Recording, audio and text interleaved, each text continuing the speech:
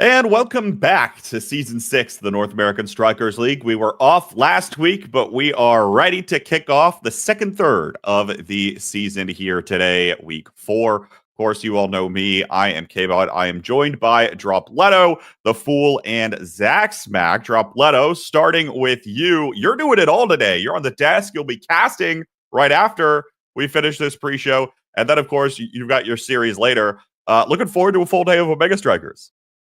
Yeah, of course. I mean, Brick Brothers in so much shambles. He's like, guys, we need casters. And of course, me being the greatest person I am, decided, why don't I go cast? And then, of course, a couple hours later, or I guess the next day, is like, I get DM, want to be on the pre-show? Yeah, I do. And low key, down to win today, so I can also be on the post show. Might as well end with a good full house.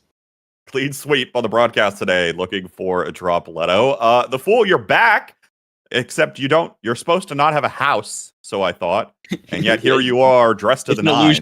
It's an illusion. I have no house. Right. Okay. I spent it all on clothes after I lost it in the races, the horse races, you know? But you lost the house. Yeah. The house was previously bad. I cleaned out the cushions just so the people wouldn't get it, you know? Right. So you just cashed in all the money that you had lying around. Yeah. All right, and Zach's back, joining us, representing Wee's Little Bees. How's morale over there for the Bees? Oh, morale's never been higher. We finished Attack on Titan. Great watch. Anyone who hasn't seen it, definitely recommend. Moved on to Hunter x Hunter, hence the new profile picture. I honestly don't know what to say. I'm so excited to get started today. It's not even funny. Okay, well, guess I shouldn't be laughing then. To start off, little icebreaker question for us. Serious business, apparently. Icebreaker question for us today. Name 3 players that have helped you become the OS competitor that you are today. This could be players that have helped impact your play style, help impact your mental, have been inspiring to watch or inspiring you to continue to compete or whatever.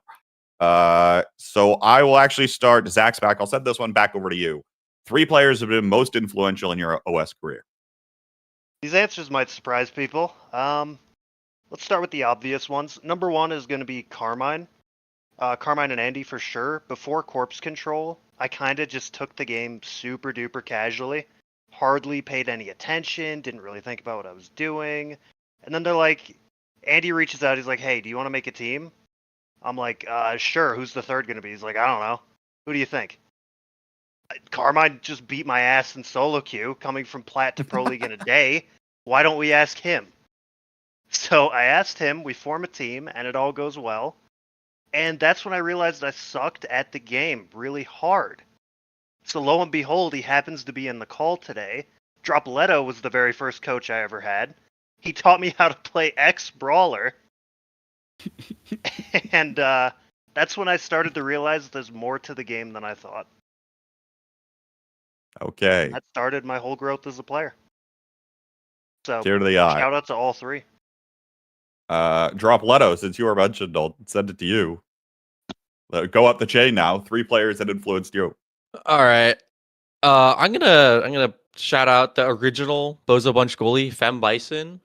If it wasn't for her, kind of pestering me to duo when I was all injured, I didn't want to duo. Kind of pestered me to play, and then joined Bozo Bunch, and then still here today. Dear God. Another player I want to shout out is Vaughn for kind of just being the best. Always being a fan of Dropletto. I love my fans. It's kind of nice having people that cheer for you and just kind of behind your back. Kind of helps you play better. And then, last but not least, 2 people. I know, a bit cheating, but it was in the same exact call. KFC manager and Saya Duck for being the only ever coaches I've had and telling me, what are you doing whenever I struck the ball? Okay, huge. Sometimes you need the wake-up call, right? Absolutely. All right. The Fool, first of all, who influenced the name change to go from a normal username to some obtuse username. No, that was me. All me. That was all me. But the three players I'd like to shout out. First off, you got to shout out Vaughn. All right. Vaughn was my coach in CCL, was like my first coach who actually gave me any effort and whatnot. And I like jumped from Chally to Pro League pretty quick after that. It was a nice change of pace. Secondly, got to shout out Coin. Coin's probably not mentioned very much here, but Coin is my CCL teammate and the person who got me into Omega Strikers. So like, if he didn't exist, I wouldn't be here. I'd still be playing Smash Bros and stuff. And then finally, this is a super in the dark shout out. I don't even know if people remember this guy, but Blaze Tornado. Big fan of Blaze Tornado. He was also one of my first CCL coaches who like ran through stats with me and whatnot. Oh, I missed one. Oh, so sad. Shout out to the prompt was 3, not 4. I know. Drop Little got 4. I get a 4th. Players can't read. I get a 4th. Count. I get a 4th. I get a 4th. Shout out Soren. W rival. Shout out Soren. W rival.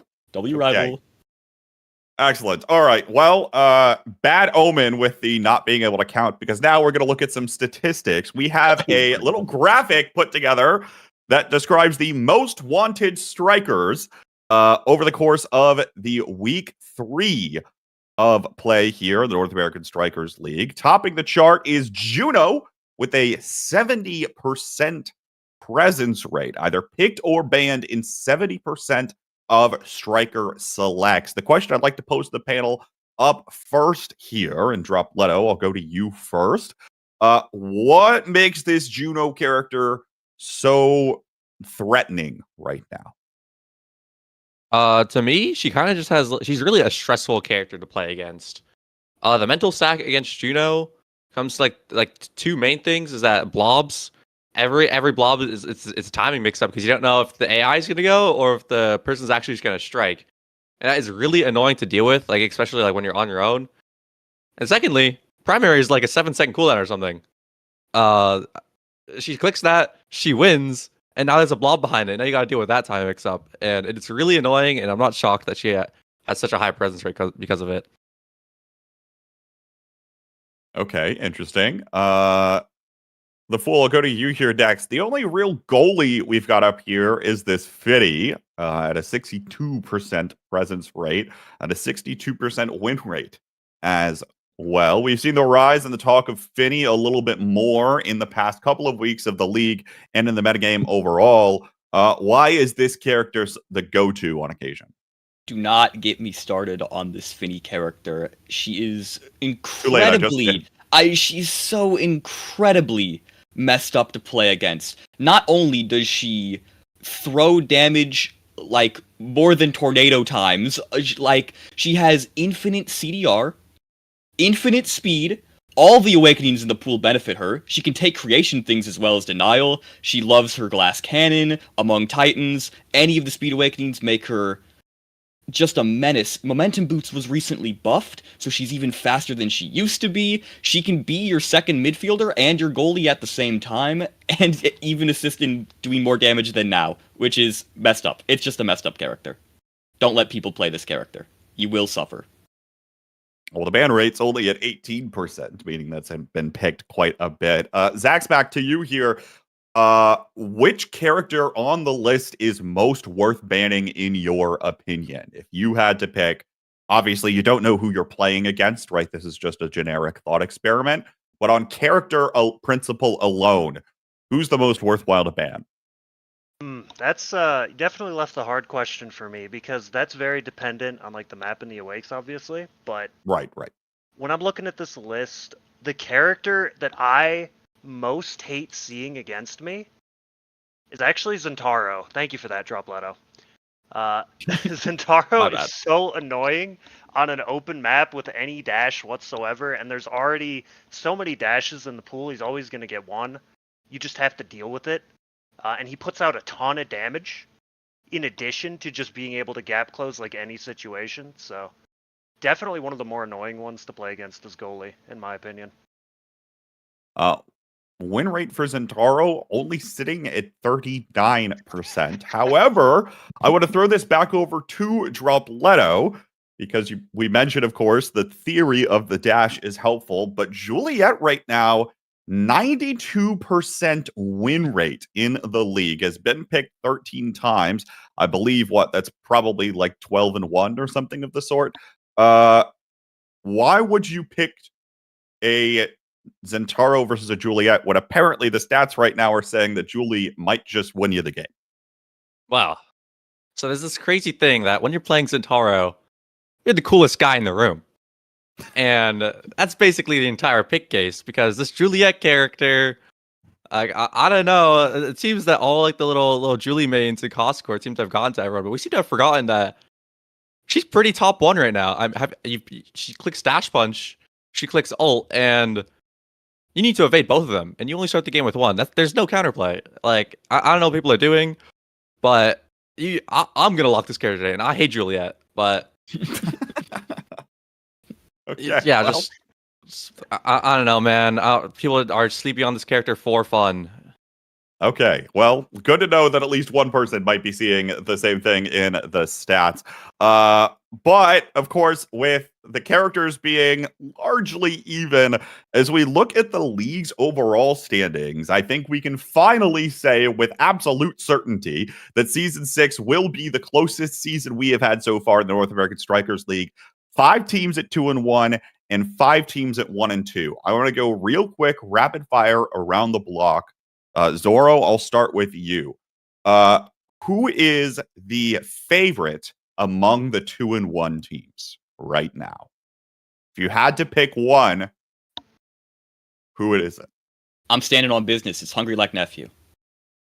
Okay, you're I don't care that they lost. I don't care that I have no house. I don't care I have no house. Second house. I'll bet the second house. I still believe. I believe. Zach's back. I'm also gonna have to go with Hungry Like Nephew.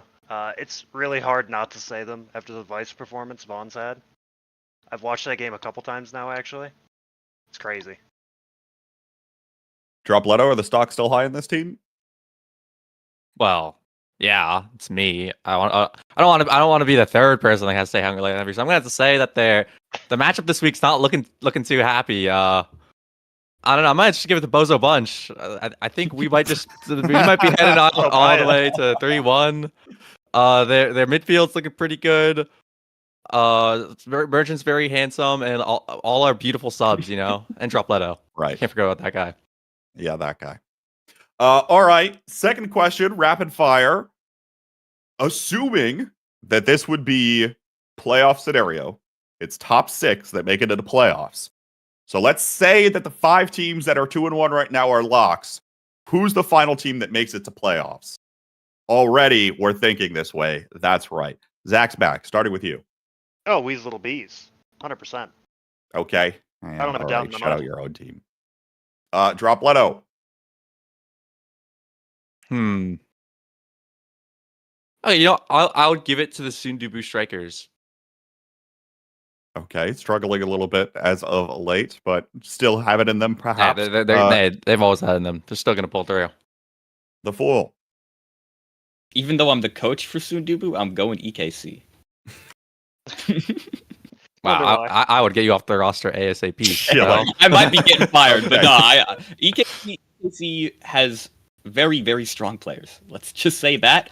They troll constantly. If they ever realized that they could just play the game like humans, they would be probably the best team. Hey, at least the next is figured out. Just pick Julie. So someone and their team wants to win. One player out of 3. We're getting there. We're getting there. All right. Of course, the thing that's worth noting as we head into the second third of the season is the fact that we have a new map pool, which we may or may not have a graphic prepared for. The short of it, though, is Inkies is in and Demon Deus is in. Imizap and Taiko Temple are out of the map pool. So I think I'm looking at the right stuff. Am I looking at the right stuff? I don't think you are. That's not. Demon Days is always in. It's No, Imizap I'm not. Never mind. I scrolled up in the nasl info channel and then I read the season 4 map pool. Why is this stuff so difficult to find? W season 4. W season 4. Shoutouts to season 4. Okay, we don't have map pool graphic. What's the map pool? Does anybody know? Inky's out, so it's not very good. I don't know what else to say. Imes and I think Oni might also be in. The Oni I'm not sure Oni? on. Imes is Atlas, definitely Night in. Market, Clarion, Auten, Oni, Night Market. Demon It's Night Day, Market. Imes. Wait, I have. So, wow. Decent bit of speed. Imes app is back in the rotation here. We saw Rasmus have a little bit of a role, right, last week. Is that going to continue to rise with Imes app back in rotation here? Drop, does that change your pick to play Julie? No, not at all. I mean, it's Imes app. Have you ever? Everyone here knows. If you've ever tried walking past a Julie standing in the middle of Imes app, it's not possible. Like you either cough up the evade or you're not passing. It's like a tax. It is. You must pay the energy tax. Yeah. All right, let's get into predictions anyway, because we are almost getting ready to go here. Our second series of the day is the Bun Bun Bonanza versus EKC. These two teams know each other incredibly well. However, the Bun Bun Bonanza has never beaten EKC in a match within the North American Strikers League. Is this week the week, especially with EKC appearing to be a little bit on the struggle bus? The Fool, maybe defend your own team here. No, I won't actually. I'm gonna go with Bun Bun. I low key. If there's any time for Bun Bun to win against EKC, it's now. I think the Bun Bun players have a very good patch under them at the moment, whereas EKC doesn't really adapt. I think they are going to struggle today. But hey, who knows? All right, guess we'll see. Zach's back to you. Who you got? I'm also going to have to go with Bun Bun. I got to agree this patch is favoring Bun Bun heavily. They've won with a few different comps already, including an Octavia Brawler, of all things. Like, they're experimenting, they're trying, they're learning, they're thinking, and I think the patch suits them. I think Lilybon on the Finny is an actual menace. And Liari, when she's on Luna, it kind of suits her, you know?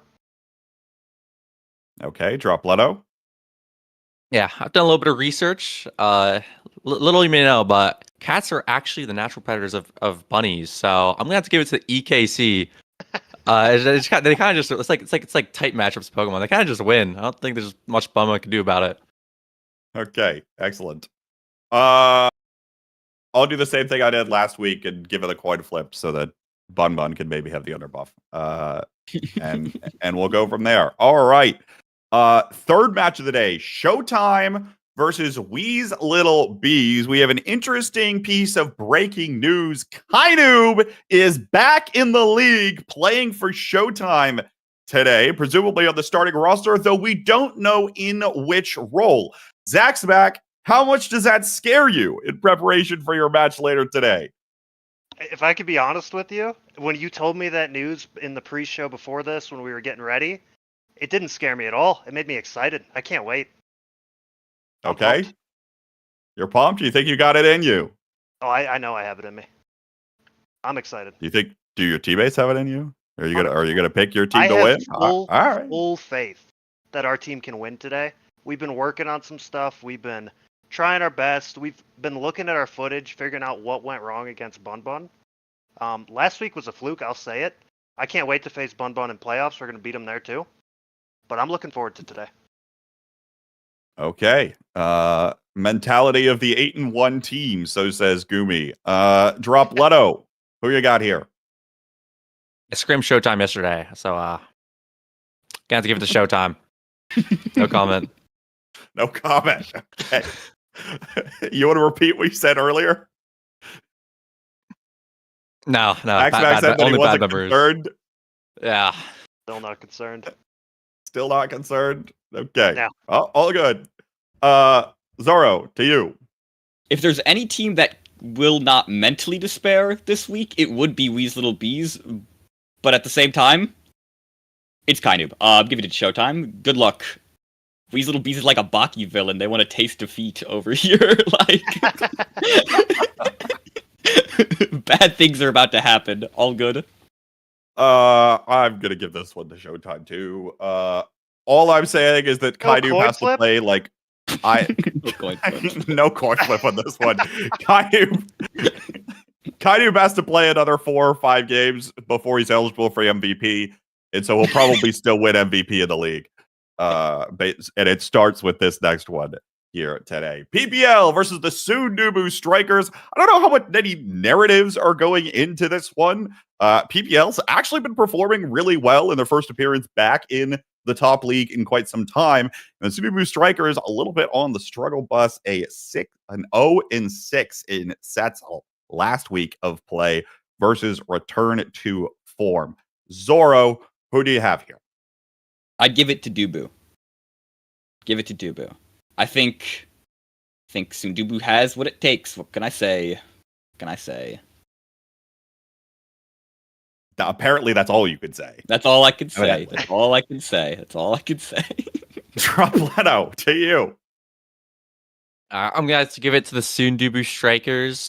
Both teams have I'm pretty confident they're going to pick Juliet, and as we know, whichever one picks it first is going to win. But I've got a good feeling that Sundubu's got a good feel for the meta. They were reading the stats. What was it, 92%? I don't know, 92%. They know what's up. They know what's being pick banned. Saxpack? I'm going to go with PPL. I think the season standings don't lie. PPL, they've been off to a pretty good start to this league. Last week, beating RTF. Not last week, sorry, but beating RTF, a team that's doing very well. That 6-0 Sundubu themselves. I don't know what else to say. Maloom's a beast. Average Alex has been looking really good. I haven't really watched their games super closely, so I wish I had more to say about Fiery. But that team is still really scary, especially on the defense, and I think it's going to shine. I'm not going to lie, Saxpack. I kind of agree with you here. This sounds like PPL walking into this one might be have a potential upset going in their favor. But in reality, transitive property right now says that PPL should come out on top. They beat Return to Form, and Return to Form beat Sundubu Strikers. So, hey, we work with the little information that we've got. Last match of the day will be the Bozo Bunch versus Hungry Like Nephew. Dropletto, you alluded to this match earlier today. Do you think your team is looking forward to this one? Yeah, unfortunately for the Nephews, this might be the only time this season I'm going to be voting against them. So, Bozo Bunch is going to be on top. Look at this frog. Look at the frog. Oh, yeah. Oh, yeah. Zach's back to you. Yeah, I'm going to go with Hungry Like Nephew. Vaughn's been looking way too good lately. I have a lot of faith in that team. Okay. The Fool. Drop, you're pretty strong, but if there's any goalie that's going to shut you down, it's going to be Vaughn. I'm going Hungry Like Nephew. That's the name of the team, not boys. All good. That is the name. This one has potential to have a lot of fireworks heading into this one. These two teams could be in a similar strength. One could very clearly be above the other. I will give an advantage to Hungry Like Nephew, but I would not be surprised to see this one go the other way. Sorry, Dropletto. First match of the day, of course, is Return to Form versus Demons Raw, in perhaps what could be one of the most interesting matches of the entire day. Return to Form has been playing incredibly well this season. And of course, Demons Raw has struggled to find the same level of success they have in previous seasons. This morning, it appears as though Fudgy will be in alongside Snake and Gumi. So we'll see where this roster ends up going. Apparently, Snake probably just woke up within the past 10 minutes, as per usual. So, Zach's back. I'll start to you to kick us off here. Who do you have for our first match of the day? This one is kind of a tough one, but I'm going to have to go with RTF, even though Demons has been kind of getting it together lately. I just have a lot of faith in Moffin. His reflexes are inhuman, quite frankly. He's just too quick. 8 ping. Definitely helps. And then Leo Leon, always a beast. It's hard to root against this team. I like all three of them quite a bit, and I have faith that they're going to pull it through today. All right. The Fool. I mean, Gumi owns my house currently, but I'm here to find a way to dig into more debt. I'm going for RTF. High key. And the reason why is because if there's any team in the league that works the hardest, it's probably RTF. Leo Leon is like probably the best coach in the league for his own team.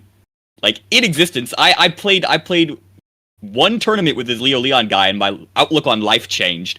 And so yeah, I mean, hungry boy, not hungry like nephew, hungry boy has been putting in the hours and like had some extensive training. I think they can do it. All right, drop Leto. All right, you know what? I'm also just gonna give it to return to form. No reason other than there was a week where he scrimmed him like 5 times, and that was pretty awesome. So, go RTF. Yeah.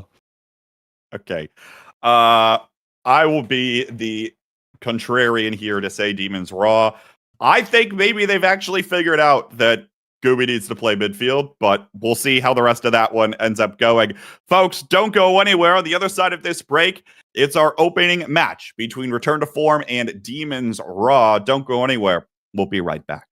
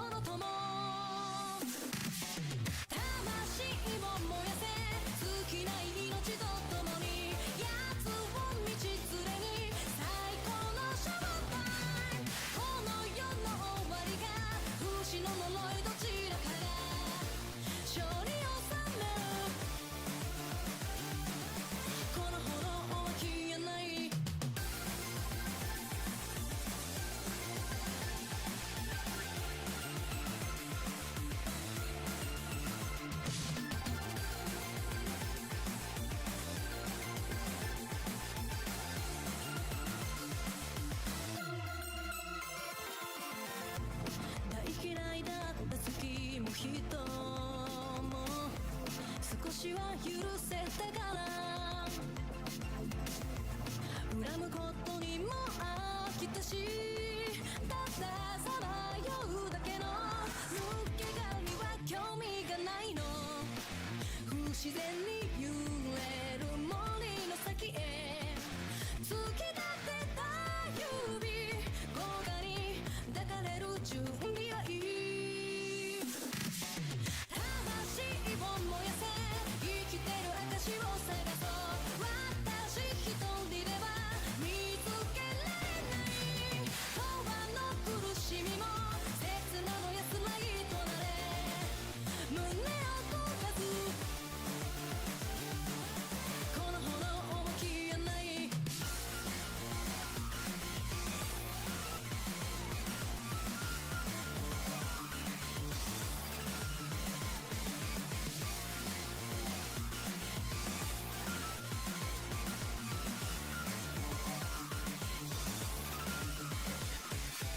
魂を燃やせ尽きない命と共に二人ならきっと分かり合える聖なる裁きか気まぐれな戯れかはどうでもいいや魂を燃やせ尽きない命と共に退屈しのぎに最高のシャワータイムこの世の終わりか不死の呪いどちらかが勝利を収めるこの炎を消せない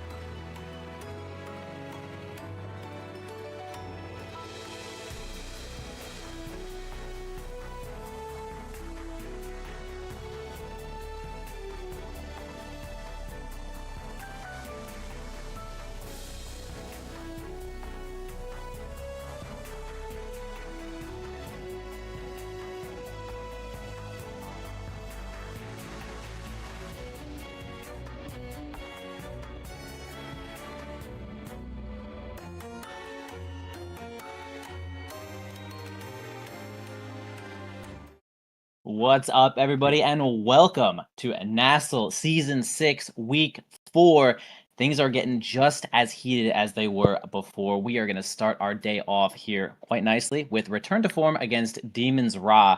Pretty interesting matchup here. Demons Ra has been a little bit wishy-washy as the season started, but I think they're going to probably pick it up, and Return to Form is not going to slow down. I'm NVNYC here, joined by Drop Leto, and I want to hear what you got to say about these two teams. It's going to be a pretty heated match, I think.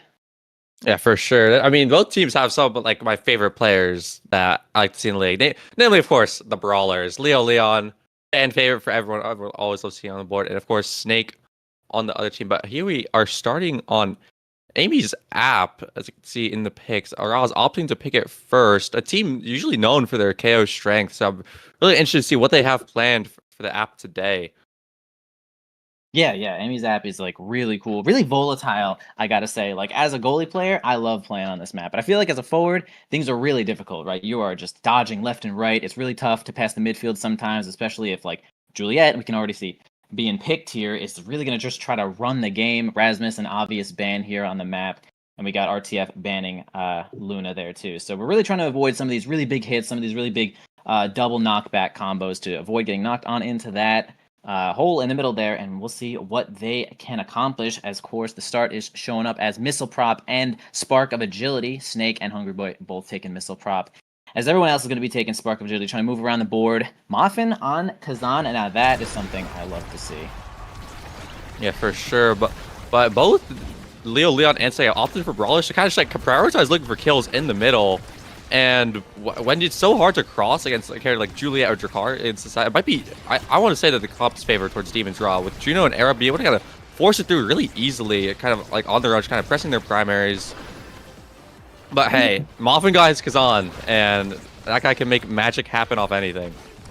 That is a fact. And yeah, I feel like Drakkar is another pick that's like really good on this map. Like you said, really tough to pass, and not really thought of as like a main brawler these days. But on this map, I'm sure that Snake will be able to make this one work and just be able to threaten so much space, as they're going to almost get it onto the top side there with that Xeno Cloak. Not going to make it work out just yet. Leo Leon playing a nice little midsection defense there. See if they can get on through, but Hungry Boy gets that kill, although Snake retaliates with one of their own. A little 2v2 here, though. We got the Maelstrom coming in. Doesn't seem to slap the ball there. And Muffin Curry and Hungry Boy maintain a little bit of stability here as Gumi returns, and the power play has vanquished here. They're going to keep on this point as overtime is going to go on. Leo Leon can seem to make it through here with this ult. He does get it through. Hungry Boy's chance to get it on in, but can't maintain it, though. We got two flips for Demons Raw. Let's see if they can get it on through. Yeah, Snake is trying to send the flips to get out, but is unable to find a kill, but is still able to use the flips damage to find a full kill on to Leo Leon, and it's now up to the power play with Snake and Gumi up the field with the pummeler speed on Drakkar, but Muffin still has to flip up, and of course this Kazan character can be so hard to get through. Snake attempting to shotgun the core through, but Snake is now the one looking low, and Muffin hooks into the net to secure the kill, but is unable to find the flip to save the point, and the first point goes over to the side of Demons Raw. Nice work there from Gumi to set up all of those blobs. Just a real stage hazard when it comes to Juno hitting that ult button. You gotta try to be best to work around it. Though Muffin had some really good reactions there with that hook to keep the point alive, as long as they did. But we'll continue on to this next one here. Gumi's gonna go on in there with the primary and secondary, get that barrier. Leo Leon a little bit alone here with the Maelstrom, and Gumi Fudgy Waffles also getting it on through. Snake shoots it on through, shotgun in with an extra defense of a blob right on in the goal. It's gonna be tough to get it on through. Demons Raw 2-0 right now. It's a good start for them. Really a beautiful shotgun coming out from Snake there. Kind of being able to hit Muffin and stop him from getting like his late strikes that he always loves to find due to his, of course, his unique character being on Kazan. Also, really low ping if people didn't know.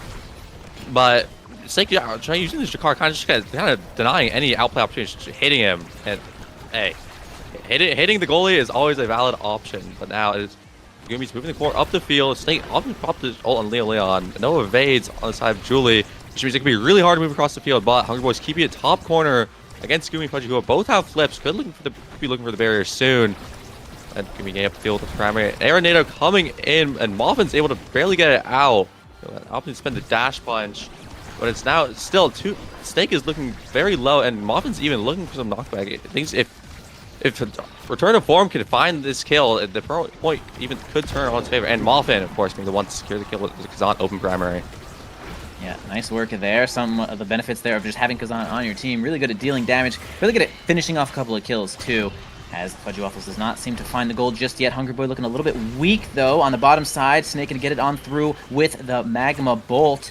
All right, got a triple defense here. Hungry Boy going to heal a little bit, though. Leon can't seem to move forward. And Maelstrom's going to make it so sure that he can't get down to that ball either. Eats it into the blob, but nice top spin from Moffin is going to keep that one alive as well. A flip here from Hungry Boy onto the top side, though. Kind of a little 2v1. Can't really get on through. Really not enough abilities, not enough strikes, but Leon's coming in to try to help now, a little bit closer to the goalie, but a nice clear from behind the back. Fudgy Waffles is going to keep their barrier nice and healthy. Snake with just the strike shotgun. Sometimes, you know, when your opponent is out of cooldown, strike shotgun is just unbeatable. And there you go. Demon's Raw is going to take that first set here. We got Fudgy Waffles. You know, again, we didn't really talk about the role swap there. People probably already saw it a couple times, but I'd like to mention, you know, the role swap a little bit, with Gumi now taking the midfield, and we got Fudgy Waffles on the team in goalie, which is pretty interesting. Yeah, but Fudgy Waffles, of course, on the era, but has now also picked up a team player. And I'm not gonna lie, things are looking very comfortable for Fudgy right now. On his era, has got the team player, can just accelerate these plays so fast, of course. Also, 1-2 punch picked up by Muffin's Kazan, but both the huge awakenings on both sides, kind of just getting the core out extremely quickly, just passing it to their teammates, getting it ready, moving it up the field before like both sides really have any time. And on an app like Amy's app, where you don't really want to spend time in the middle, you want to move the core up the field so quickly, it can prove like kind of crazy for both teams if they can put their awakenings to use. Yeah, I really do agree with the team player here. It feels like Demon's Raw have a lot of midfield pressure, and it's just a matter of time before they get it on through. Like, Snake is really staying far forward, but Gumi is holding the midfield down almost by himself a lot of the time here. Grabs that barrier, too, with a little bit of double action. Comes in with the Maelstrom, too. Doesn't seem to hit the ball, though. On over to Gumi once again. Hungry Boy trying to keep it away from Gumi as much as they can, doing a decent job there, although reinforcing the ball once again. But now it's going to be a kill, a big power play here once again for Demon's Raw. This Drakkar has actually just proved to be so deadly. An amazing pass back. I mean, that goal was totally open, but Gumi knew that Moffin was going to get up there, and that was beautiful. Pass back down to Snake and Demon's Raw. Well-deserved next point. Yeah, really beautiful play there, just kind of mixing it off. And Kazan, of course, a character that it can be so hard to get through, but can't cover every option at once. And Gumi and Snake's kind of forward combination there is able to get it through the Kazan, breaking his ankles. But hey, still, of course, looking up for return to form. Unfortunately, not able to find the save on the barrier there. Kazan's close range, not able to find it. And Snake turning around and just finding a kill on Leon there. That is a 3 prize fighter stack and missile drop Drakkar. And all that knockback just sends the core red, putting the core in, putting Demons Raw up 2-0 in the set. Yeah, I haven't looked at Snake all that much, but you hit the tab button and we're looking. He actually is extremely powerful now with, like you said, 3 stacks of prize fighter. Can really be killing it from a far distance, especially with pummelers, which just do magic when it comes to killing on Amy's app here. Gonna have Hungry Boy try to get it past Gumi one more time. Off carry, spending that primary to just try to maintain a little bit more control of the ball. Snake maybe looming here for a kill onto Hungry Boy. Yeah, they were a little bit more aware of that one, though. Gumi standing around on the top lane with that flip, though. Maybe just trying to cover an option up there. Once again, the Maelstrom comes in hot. Doesn't seem to hold the ball for that spot, but Gumi, nice help reinforcement on Fudgy Waffles is going to keep that barrier alive here, though. Although Leon might have a cooldown, no, nothing left right now. The barrier is going to stay alive as Gumi's going to push it into the top side. Everyone kind of misses it there. Fudgy gives it right on over. Okay, now we got a power play here for RTF, though. They finally slay this Drakkar. Let's see what they can do with it.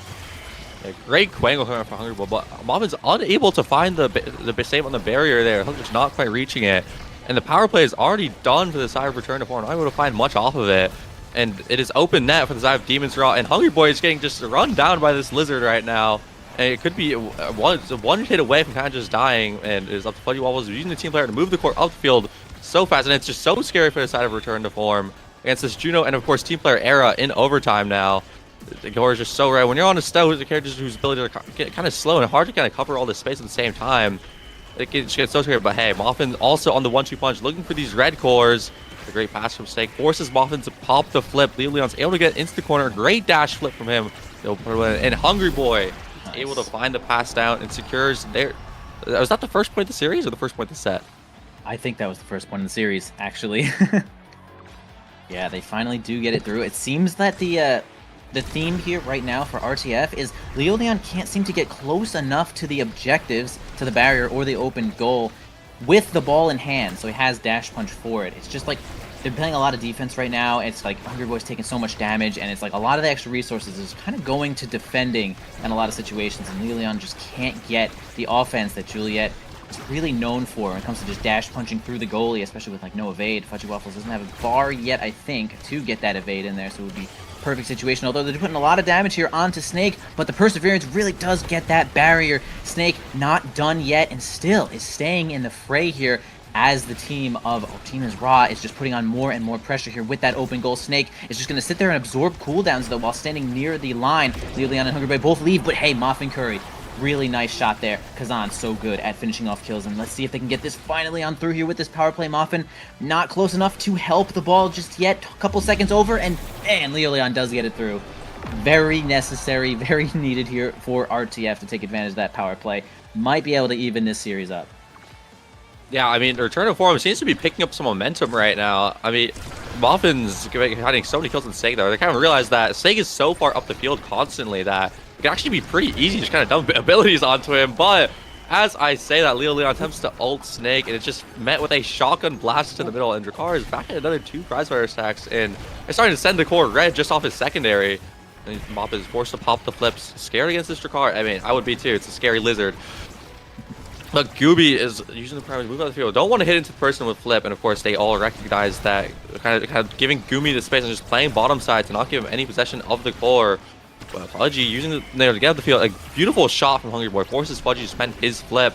Leon's looking for a dash punch. It gets to Snake, who finds a kill on Muffin Koei, and is now the power play for Demon's Raw, up 1 flip, and thinks this could turn out really bad for return to form here. Yeah, unfortunately loses the barrier in that interaction as well. Muffin is really close to back. Hungry Boy, kind of a risky pass there down onto Snake, the clear across the goal, but it does end up working out. They keep control here. The point is alive. Both barriers are down. They can maybe slip this one through here. Estelle's really good at scoring from some of these long ranges, although Fudgy Waffles does get the ball on through, down into Snake, in the hands of Muffin Koei, who kind of slams it on over to Leon, who just can't get it through. The strike from Fudgy Waffles before getting stunned was perfect, although the Maelstrom keeps it on forward. Leon trying to get a nice dribble, but can't get stunned, but hey, that's a long-range Crystal Thorns there from Hungry Boy. Gets it on through with that missile prop. Really nice work, and they even this one up. Whew, boy, they needed that. Muffin Koei, first Awakening choice. Yeah, I mean, I wasn't even paying attention to Estelle across the map with a missile prop, of course. Checking the reaction of Fudgy Waffles, he was able to see it from the other side of the map, but unfortunately was not. And return to form takes the first set, and Muffin opts to pick up the Adrenaline Rush on Amy's app, and when you're already finding so many kills, I mean, it might just be on the goalie, but this might just be a new win con for return to form. They've already been kind of shooting Snake with the Knife Prizefighter and kind of just start their own power plays. He's absorbing so much damage, but nothing that great for Juliet here. Yeah, Leon getting a spark of leadership, which unfortunately after the nerfs I don't think is the greatest pickup ever, but hey, 2 sparks means the next drafts could just be way scarier. True. Has a good chance to get a little bit of scaling going on there. I do like the pick there from Muffin Koei, the Adrenaline Rush. Actually, like, pretty nice on Kazan with those low cooldowns, and certainly making it so that Snake cannot enjoy any of the Adrenaline Rush. Snake is definitely the master of kills right now. But hey, 1 prizefighter stack to start this one off. Let's see if Return to Form can keep themselves alive and not let any of those prizefighter stacks going. Really close kill from Leo Leon. Almost had Snake there, although Snake is trying to retaliate on to Leo Leon. Muffin Koei, oh, okay, kind of defending Leo Leon there, which was nice. Although now we're gonna be playing for ball just for a moment here onto the top side. Hungry Boy against Gumi and Fudgy Waffles, although the team player is going to be really good there. Oh, but a nice piercing shot from Hungry Boy is going to get that barrier. Incoming Maelstrom. They defended away pretty nicely. Leon playing defense until they get a chance to move on forward, as they do. And here we go, moving on up. Snake is basically out of the play for a little bit. Can they score with this pseudo power play? Yeah, I mean, it's just so scary for Snake here. When you're against this Estelle, Julie, Kazan, I mean, there isn't that much space on the field where you can stand when you're staggered. All of them just having such scary kill confirms to kind of you have to pay attention to and not forget about. But all the team players, Fudgy tends to move it up the field, but managed to get it past Leo Leon. And Snake actually baits with the secondary, managing to find a kill on Leo Leon. It's 1 prizefighter stack to start. And of course, it's a power play with team player. The core is going to start moving fast, and of course, it moves up the field so quickly with a beautiful pass from goalie to midfield to Brawler, and Snake manages to get a first point and a kill to start off this set. Yeah, really, Demon's Raw stocks are up after that point. Snake did get everything they wanted, and really, like, if you were to post a picture of what team player looks like in a game, that would have been right there exactly what you've been showing the people.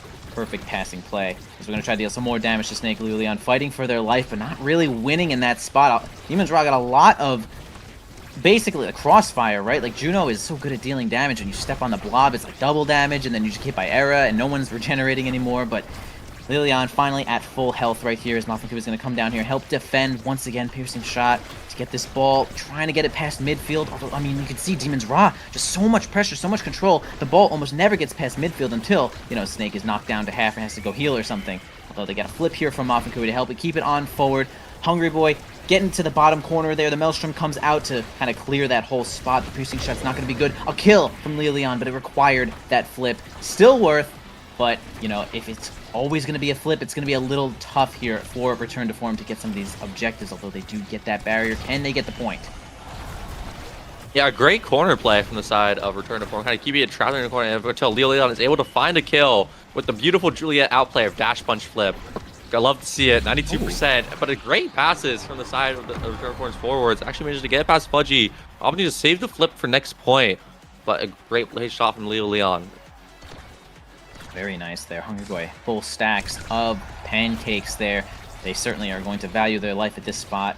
Or, you know, that could be a kill target for Demon's Raw, although they are really enjoying smashing Leo Leon as they don't have any evade right now. Grabs them, or grabs one stack of evade at least.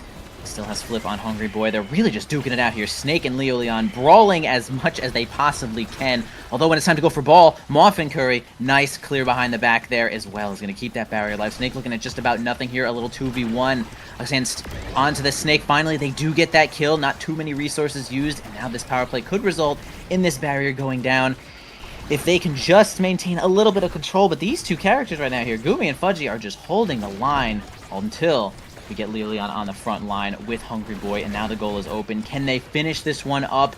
This is a completely even game, although it felt like Demon's Raw had a lot of control at the start. Yeah, for sure, but all it takes is Return to Form finally kind of finding one kill, and Estelle being so fast. Of course, the pummeler's speed on Leo Leon lets them play the power play so well. And a great dash punch found with the only teeny bit of power she's getting, of course, pummelers, but hitting Fudgy Waffles into the net, securing the second point for Return to Form. And things were looking bad in the first, I think the first two sets for Return to Form. But another early barrier again from Estelle, and things are looking great in the favor of Return to Form right now. Yeah, they really turn this around here, possibly the help of some of these awakenings. Hungry Boy really fast here with all of these stacks now. Oh, loses that strike board, perfect timing, but Leo Leon finds a kill onto Snake. Huge, keeps all of their energy as well. And look how fast they are with that pummeler's activated. It's going to be a big threat here for Fudgy Waffles. Era going to have a tough time dealing with Big Juliet and Estelle, although Snake does finally get back in time. No strike left for Fudgy Waffles. A great angle from Leo Leon. Snake might have been sniping a kill there instead of the ball, but hey, Return to Form takes perfect advantage of that, and now Leo Leon gets the chance to get a first pick here. Sparks? Question mark? Mod check. Where are the Sparks? Yeah, Sparks looking weak this patch. All of them kind of be hit away into last draft, which means even though Leon is at 2 Sparks right now, he's not going to be first place for the next draft if they manage to lose it, which could backfire when there's 2 Sparks on the side of Demon's Raw. But Aerials on Juno and Primetime Era are 2 really scary awakenings to deal with. Juno with the dashers be able to kind of just cover so much space with their dash, of course. Primetime Era, all the brawlers out there know how annoying this pick can be. But also a Stinger pickup on Snake, and Snake's already just kind of shotgunning whoever's close to him for damage. So maybe this Stinger might all he needs in order to start securing more of these points. But I mean, already looking at the health of Return to Form, Hungry Boy is almost down. Leland was at half health just a little bit earlier. And if they can keep it in this the range of Drakar's shotgun, the damage game for the side of Demon's Raw just got way easier. True, it is possible. Also, Lilian getting size there, which is obviously I do like it for Juliet, but can be killed a little bit easier from Snake, so they're gonna have to be just ever so slightly more defensive when it comes to getting comboed there. They're going to maintain control of the ball onto the top side. Piercing shot through Fudgy Waffles. No barrier just yet. Reinforces it with the Bewitching Beam.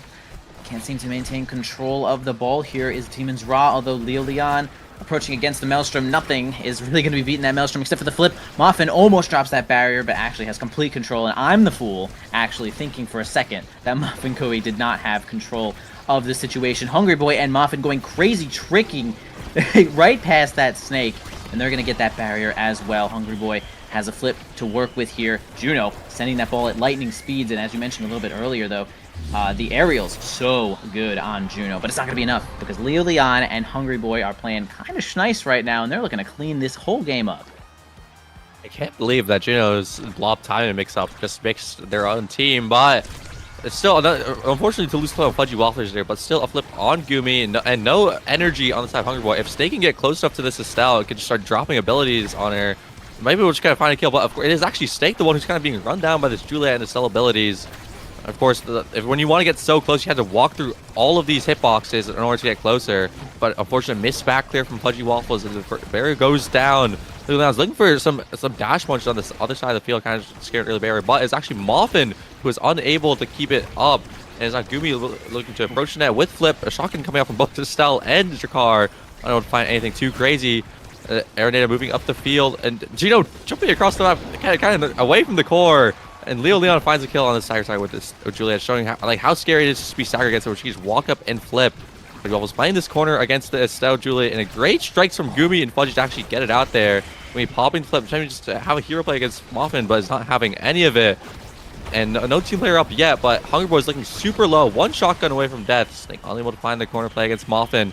Team player, of course, moving up. Red. Hungry Boy is staggered and manages to find the flip up to Leo Leon, and a great dash punch to secure it. It's sending Fudgy Waffles and the corner to the top corner. It is now match point for the side of Return to Form. Yeah, who knew that we would see match point for the side of RTF this early, this quickly. They really did turn this one around, and man, Hungry Boy holding on to the thread of life right there and gets a perfect flip on over, and they secure that one, and they're trying to do that one again, although we got the Maelstrom coming onto the bottom side, not going to do all that much. All of the blobs, oh, they actually get negated there by the Frenzy.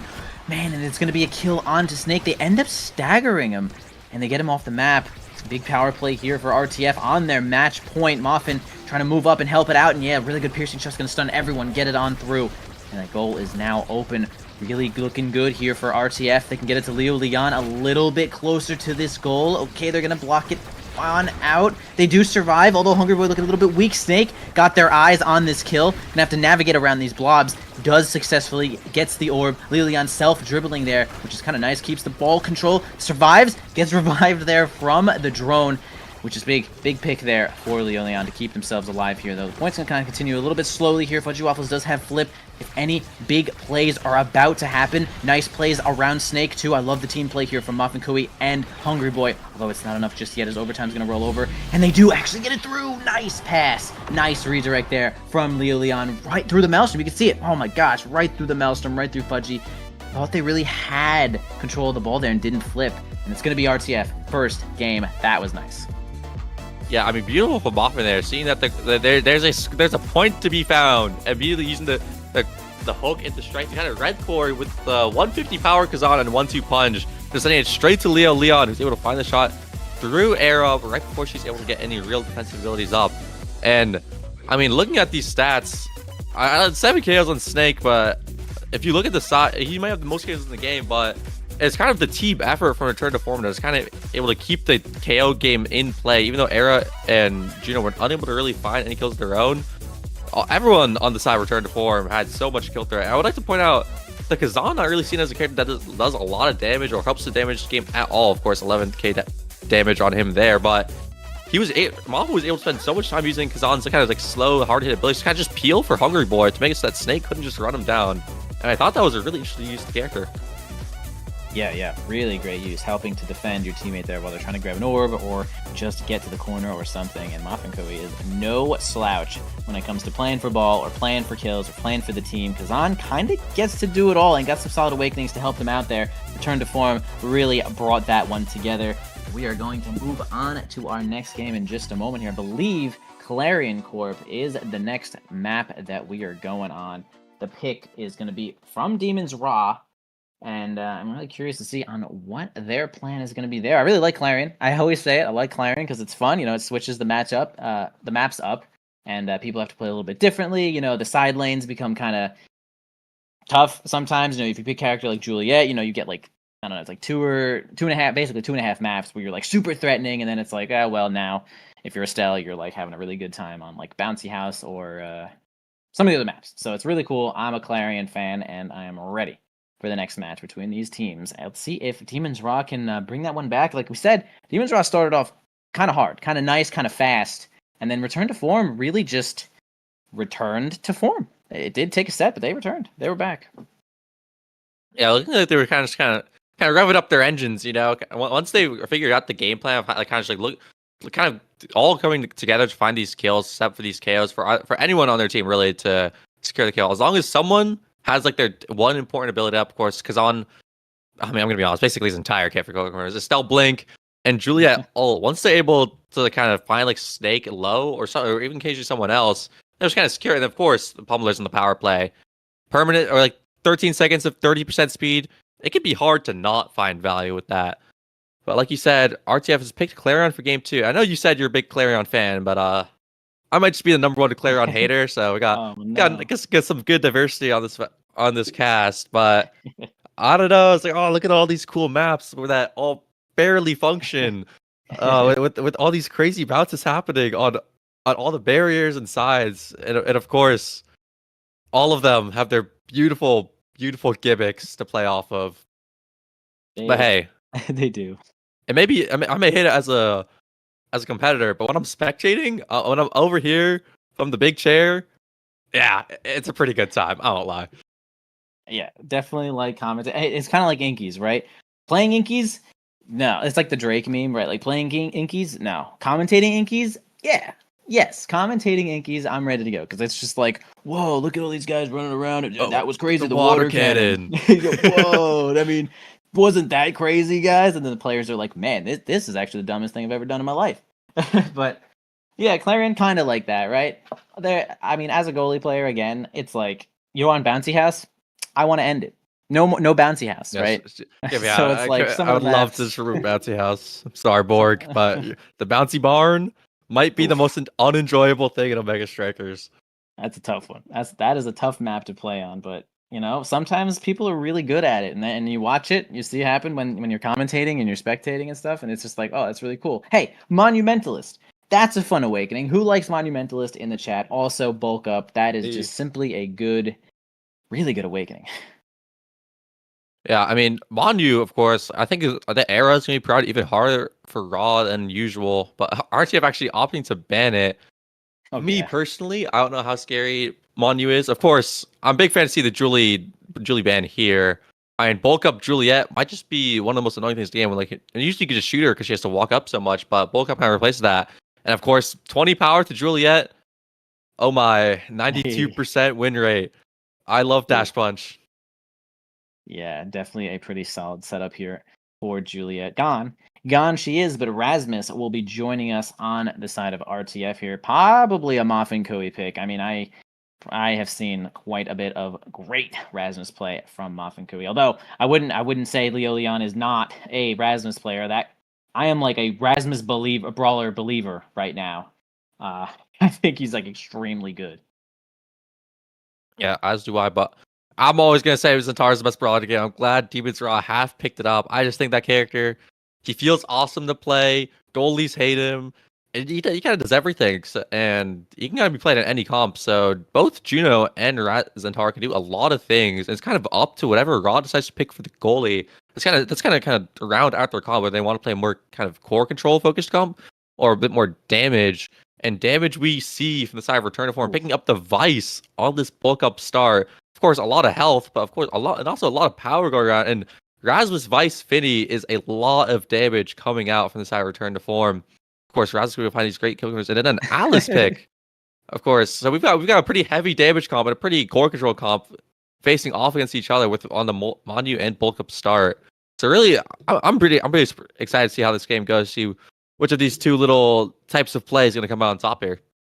Yeah, lots and lots of damage are certainly showing up here. We'll see if little Atlas can be the one to do all of the healing. No now to be seen. But also, you said Zentaro's like the best character. I also think Zentaro's like the best brawler, bro. It's actually so. Yeah, there's awesome. Mad people who are not Zentaro believers, and they're like, "Oh, what are you talking about?" I'm like, dude, he's crazy, and maybe it's because I'm a goalie, but he's insane. Like he just does everything, He's got mix, he's got core control, his cooldowns are low, and he does a lot of damage. The only thing he doesn't have is a big health pool, but hey, bulk up might just solve that for him. Way harder to kill now. And hey, when you're playing Zentaro into these ranged characters, you're feeling pretty comfortable. I doubt it's going to be a Razzus goalie from Moffin here. I mean, if Leo wants to pull out the Finny Brawler, I'm going to be really, really excited, but I don't see that happening. So Zentaro's going to play into these ranged characters, which I think he has a very good time playing into. Being able to open them up and having a lot of pretty easy time playing from a range, especially if Centaur can pick up a dash range this game, Vinny becomes a lot easier to play against. Oh yeah, I think that Zentaro against like Finny goalie and Vice midfield probably gonna have a pretty solid time getting on through there. Although we do have Rasmus though getting through Atlas, so it's like at least Rasmus is like pretty good at going around like the big wall goalies instead of like going straight through them like Juliet would. Like good hook plays can at least get around something like Expand. So it's like okay, but I might give this one to Demon's Raw just like straight up comp based if they can not die. I mean they do have Atlas, but it's like man, every time I see Vice in the game, I'm like I've died. If Vice is on the opponent's team, everyone I know is dead, and I'm like. She's just alone killing everyone that I know, and it's like, okay, well now Vice is the champion, so I'm a little. She scares me. She's a scary character.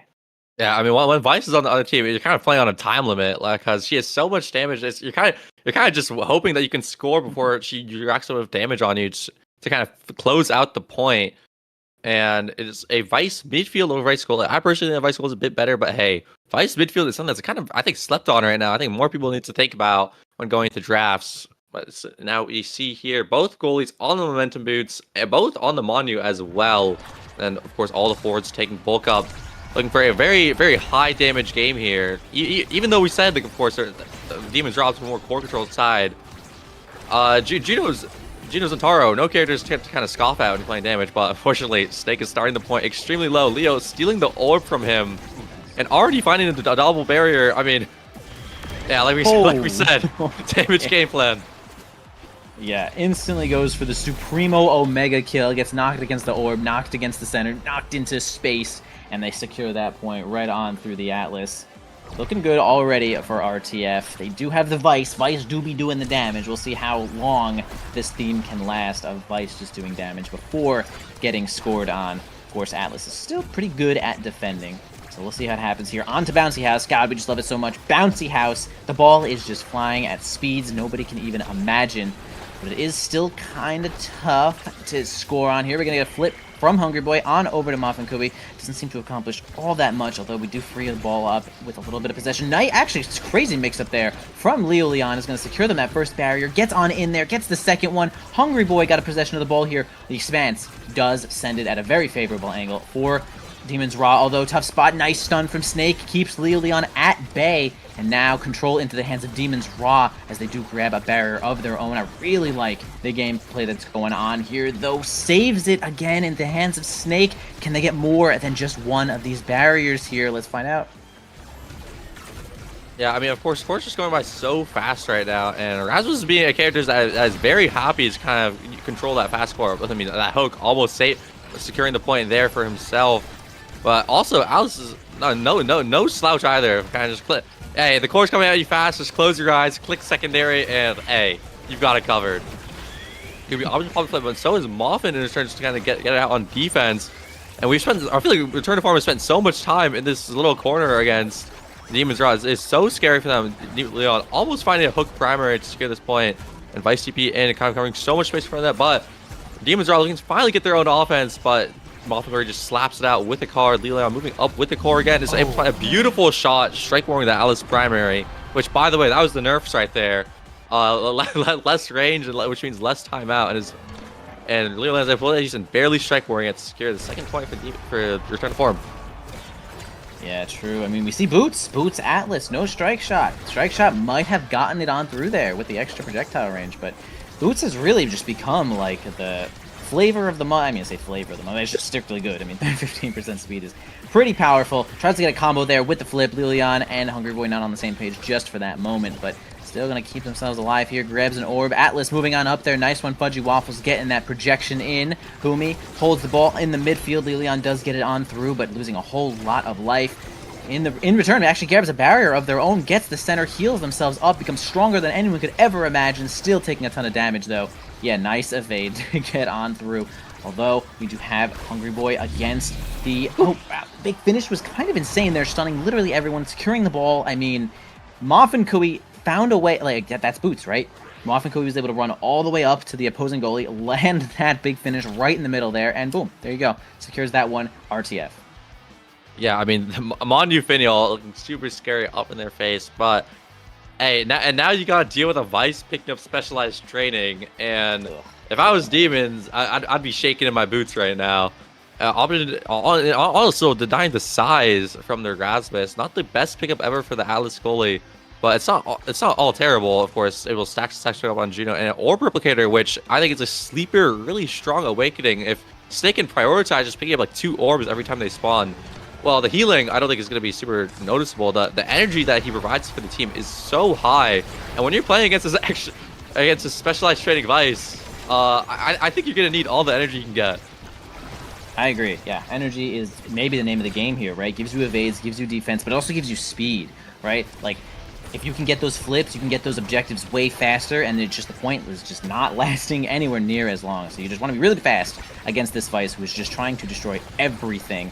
Though we still have all the barriers up right now on to Project Goo. I don't think it's actually called Project Goo, but a kill from RTF is going to be really scary, of course. Vice just doing the job, man. She's just doing everything that she needs to. She can play ball, too. I mean, the speed that they added to the primary also really helps in a lot of situations. With that buff, they're going to try to do a little bit of passing plays here. Gets the experience and energy, honestly. The more times you touch that ball, the better. See if Snake can get that one with a nice little flick there. That was really good. See if they can get it on through this. A little 2v1 from Snakes. Probably not going to work out. Yeah, RTF. Great flip there from Hungry Boys to secure that final barrier. Demons Ra needs to get control of something. Although things are just kind of looking rough. RTF is just really doing the damage that we thought they would. Yeah, I mean, both Gooby and Snake basically spent that entire point staggered. Of course, it is the damage favorite variant here, but I mean, that entire time they're just kind of forced to run away from the core because Leon and Hungry Boy and Walkover all dumped so much damage on them that they're kind of unable to just kind of move the core up the field as they would want to. But hey, new variant, new me, and oh my god, beautiful hook from Leon has just secured a second barrier from Pudgy Waffles. And the return to form are just looking so dominant on this map right now. Yeah, this was a Demon's Raw pick here, though, although we are looking like it is RTF pick. They do grab the second barrier there, a little bit of strike war. Moff and Kui wins out in that situation. They do end up slaying Snake once again. Leon holding the ball, walking that one as long as they possibly can, possibly have the orb in the center to get a little bit of an extra mix-up here. Pudgy Waffles is going to spend that expanse, and actually the ball does end up getting out. The power play is over. Teleport on in there, stun from Hungry Boy. Bottom lane is going to be covered by Moff and Kui, although stunned by Gumi. This could be a tough situation. It actually hits the blob. Wow, that was a really unfortunate situation there for Moffin, who thought they had it out, but Gumi was actually just straight up ready for it. As you can see, the instant strike on the blob. Gumi was pretty much ready for that one. Yeah, a great blobble play coming out from Gumi here. I mean, I think we need to see more of some of these fast points for the side of Demons Raw. I mean, whenever these points go on long, as we saw for the first point in this set, I mean, everyone on the side of Demons Raw just ends up staggered if you play against this Vice for long enough. She gets like 1 or 2 ults and I mean, here's another one coming up. Half of Pudgy Waffles' teleport gone, and on top of that, so is the second barrier. Hungry Boy obviously pop the flip to try and get it through here. Leon looking for a kill on the side, but no more abilities left on the side of Return to Form. Pudgy Waffles keep it out in the corner, but Snake barely misses his flip kill, which could be terrible for the set. And then Hungry Boy is the one who picks up the middle orb, which gives him about 200 power. And eating any of these Vice abilities could just... Hey, that's another half your health bar gone, and once that happens twice, you're staggered against this team. Absolutely. See if the Big Finish can land anything here. Actually, the Big Finish did get stunned by the Vice there, which is kind of favorable here for Demons Raw. Passing onto the bottom side, Snake can't seem to maintain control here. Flip right into the center, onto the Maelstrom Orb. It's going to be gathered here from Moff and Kui. Leon got a nice dribble there, but ends up getting kind of distracted there from Snake, who's just putting themselves right into harm's way. Gumi going to keep the ball in there against Hungry Boy. Leon trying to take control of the top side to keep that barrier alive. Juno hitting the ball really fast. That's kind of her thing. Also has stacks on stacks too, so these blobs are going to be just as fast as well. Leon taking a whole lot of damage now, though. If they can just get a little bit closer to this goal, they'll be able to get a flip, although they're not satisfied with that distance just yet. Okay, that hook kind of interesting. It got it out of the big finish. They still can't find a situation where they want to use this flip. They're probably going to hold it until they're going to be destroyed here, as Demon's Ra are just maintaining control, but they, I mean, they have a lot of ball control, but they can't get the ball past Muffin Kui and Hungry Boy. Like, what do they need right now? I don't know what they need, but Leo Leon knows what he has to do. Gets the core in the middle, it takes flip, and finds the low to win the 50-50 against Fudgy Waffles. And I'd like to say that I think Return to Form is playing off of all these Clarion variants so well here.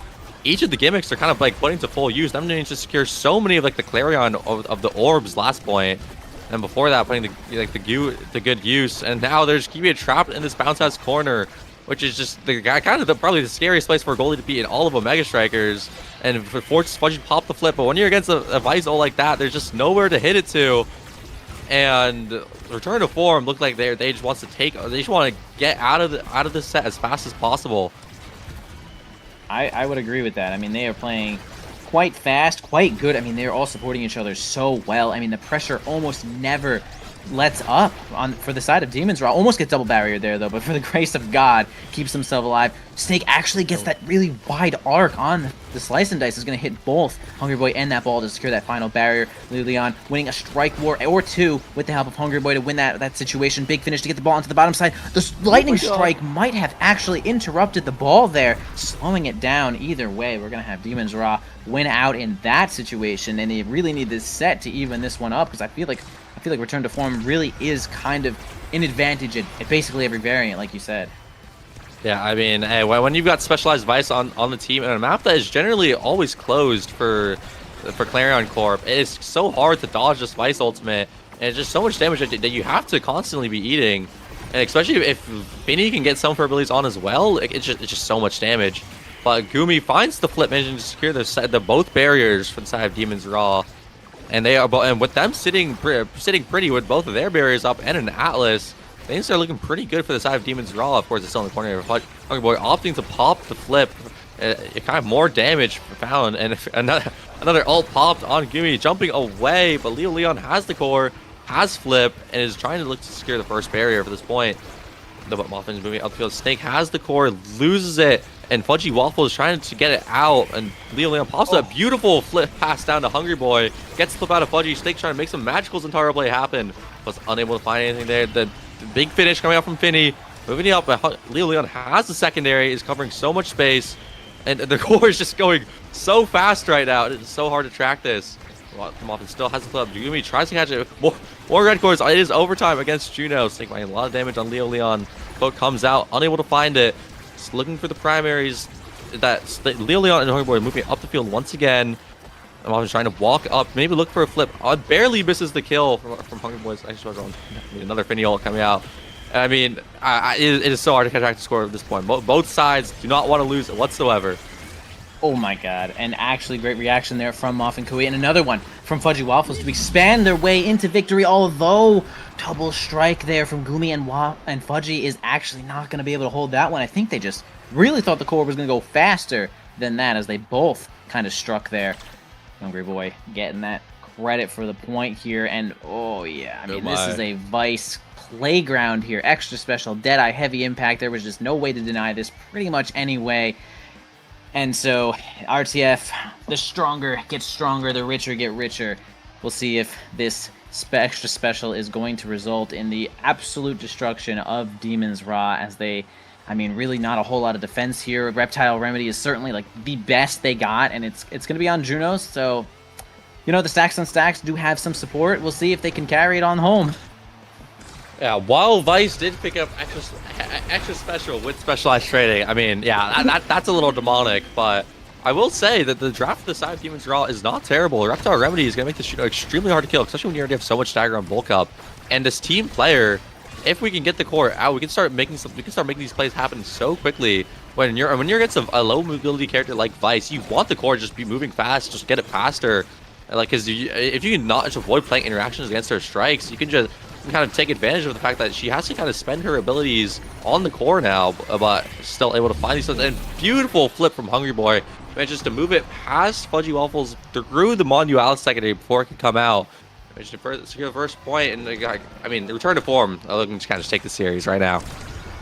Yeah, it was a really great trip there from Hungry Boy, noticing that Fudgy Waffles moved up a little bit to get an astral projection, but it didn't seem to work out. Although Snake gonna get a kill with that huge Maelstrom orb, standing tall at 271 power with that orb activated. That is a whole lot of power, so you can't really be blaming Hungry Boy for getting eradicated there. Although Snake looking a little bit weak, flips on the forward side, but actually gets seemingly eaten by an orb, or not an orb, but a blob kind of sat there and was just like, I feel like I should take control here, and did. And I mean, that was pretty surprised. That was a shocking end to that point.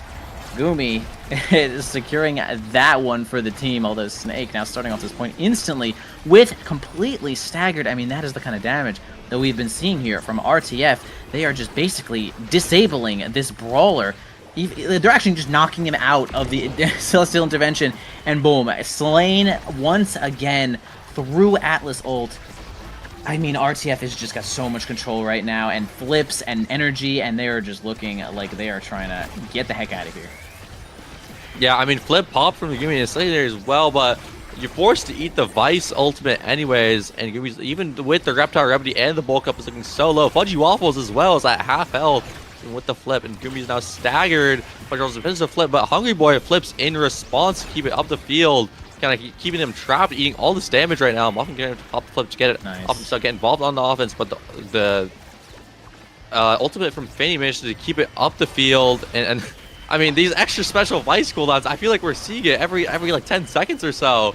And it's just so much damage on the side. No more evades are even left to the side of Demon's Raw, and is now up to them trying to find a beautiful shot to kind of stop this point from going further. And a great rebound from Gumi, and that's the team player I was talking about. You want to get the core out of the corner as fast as possible and take these plays when all their abilities are down. Because I mean, you just spent like 30 seconds hitting Snake. Of course they're down. Yeah, I was basically just saying that whole time, like, man, RTF is just winning this whole thing, the whole point, every single time. But man, they found like the pinch there. Demon's Raw found one of their outs, and they actually made it happen. And maybe it really is just getting the ball out as fast as they can. Mixed up from Gumi, sending it on down to the blob and not straight at the barrier. We do like to see that. Although holding onto the barriers here, Fudgy Waffles and Maffinkui actually nicely knocking it against one of those bumpers there is going to keep that barrier. Well, it was keeping it alive. Now it's gone. Snake completely staggered. One barrier left here for Demon's Raw. See if they can get a kill. Flip there from Hungry Wood, maybe set up to Leo Leon, but it doesn't seem to work out just yet. Sending a lot of cooldowns onto Snake. They are kind of whiffing though. Lots of blobs on deck. A flip from Maffinkui, and man, Juno sometimes really just forces the flip to come out with some of these blobs. You just need 2 strikes basically every time to fight a blob straight up, and it's going to be Gumi winning out on that with enough cooldowns. Even had that flip to reinforce one more time, and holy, Demon's Raw could be bringing this one back with a big draft. Yeah, I'm hoping that Snake takes Adrenaline Rush before this game goes. Oh my goodness. Okay, Snake opting to pick up the big fish to go alongside the Mighty Colossus, and of course, Hungry Boy is denying Hot Shot from Juno. Yeah, I'm not gonna lie, I think Adrenaline Rush should have been picked up way earlier, but hey, Return to Form still managing to find it on Leo Leon, possibly their best kill confirm. So maybe I'm just the noob, and they Return to Form just gotten possibly one of the best drafts possible of them right now. It looks quite good, I will say. Basically nothing crazy ends up landing onto Demon's Raw. Size for Zentaro is like totally fine, but another just life-eradicating beam shows up for the side of RTF, and they certainly grab another kill onto the Zentaro. Although, yeah, keeping that barrier alive with a triple take there, no problem. Leon gonna go grab one of these orbs to keep themselves in the game as well. No power play just yet, as the one just finishes. Vice trying to get on in there. Hungry Boy making some headway, although Leon also trying to get in onto the top side, but Fudgy is going to keep them up. Supernova comes out, does not strike anybody except the core. So this barrier is going to hold down just one more time. Nice strike there from Fudgy, gives it on over to Gumi on the corner. I do like that one. Snake has the projectile. Yeah, the dashing strike is going to be just good enough to get that one in there. Hold on, Demon's Raw might be able to make some quick work of this. Super good angle there from, oh my god, insane angle from Hungry Boy into just the frame perfect pull. Leo Leon ate that strike from Fudgy Waffles and just gets it right on through. I mean, that was tournament winning gameplay. Yeah, I mean, that was beautiful plays from both Hungry Boy and Leo Leon. Hungry Boy made his first bear, and then a beautiful hook coming out from Leo Leon. And then, of course, extra special Vice. Every point starts the same. Vice teleports in there and drops a nuke on the side for return to form. But fortunately for the side Demons Raw, they do have an Atlas, which is they're able to heal to full health. But on the goo variant, this damage could be found just as easily. But Moffgary pops the flip, but Snake stuffs it out with the primary. But is now looking really low. All it takes is one ability to stagger him, but a great jump strike from Gooey put it to the other side of the net against Moffin, who has no more abilities left. Too many abilities spent hitting Snake, getting him low, but unfortunately no kill confirm was able to be found to kind of get this point rolling for the side of Return to Form. Absolutely, and Project Maelstrom shows up now. Vice tries to get that immediately, but actually ends up landing onto Moffin Kui once again. Kind of interesting with Finny, right? Like, you can't really get the misdirections on through the side of the map because the orb is there, but hey, sometimes you actually just get the orb, get your cooldowns back, get some healing. And here we go, Moffin Curry trying to help it on through here, standing into the midfield, spends the big finish, kind of goes backwards, but they still maintain possession of that ball. Fudgy Waffles gonna flip, holding all of that space. Big and Supernova once again from Hungry Boy actually ends up stunning Snake out of that situation that they had. Oh, close one there. Once again with the dashing strike. Gets it around Fudgy Waffles. Lilian has complete control, although loses it for just a moment. It's still, the barrier goes down, but now Snake gets the slice and dice on through. Lots coming out here. Gooby jumps in, flips, kills, and secures that point. Demons Raw is still clutching onto this game. They are not giving up yet. Yeah, I mean, they're finding less opportunities in the side of Demons Raw, but their success rate, they're finding less opportunities in Return to Form, but Demons Raw seems to have such a high success rate. Gooby putting all the Juno blobs and jump strikes really to use here. Guys should be able to find like such great like core control plays off of like whatever core they can get out, but Fudgy Waffles is unable to get it out against the bounce house defense there. Of course, going upfield so fast, and the Vice second primer gets it through, and a beautiful dribble from Leo Leon is now 0.5 of the match set, and also series point for the side of Return to Form, and things are looking scary for the side of Demons Raw. Yep, starting this now here onto the Atlas. Orb there, goes right down over to Lilian, easily grabs that first barrier, gets the second one there. Fudgy Waffles has nothing left. Return to Form already looking at the end of the game. Lilian has the whiplash up, gets the pendulum swing. No evade to be found here from Fudgy Waffles, no flip, no nothing. And it's going to be Return to Form, securing this entire series over Demons Raw in a 2-0 fashion. Yo. Yeah, I mean, that was awesome. Leo Leon and I want to say Hungry Boy too are playing their offense so beautifully, and of course Moffin on the Finny, able to chip in where it counts, running up the field and finding these big primaries to keep possession. But of course, I think the star of the show there was the Hungry Boy Vice. I mean, that 221 redirect, most redirects in the lobby on this Vice character. You're not like someone they're really seen for their core control, but Hungry Boy is just doing such a great job heaving it up for Leo Leon, keeping this possession. And of course, 55,000 damage. Oof. I love this foot brawler. We're putting the brawl in foot brawl. Yeah, Vice unrivaled for the most part when it comes to just dealing insane amounts of damage every time. She is just the queen of doing all of the damage. I mean, Leo Leon was doing such a good job with the ball, and it might have been really because of the support that Hungry Boy was giving, right? Like when the opposing team is losing a lot of health, they are staggered, they can't do anything. Leo Leon is just having a field day, just has no problem dribbling it on through. And Moffin Curry, like you said, really good at moving up onto the midfield, especially with those momentum boots. Gives Spinny so much speed to just get active, hold that midfield line by herself with a lot of those long-range cooldowns, and they just played good. They actually just played to their outs. They played directly to their comp. I mean, each variant of Clarion Corp really felt like it was theirs to secure, even when it was on like the goo, and you know, everyone kind of takes damage on the goo. Either way, I mean, you still got Vice on the board, and that was just some incredible gameplay there, if I do say so myself. But we are not done. We are not done yet. We are going to go to just a little bit of a break here as we get our other players set up. And the next match you guys will be seeing is Bun Bun Bonanza versus EKC. Is that not a classic or what, Dropletto? Yeah, we got another animal-themed brawl going on. Cats versus bunnies. Of course, on the cast set, EKC is winning, and I still believe it. I mean, you know what? You know what's going to happen, though? Whichever team picks Juliet first is going to win. That's what I'm calling.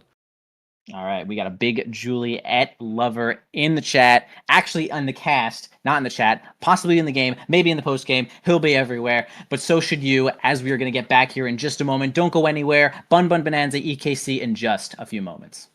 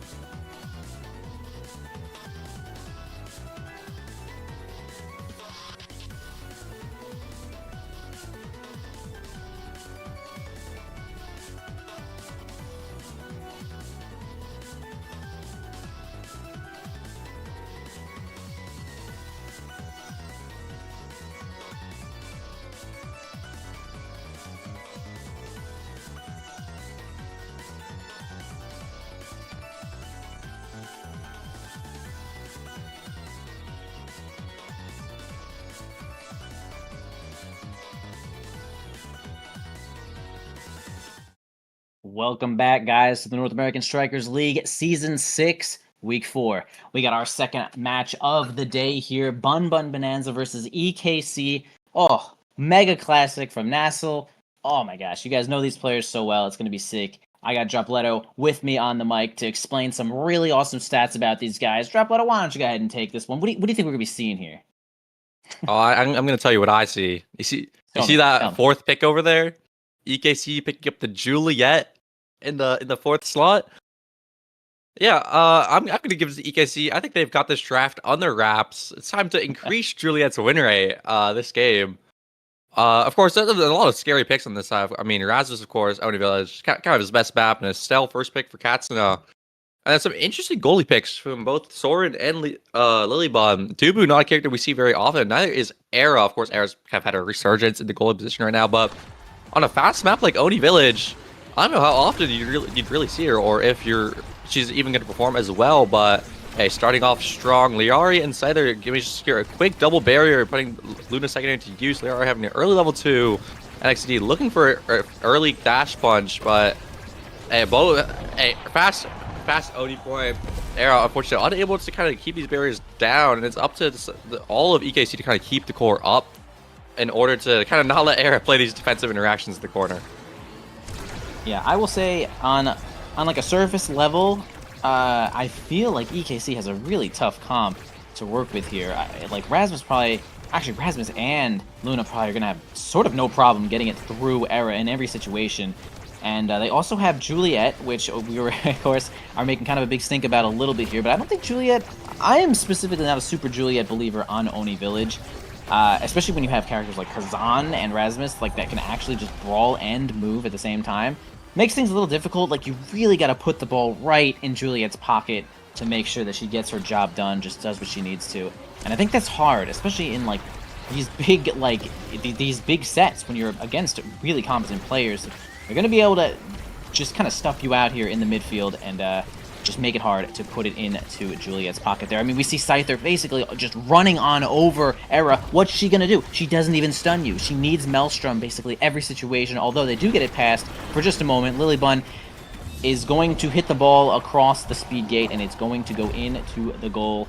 Bun Bun Bonanza, they are winning currently, and I'm not entirely sure if they are sweating just yet. It feels like they're kind of just playing the game and simply winning. I don't know. I think it's kind of a comp thing right now for EKC, but I might be dumb. Yeah, explain. Yeah, I mean, Scyther 12, he's one of the scariest forces to defend against. And when you're on Era, even if your beam's down, you can't shrink this guy.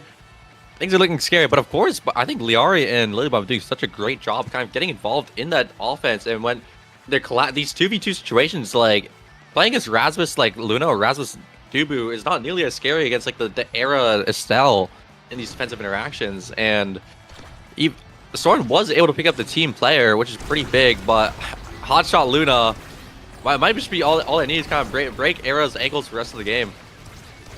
Yeah, it's going to be really fast balls, even with just a couple of extra strikes when Luna gets close. I mean, Scyther, perfect timing on that to make sure that the barrier goes down as well. Gives himself the ball, tries to go for the angliest angle of all time, but can't seem to get that one on through just yet. NXDD really just has not had a chance to get like a dash punch situation. They do finally get kind of close, but Lilybun just does a really nice evade and survives that situation, keeping that barrier alive. Soren trying to also make it so that this ball is not going in just yet. Spends cooldown, spends his Bewitching Beams.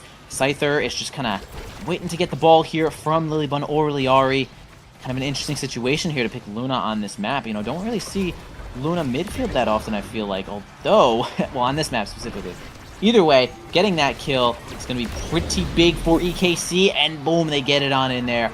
Lots of stuns going on to Lilybun, knocking off that Prize Fighter as well. And taking the first point in the set, can they bring this one back with the team player gameplay? I mean that last point there was classic Juliet lore. Unit character with no evade, ult dash punch, boom, dead, and just like that, NXT's able to secure its first point for Demon's Raw here. Of course, Katsu looking very low, but once again, Juliet is just showing how awesome it is whenever she's in the game, just finding a dash punch flip onto Liari here, and they get to play the EKC power play. So usually a good strike to kind of slow it down, though, able to deny for most of its possession. And a great nuke from the side of Liari. The hotshot is kind of getting up the field, getting past Era, and is now in front of the net with against Scyther 12, who has hook and flip. Extremely scary situation for Era here. But Liari dribbling around Katsu, and just get it up. Scyther starting the dribble, pops the flip, and is able to find it and top it. And hey, his offense is looking good, but whenever you have to play defensive interaction inside with Era, yeah, it could be a little rough. I would imagine so. I mean, on this map, it's so big, right? Your teammates are spread out a lot. You don't really get the secondary on both of them all that much. And the Maelstrom is like, doesn't have a good side lane to travel down and really get a lot of value out of. It just feels like a tough map here for the Era goalie. But they are certainly making it work for the time being. Sets up the Maelstrom there, kind of strikes Liari a little bit though. Katsuna's going to back up to try to heal just a little bit there. Scyther, see if they can do a little bit more damage, but ends up dodging Soren completely on the front lines. Although they did get a buffered flip there, unfortunately. Dubu ends up losing that situation, but keeping control of the ball for just a moment. Scyther also loses possession of that ball for a moment. Katsuna trying to self-dribble there, and NXT finally gets their hands on the ball, but the Bewitching Beam, the stun! Oh, the secondary from Liari gets it through. The size from Dubu also gets it on through there. Keeps this point alive. That was really clutch. A flip from Liari, nice one. They were definitely under attack there. He's going to have Lilybun moving on in, pass it to Liari once more, and the point shall continue alive. Barrier down. Are they going to secure this one? Bun Bonanza? I mean, it is crazy. Okay, well, Katsuza, I was gonna say, it was crazy how long they were holding that defense there, but Katsuza just popping in with the TP, striking it past Lilybun, able to kind of get it through because of NXT's flip past the barrier there. And this, of course, the side for both sides really having no energy left, but NXT trying to take advantage of that, looking for the ult dash punches, but is unable to confirm it. Liari stays alive, but still against EKC, which means you could be eating a lot of damage from Katsuza and Soren still. Despite NXT popping the dash punch, moving up the field, and a great primary from Scyther keeps Soren from actually reaching the core. But Scyther is beamed, and when you're beamed on Rasmus, there's not much you can do. Pushing the core down the field, Liari gets it past Katsuna, but Soren is able to walk up on Era with these Mom Boots. But there's the hot shot, Luna, but the NATO from Era is also able to stun Lilybun. And a great strike from NXT managed to secure the second set. It's kind of flipped this set, like how the game was going on its head there. Yeah, I feel like Hotshot was a double-edged sword there for sure. It slammed that barrier so hard that it basically just came right on back and stole one of their own. So Liari's gonna have to be a little bit more careful sometimes when it comes to just slamming into this ball. I mean, extremely high core speed. See what we can get here. Katsuna opted to take a spark, which is totally fair. No other sparks on the board, as far as I could see. Luna Deadeye, though, that's kind of big. We'll see if they can get some kills. I mean, that is certainly going to... I mean, that is even more core speed. They probably... Yeah, no, they already have, I think, Red Ball before overtime with just Hotshot, so a lot of big stuff coming out here. I mean, Era also getting aerials. I mean, that's kind of important as far as, like, the secondary, which does reach a little farther than I thought. They can kind of hit both teammates when they're pretty far away. I mean, I'm really interested to see what kind of adjustments they're going to be making here, though. Although they do win the second set, so maybe they've already made those adjustments. Yeah, a lot of scary. Oh, there's the red core secondary you're talking about, but a great hook from them. Actually manages to snipe the ball from the up clear, and so manages to secure the first point in the set from Bonanza. But I want to say that the builds on both Liari and Katsuta, both these midfielders looking super scary right now. Katsuta, of course, with the 2 sparks, and when you're this early into the series with 2 sparks, still up to like 2 more sets to go through, these drafts can get so scary for the side of Bowman as having to deny both the leadership and the spark of power still from the side of EKC. But Liari, of course, hot shot Deadeye. I didn't scoff it, but a great primary sub NXD from side of Katsuna, and they was coming through. Side of the 12 unable to really find any super crazy play there. Of course, NXD is looking very scary with his dash punch, with his ult. Soren keeping it up, not scared at all, but NXD misses dash punch on Scyther. Juliet now no abilities, is able to snipe the pass, catches the primary, and his first barrier goes down. Keeping it topside, Liari kind of looking for a dash right now, so just kind of take advantage of any misstep from the side of EKC. But NXD, a beautiful secondary to flip there. Almost managed to get past Lilybun, but Dubu's just too big, too scary. And Scyther 12 is kind of left to play this play on his own. Like, dash from Lilybun, or Liari, unable to find second barrier. And Soren just doing such a good job at defending there right now. And a weird redirect from the NATO. NXD popping the, flipping it in their, or dash in their face. Scyther 12 just trying to make something happen right now. All these abilities are coming out, but unfortunately, it's unable to get it past. Can't stop hopping flip. Lilybun reading the roll, but a great air NATO keeps it moving up. And the offense of EKC is just looking so strong right now. The great rocket from Liari passes through to Scyther 12. Katsuna cuts the pass. Liari is unable to keep it up, and Katsuna is trying to force it through. Yeah. The core speed is actually kind of going crazy right now, especially with Liari having that hot shot, and Soren is actually the one with the team player here. So we've got a lot of red ball situations on both sides of the team. Sets up the Maelstrom here, gets it on through. Actually gets a slight redirect there from the Maelstrom too to give the ball right on over to Katsuna. A nice interruption there from Liari possibly helps keep this point alive. Scyther spends the hook to just maintain a little bit of control there. Piercing shot is not going to be enough to land right there. Gives the red ball right on back to Katsuna, which is a nice strategy there also with that team player. Shrinking Scyther down to nothing to making sure that this is going to be a defense there for sure. They're going to keep that barrier once again. Liari just a few frames away from getting that secondary interruption in there. Another crater comes in but can't secure it. Here comes Tofu Fortress. And a redirect which seems to have just gone directly through the opposing team. Okay, nice KC. Hey, fast ball, red ball. It's tough to watch. It's really fast. You know, 1-1. Here we go. Continuing on to this game. Didn't see anything there. Hey, I'm not ran to that either. I mean, would I expect the enemy team, the EKC, this top mouse team to strike through me? No, I wouldn't. But they up two flips on defense, but of course no barriers down, and Lilybun is still sitting comfortably, waiting, holding down the fort on the Dubu. Still one barrier up. And there's the hot shot Luna with the Deadeye, and just one misstep from Soren, and the core just goes flying by him. I mean, there's a lot of characters that can kind of just like do that to scare any goalies from walking up, but I mean, hot shot Luna with Deadeye might be the best one at it.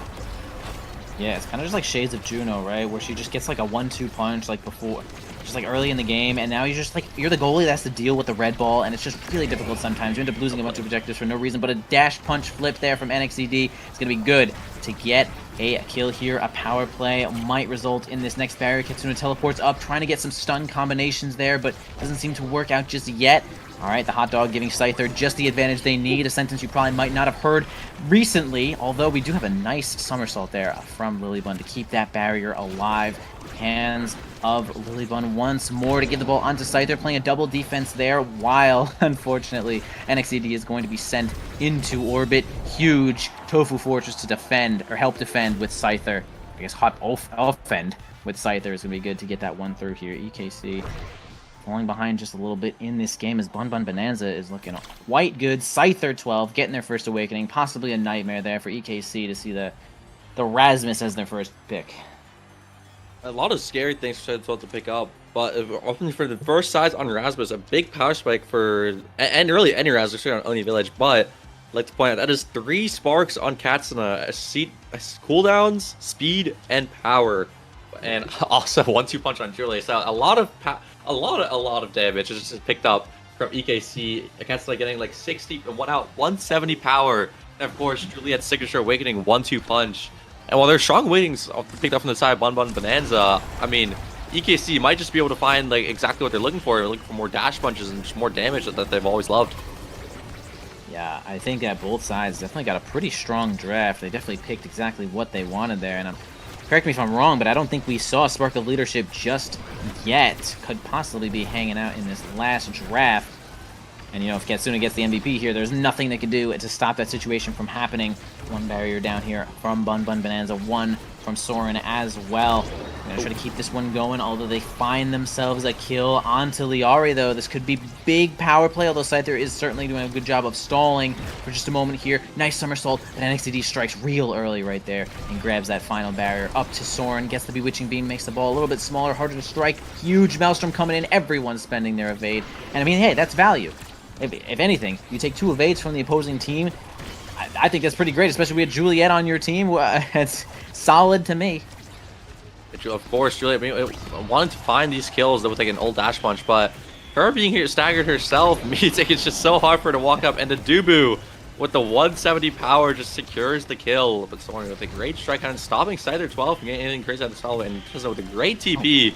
Now that Dread going with team player, looking to kind of get it out here, and Katsumi will move it up the field. There are options to dash backwards to stop the core, but Scyther is able to deny possession. But oh god, we've got the railgun charged up. Team player in overtime. That's an NXT looking for something to find on Liara, but she defends so well. The Maelstrom coming through, and I mean, it is just so scary for the side of Bonanza when Soren can just pass through his teammates at any time. And look, I mean, yeah, that could happen. And if you're anywhere out of position, they can just pass it between each other so quickly. And on a map like Oni Village, where the core is already moving faster, you're just not gonna have enough time to react and cover that angle. Yeah, that happened all in the time span of Lilybun simply charging up a log. Was trying to play even more defensive there because the ball was red with the log, and it ended up actually being worse because of the cast time there. Lots of core speed showing up in the overtime. Even with Katsuna, right? They don't make the core red with striking in overtime, but they make it really fast, 170 power too. So it's just a whole lot of threat for Bun Bun Bonanza when it comes to overtime. But they are making quick work of these barriers, both down already. Liari nicely giving the ball as fast as possible to Scyther and securing a kill as well. NXCD gone, and so is this point for EKC. Bun Bun Bonanza looking really good. I like what Liari is doing here. I mean, it's really just getting so much value out of this hot shot, and now getting some value out of this fighter flight too. When Luna just has no ability, she seems like immobile and hard to move, but a lot of extra speed coming out there too. But a great passing play from side NXT and Katsuna. It was scared the double barrier so quickly, and Lilybun attempting to read the down is actually mixed by NXT, who just opts the dash punch right at Dubu, going past the log, and EKC is looking to make it to the last draft, which means that Katsuna could be running for president right now. They certainly might be. I mean, we can see most of the points that the ball starts on the bottom line. Katsuna spends all cooldowns to grab that barrier, which is just a good amount of experience to get. So they're just trying to ensure that they are certainly the MVP for this next point, although NXT grabs that first top barrier. Nice couple pack passes there. He's going to allow them to keep possession, although the Tofu Fortress is going to steal that just away. A flip from Soren from just a simple approach of the Rasmus is going to cause that resource to be used up. Maelstrom gets kind of foiled there from Lilybun's pass. They're both going to go up and try to interrupt Scyther here. Lilybun going as close as possible, flips Liari. Fair to think that it might hit that barrier. I think it was good, but either way, really good reaction, good defense, and they get that point on in. Bun Bun Bonanza now looking at match point.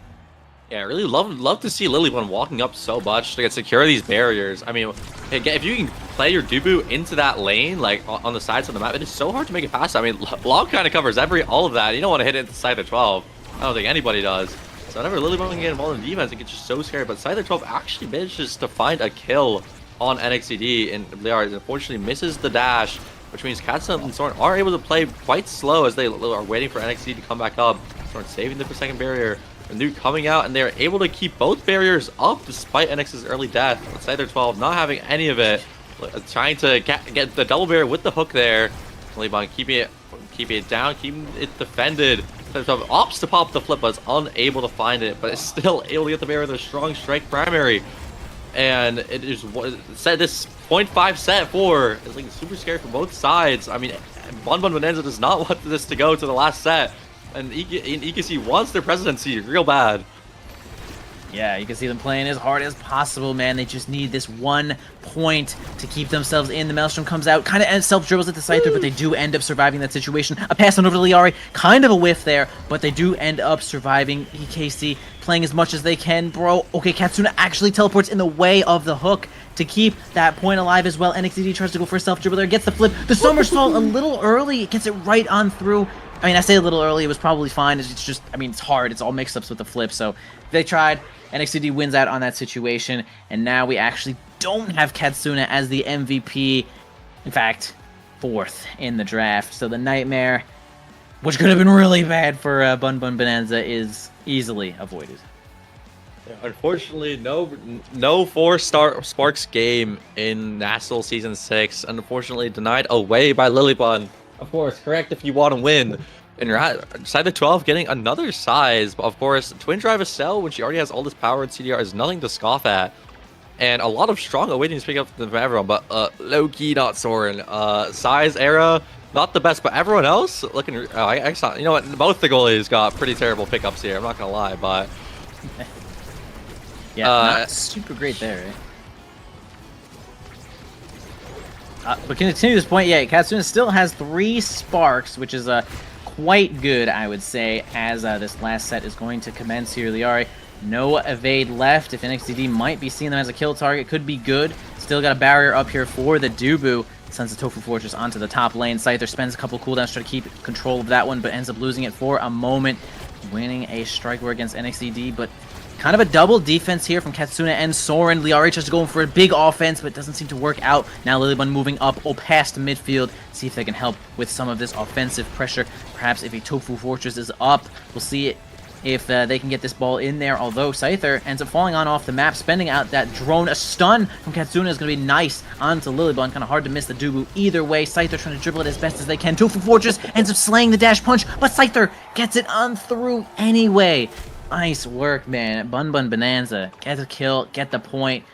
Got some good energy on Scyther, too. They are poised to continue onto this win streak here. I mean, that's the spec training prize fighter Dubu coming into play. Just kind of just deleting NXTD for even trying to walk up on the side against this Dubu ult. But Scyther drop is kind of being run down right now. Has the flip, but is extremely low. NXTD attempting to find the dash punch to kind of secure the kill there, but is unable to get anything. First barrier taken by Katsuna. Scyther 12 looking for a hook flip kill on Soren. Is unable to find it. Still pops the flip. Gets kind of stuffed out by Soren, just striking immediately. But is still able to get past him. And is now Scyther 12 on the open net against Era. Almost finds a beautiful primary. But NXT has dumped his full kit into Scyther 12. Who's still alive and is unable to be confirmed. And now Lilybun is getting involved. Gets the Dubu ult in. But is not enough, and Katsuna's moving up the field, but Liari is able to deny the possession, but NXT snipes the pass. Is now Liari popping the flip and using the hot shot to move it up the field, but everything is being popped right now. A great strike from Katsuna, another ult from NXT, and they are finally able to find the kill inside the top, and also a great redirect from Katsuna. He's able to take the barrier while it's at it, looking to start some team player. The core is looking real red, but Liari is dashing in, attempting to find it. Dubu almost sniped it. Oh! Beautiful secondary strike from NXTD to secure that point. It was going to be hard enough to deal with the overtime passes there, but might as well just slam that one in there with that 1-2 punch assistance. No problem. EKC grabbing that next point, evening this up here. Lilybun losing the first barrier there. Topside to NXZD, spends the Tofu Fortress. We do have extra special, so feel free to use all of your special abilities there. Katsuna a little bit off with the stun. Doesn't seem to end up hitting the ball at the same time. Loses the barrier onto the bottom side, though. NXZD trying to go up with this flip. Really close. Doesn't need the flip. Keeps it for next point. Big for EKC. Lots of energy on Katsuna as well. This is coming right down to it. Bun Bun Bonanza looked like they were in a whole lot of control for at least the first half of this game, but another mix-up, just like our last series. You know, things might have changed. Yeah, but of course, I'll at least point out that NXT's got the flip, and he's, with that ult we just saw, he's definitely looking for just a real easy kill. And if he can just find like an ult dash punch, and with this flip, I don't know where you could even be standing to survive that. But they're able to secure, AKC can secure the first barrier, and NXT looks for the dash punches. Liar evades preemptively, just so much space is being covered by this Juliet, and they have to evade so often. A great Maelstrom from Soren actually opens up the bottom side, forcing Lilybun to flip, and is now no more energy from the side of Bun Bun Bonanza, and of course NXT is the Juliet, has that flip, but Soren actually looks to get it up the field with the Maelstrom, but it actually finds the kill on Lilybun, and it's looking like EKC want to close out this game. They are really close to doing it as well. They got this big power play coming out, a couple of cooldowns, but does end up getting foiled there from the double defense, although the Maelstrom from the back line, from the top rope, Soren ends up securing that, looking for the team player. Mega passes here, falls out of possession for just a moment. Tofu Fortress down pass. Oh my god, the piercing shot on up from Katsuna to just get it on through. A shocking end. I mean, I don't blame the Lilybun for not reacting to that one. That was really just 4 lightning fast strikes, lightning fast redirects in just a few moments. And man, EKC ends up clutching that one, squeezing it in their grasp, and they, oh my god, grind that one to the end, taking that one over Bun Bun Bonanza. Yeah, great game from both sides. I mean, that was kind of crazy. The core was moving so fast at some of these points with so much power on both sides. But of course, we're talking about power. Katsuna with 3 sparks, dropping 50k damage on an Oni village lobby is not something that you really see very often. Just kind of forcing Scyther 12 out of so many situations, and just all this damage coming out of that EKC. And when you there's a Juliet on the team, you don't really want to be anywhere nearby when you're low or even staggered against Juliet, because she just finds such an easy job and just takes you off the map. Yeah, I mean, and the numbers just explain the game itself, right? Like, you see Estelle doing 50k damage, that means she's got cooldowns for days, right? The triple spark giving her so many extra cooldowns. The extra special, I mean, she is launching the crystal thorns every second, striking all 4 people, and that is a ton of damage and redirects. And well played there from Katsuna to find those sparks and make it basically their win condition perfectly. Bun Bun Bonanza, they started out really nice that game, but they lost a little bit of control there, although now we're going to a very different map. Oni Village, kind of really big, really wide. A lot of, like, checkmate combo situations that are required to get, like, the second barrier from the goalie. Gonna be a little different here as we're gonna move on to Amy's app, which is, like, a lot different. You know, Yeah, Oni Village, we're playing for ball, right? But this game, we are just trying to put the enemy in the hole, you know? It's kill everyone, right? Like, we just saw that. We saw Snake just shooting people in the face, and they weren't dying from the shotgun. No, they were dying from just falling into a hole. Yeah, but honestly, when you're playing into it, I believe it was EKC's pick, Amy's app. Of course, they're always trademarked as the KO team, and now we're going to the KO map where all of their picks are extremely scary. But 3 players on the side of EKC who are very good at just, like, their Twitch reactions just find KOs, and all of their picks are really scary on this map. I mean, and you don't want to see Juliet on Amy's app. I'm expecting to see it banned, and then Katsa could still find like a Luna or a Stell and just kind of deny so much space. You don't want to be anywhere near the hole of doom on Amy's app. Yeah, definitely will be causing a lot of problems. I assume we shall be seeing. Actually, man, it's so tough, right? Because you want to ban Juliet so bad. Sometimes, I guess there's some situations where maybe Juliet's more threatening than Rasmus, but, like, Rasmus is just a basic ass demon on that map. I mean, you just can't let him hook you. Like, it's got so much base knockback. But Juliet, I don't know. It's all kind of tough. I mean, now Rasmus looks a little bit more threatening here, right? Because the Deadeye. I mean, you are dead. You are dead. He hooks you, and you are taking 1 million player knockback, and you are falling into a hole. So it'll be, I guess, the Juliet might make it through unless both teams are like, yeah, we're gonna ban Juliet Rasmus. We're gonna have a nice, nice quote unquote honest game. Yeah. when we have Deadeye Luna and Vice just ruining everything. Yeah, I'm really excited to see both sides of the side. Of course, Bun Bun opting to ban the Julie. I believe they're looking for Scyther 12 to just get the Rasmus. Of course, his signature pick, and like you said, Deadeye Rasmus is one of the strongest picks on this side. Not quite as good as Spec for him, but that is a lot of knockback on this hook. It makes it extremely hard, especially if you can't pay attention to Scyther 12 at all times, just kind of be in a safe spot. And of course, they banned away the Finny from Lilybun. And yeah, I mean, I'm expecting Rasmus' first pick. If not, opting to pick the Luna instead. This is like a really interesting red side moment. Like we just talked about red side a little bit there on like the break. And now this feels like a red side moment where Bun Bun Bonanza was like, let's get Luna, let's start blasting. And now the opposing team is like, let's get Rasmus, and then whatever the heck else we want. So it's like, I mean, they could have taken Rasmus, but they didn't. So, I mean, that this is a really interesting situation where team does not pick Rasmus. I mean, well, I mean, it's really all on this Luna now. I mean, you do have Luna Deadeye, so I'm not gonna just say, oh, yo, but like, Rasmus is on the board. I'm scared. Yeah, I'm scared too, but I wouldn't be shocked if Scyther 12 wants to pull out the Drakkar here. Brawler not picked yet. Vice coming out from the side of Bum Bonanza.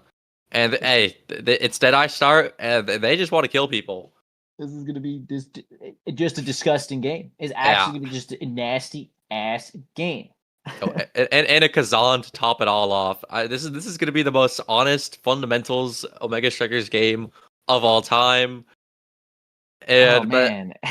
honestly, I don't know about the Kazan though. I mean, on Deadeye start against Rasmus Amy, and then most likely, I wouldn't be shocked if we see Estelle coming out from Katsuna here.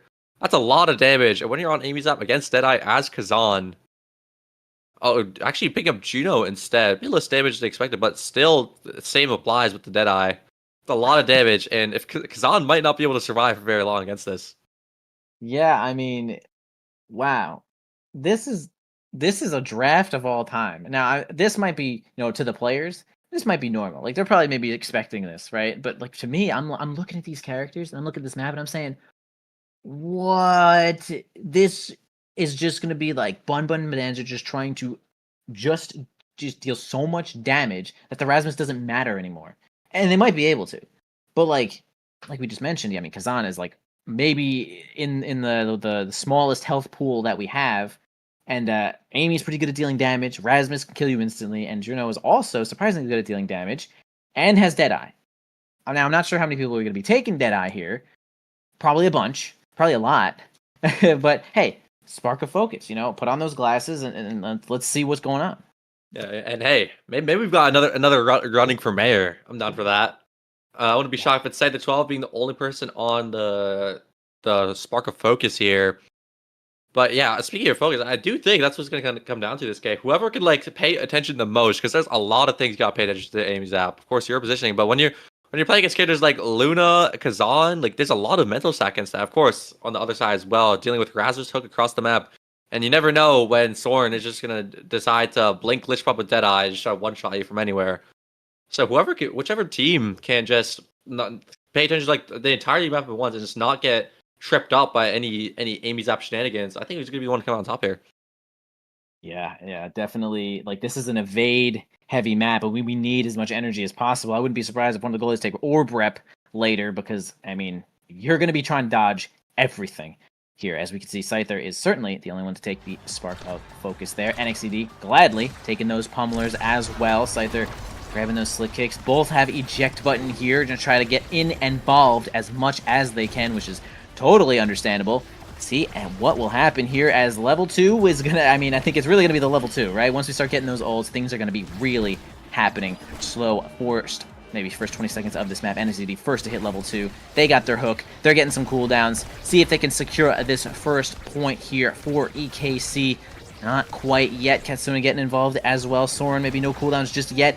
Okay, was maybe misreading the play there, though, but Liari ends up winning out, grabbing that barrier. Incoming Juno situation doesn't seem to work out, but Scyther gets it in there with the assistance of Liari. Bun Bonanza, first blood on the Amy's application. Yeah, I mean, it was great play from Scyther and Liari. They're kind of keeping it out of the hands of both Soren and Katsuna, able to keep it down, but actually, a quick glitch pop from Soren is able to immediately secure the first barrier, and Scyther 12 is looking super low, but of course, Kazan against her net is always going to be scary. You don't know what he might just do, but Scyther is still looking super low. Could just die to any ability here, but Katsuna using the primary to hook back up to themselves, and NXT is unable to find a play off of it. Of course, Hook is going to be coming up soon, which is going to be scary to play against, and Scyther 12 is still staggered on the other side of the map. Oh, but 2 kills going down, and the crazy things are going to be happening in this game. Yeah, Liari, nice one, finding that kill, eject button, no problem, gonna have to flip there. Okay, he actually gets the primary, nice one. Maybe even the projectile speed buffs helping out with that one. NXDD and Scyther have returned to form here, TM. As we actually have another kill, though. Liari finds a flip kill. Lilibun keeps that one alive. Soren goes in as hard as they can. Hits it onto the middle. Scyther can't get there with the hook. Lilibun opting to hold the flip with that primary, and Soren happy to see that one. Gets that whole point for themselves. Moving on here.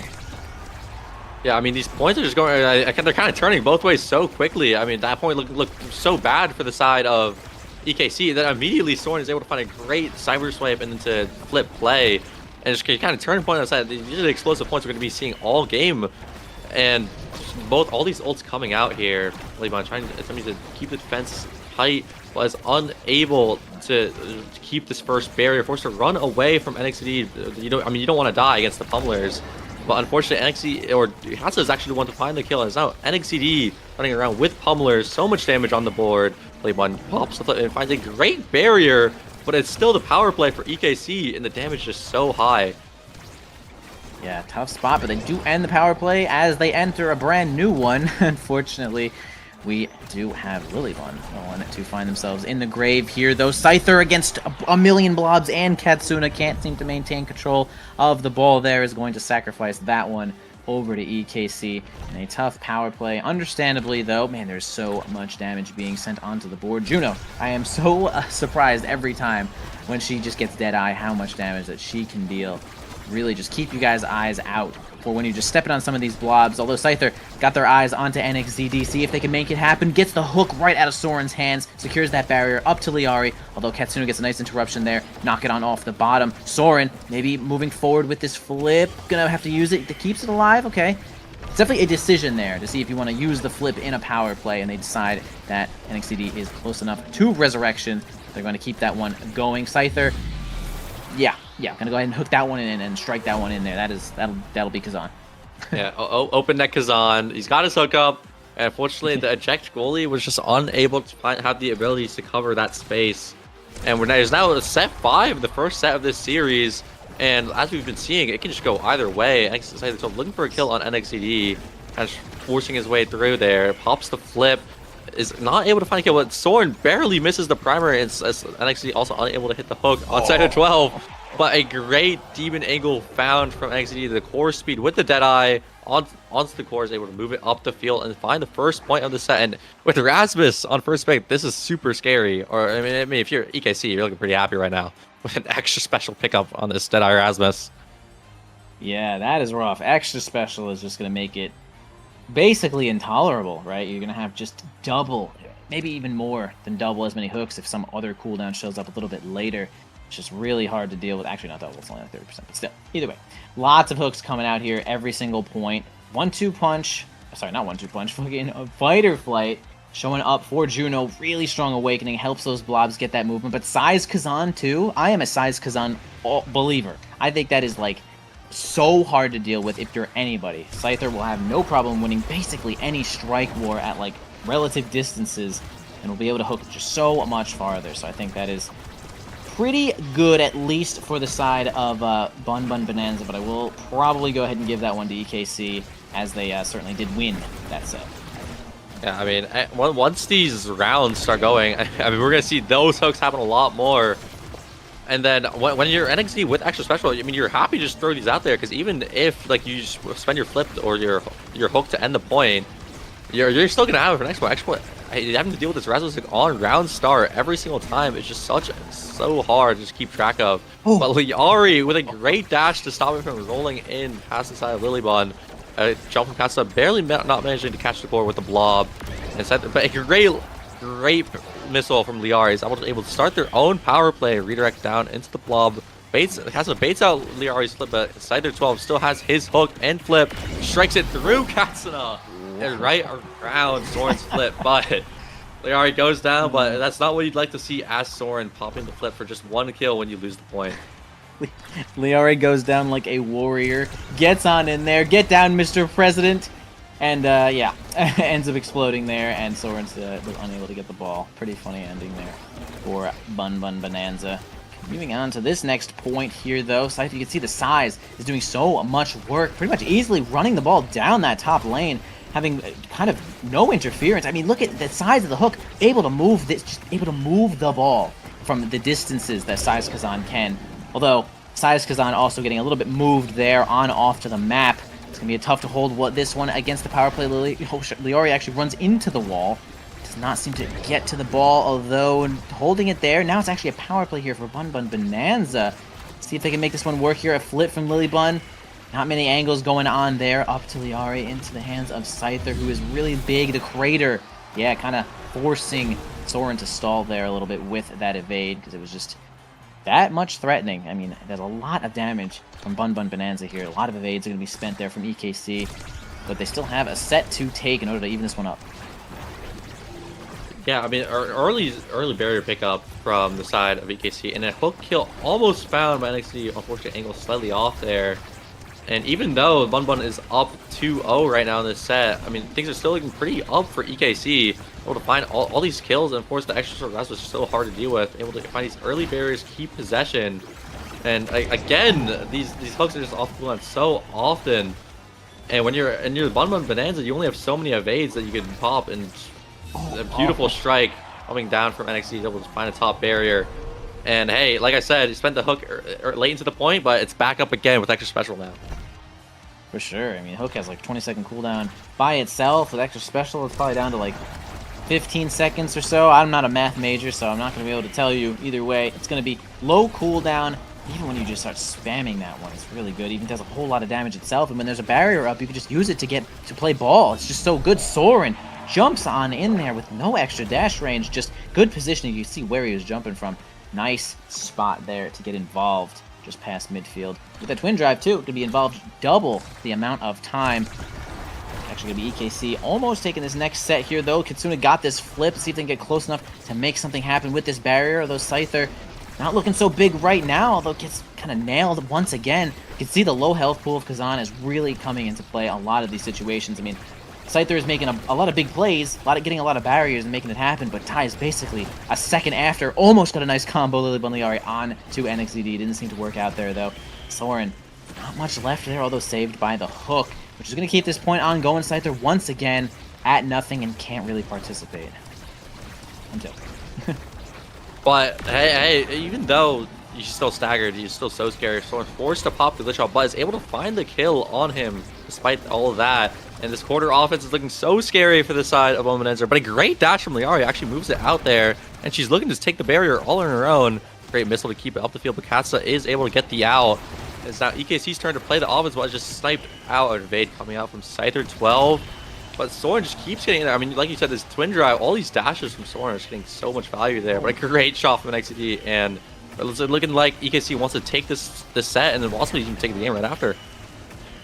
Yeah, it could be happening here, though, since Soren continues to keep this ball alive against this huge Kazan. Scyther is being such a threat, but Soren is actually doing such a good job of defending. Liari, nice self-dribble there. Okay, big smash from Soren is going to be clutch there, though, although Katsuna now has the hands on their ball, but oh my gosh, the Firewall Sentry just sitting there, hitting things forward. Things are including the ball, and it's going to go right on in. Soren, credit for that one, indeed. That's going to be the first pick for EKC. You can get whatever you want. A dash perk would be really good.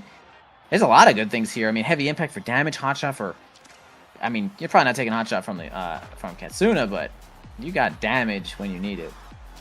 Yeah, I mean, Soren opting to pick up the heavy impact here. That's going to be a lot of damage, especially when he's already getting so many multi-hits whenever he's dashing onto both the core and an enemy player. And hey, I would like to point out, the Mon you pick up from NXT, this hook is just getting scarier every single set. But the Adrenaline Rush on Liari means that there's like a new win con opened up to the side of 1-1 Bonanza. If they could just start finding like these dash punches from Luna, or like that open primer for Kazan, they can start looking for these Adrenaline Rush procs to take over this game. It could. You've never been more enticed to spend all your cooldowns hitting people than getting Adrenaline Rush, which will give you all your cooldowns back pretty much immediately. Scyther, kind of a minor 3v1 situation there. Going to be really tough to get that one through, although a lot of help with this core speed is going to make things really difficult. Soren can't seem to get the glitch pop out in time. It might have actually crossed over the wall and popped on its own there.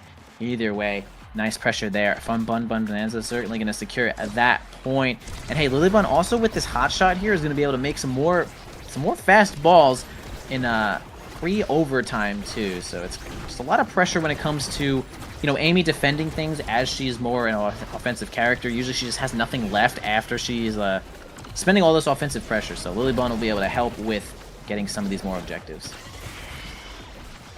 almost rolling past Soren there, but great recognition to pop the flip to make sure that it just doesn't go in, keep this point going.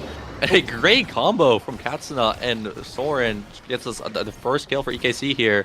2 missed strikes from Scyther 12, and a huge hook coming out from NXCD. Liari is now super low, and NXCD is hunting down, looking for this kill, gets the stagger, so pops the flip. Things are looking, despite that, it's still looking so bad for EKC, and the blobs are just too much for Scyther 12 to defend. And Katsuna manages to steal that point away with an ult, and now 1 more prize fighter stack on Juno. Yeah, Katsuna surprisingly strong with 2 prize fighter stacks and Deadeye.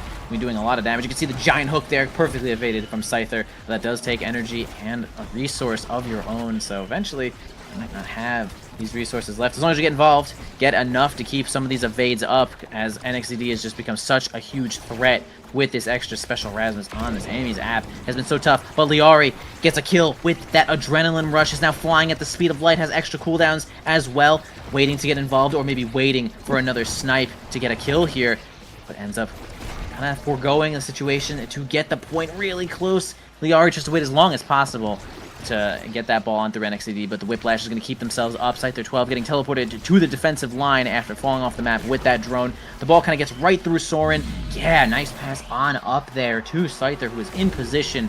Lilybun keeping that flip as well, grabbing that point.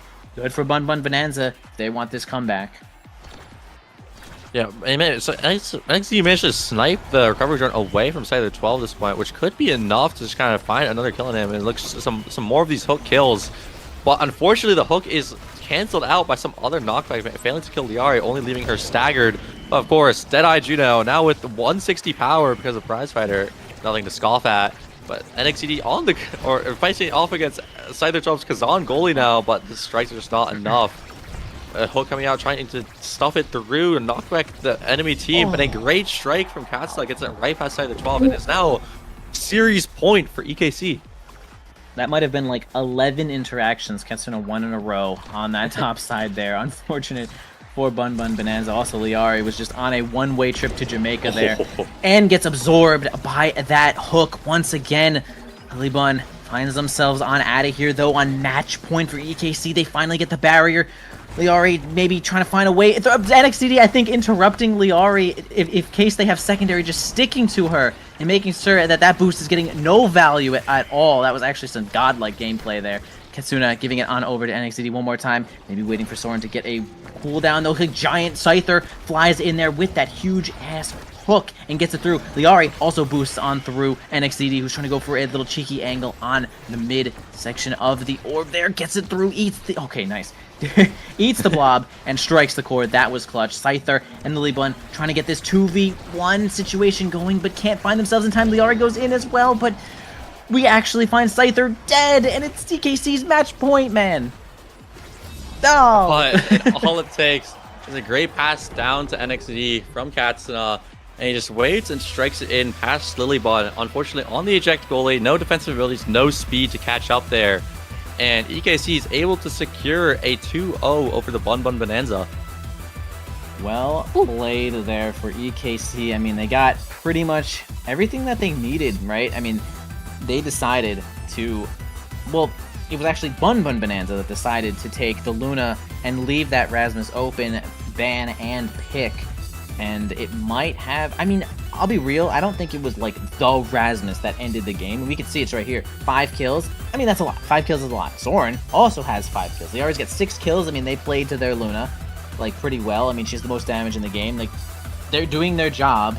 But, I mean, Rasmus is really good at also playing ball. And these players are quite competent, I would say.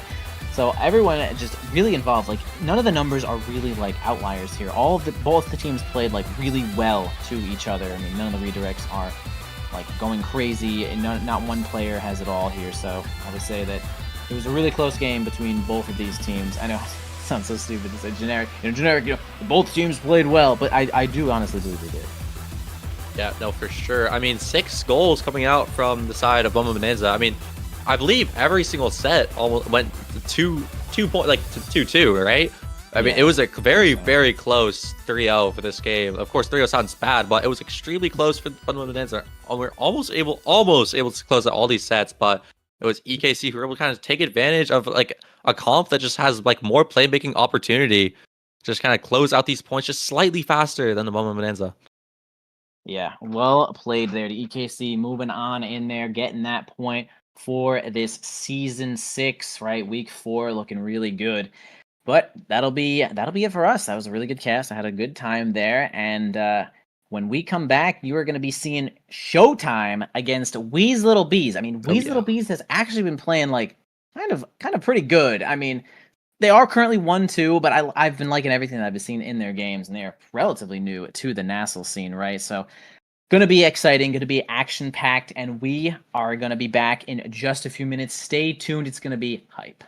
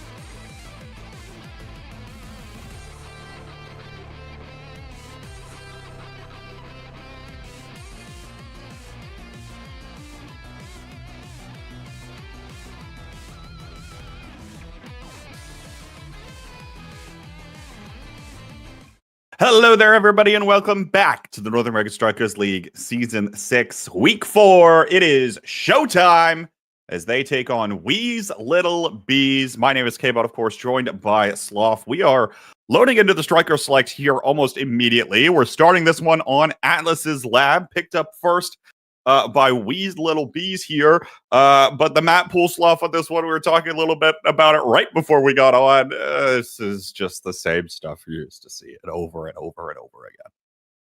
Yeah, I mean, it's people have their preferences. You play for those preferences. The round 1 bands were Amy Zap, Demon Dice. The other bands were Auten and Oni. So yeah, we'll see a little bit of Atlab, then go into Clarion next, and right after finish it off with a Night Market if we do go to a game 3. And we're starting off on the Atlab here, together with a Glass Cannon Recovery Drone start.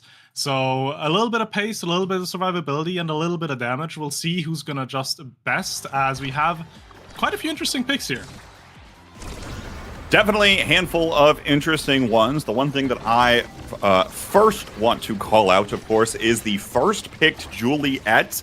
This champion has gotten a 92% win rate heading into the day today in the North American Strikers League. And we're now seeing Joker pilot it, obviously, right? No slouch when it comes to playing this brawler position, as it turns out. But of course, you might be wondering who that midfielder is on Showtime. It's Kainoob! Kainoob jump scare. He's back in the league, this time playing with Showtime. And, you know, I think Showtime is a team that we often talk about Shionzu's role, but just putting in and slotting in Kainoob here theoretically should be about the exact same. Yeah, it's about the best replacement you can find to Shionzu, right? Obviously, Kainoob, an excellent player. And gonna bring up all the value as well. And I also want to say, I feel like the comp that the side of Showtime has come for here, it's just very kitten compy. You just have the Monk, you have the Arrow, you have the Julie. You're just very heavily leaning into this whole Juliet is kind of strong right now by just saying, you know what, we're just gonna enable you as much as possible. We're gonna make sure you have every single tool you could possibly need to attack the enemy with. And Joker, you just do your magic up front. We'll hold it down for you in the back. Yeah, I mean, not many other players, right, are you going to put your full absolute faith into, Joker being one of them, right? Very used to that playstyle overall, but at the moment, it's not quite getting the job done. Seen a couple of team plays come out of Wee's Little Bees, and I think that's the other thing about this sort of kitten comp style. We're used to talking about Era as a scaler. And I guess in this one, right, you're really wanting a handful of those special power awakenings on a Juliet to really get things going. Yeah, most definitely. You need to find that scale to really get online in this game. And that is why they're not going to have the easiest time early on, right? Wee's Little Beast together with that Amy Zentaro, Juno. It's just a lot more standardized, it's a lot more controlling, and also has a good ceiling for damage to be going for if the Awakenings are right. So depending on how the drafts are going to go and how the scale is going to go, we might have some very different results here. But especially for the beginning, it's going to be a bit of an uphill battle for Showtime. They do find a goal here now, and that could get everything started, but they're still down one. Still down one here, and you mentioned, right, like, just the ability to have the amount of presence that these strikers have on the map. We've talked about Centauro, the multiple dashes. Obviously, Aimee has been around perennially in the game, and Zach's back on the Juno, actually having that goalie go back to it. Juno being the most popular striker by presence in the North American Strikers League heading into the day today.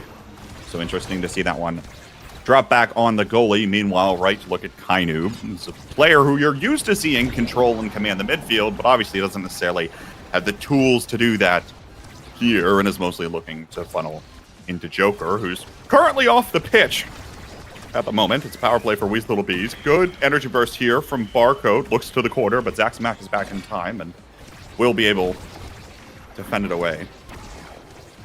Now looking down for Carmine here, perhaps. Joker gets in the way, but again, doesn't have speed or much of anything to continue following up the core. Recovery drone is procced out of Wee, and we're in overtime now. Joker looks to collect the core, can't quite get it done. Carmine now trying to find it, but no, Joker just threads the needle. Well done to find that shot off the post of the corner, and we've got a tied ball game. incredibly important to find it, because looking at the overtime performances as well, the side of Wee's Little Bees just have so much pressure just because they have a Juno, right? Those bubbles will be sending that core red almost immediately, and it's just going to be so much more difficult to deal with a pick like that if you get into overtime. So important that Joker was able to find the goal there when he did, because that means they're going to get another point that they can play out and another possibility to set themselves a set win. Another possibility, but it doesn't look quite well here, as Wee's Little Bees has got the onslaught going already. Looks like it will get sent away, at least for now. Joker trying to control the core here off the top side. We actually very low on Sager, knocked away from the energy burst out of Barcode. No real abilities online for anybody here. Now Carmine just going to be able to pop Kainoob off the map. It goes right on over to the waiting sword of Wee. That'll be Wee's Little Bees taking the first set.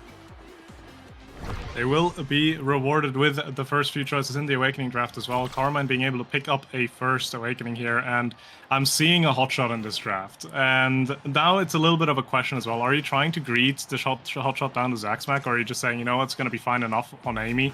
Because if it's not picked up here, I feel like it's going to go down to the Arrow. The Monumentalist, solid choice for that turret as well. The hotshot does find its way down to Zaxmac, so that's going to be a lot of value. Kainoob getting the Among Titans is going to be an incredible pickup as well, helping with that midfield control, just getting that snowball started, because there is even more movement speed. And talking about movement speed, Super Surge Mako as well. So once Mako starts banging those drums, it's going to be fast. I think there's a lot to like from both teams in this draft. You mentioned the Super Surge, right, from Barcode. Joker picks up Reptile Remedy. Good survivability here, especially early on when we're actually seeing a decent bit of damage come out of this team composition from Wee's Little Bees. And then, of course, the Among Titans, further amplifying this idea of, you mentioned, the kitten comp. Really looking for Joker. Kainoob popped off the map once more by the Gravity Well this time, as we're seeing power play opportunity for Wee's Little Bees. They just take a moment, actually, to just slow the pace of play down for just a moment. Joker now back up to this top side. See the Firewall Sentry turret trying to help get this one away. Great ultimate. Zaxmac is there in time. This Joker is looking to make a more creative play on the core in the opposite corner again. This one is going to thread the needle, though, right around the Gravity Well. And Zaxmac doesn't have the bounce this time. Yeah, those cooldowns important to have on the defensive end. If you don't have them, it's going to be so much more difficult to defend anything even close to an open barrier. But you have a flip on Carmine now and close to a flip on Wee, so they're probably trying to look to get this value out of it almost immediately. Energy Burst traded immediately. Carmine burns his, as well as, I believe it was Joker taking a barrier. Here's Wee's this time, looking to send it in with the Firewall Sentry, but Barcode's got the clearance. And you see the idea here, right, for Showtime is really just trying to keep possession in the core by keeping it up the wall, up to the corner, but there's a decent number of things, right, to send that away. An Errant Blobo, a Firewall Sentry, helping prevent that momentum from really building. Second barrier taken here, Wee's Little Bees. We on the aggressive. Can't quite find it. And the recovery drone will be procced out of Joker. Now we see Carmine and Wee both trying to come through. Zaxmac leaping a little aggressively past the yeesh line here. Joker looks for the punish, finds one barrier, but doesn't find the goal. Overtime now. Just start to see the core speed continue to escalate. Wee's down low. Here's Joker with a shot. Zaxmac's out at this time. Now collecting is Wee, looking to dash on away. Will do just that.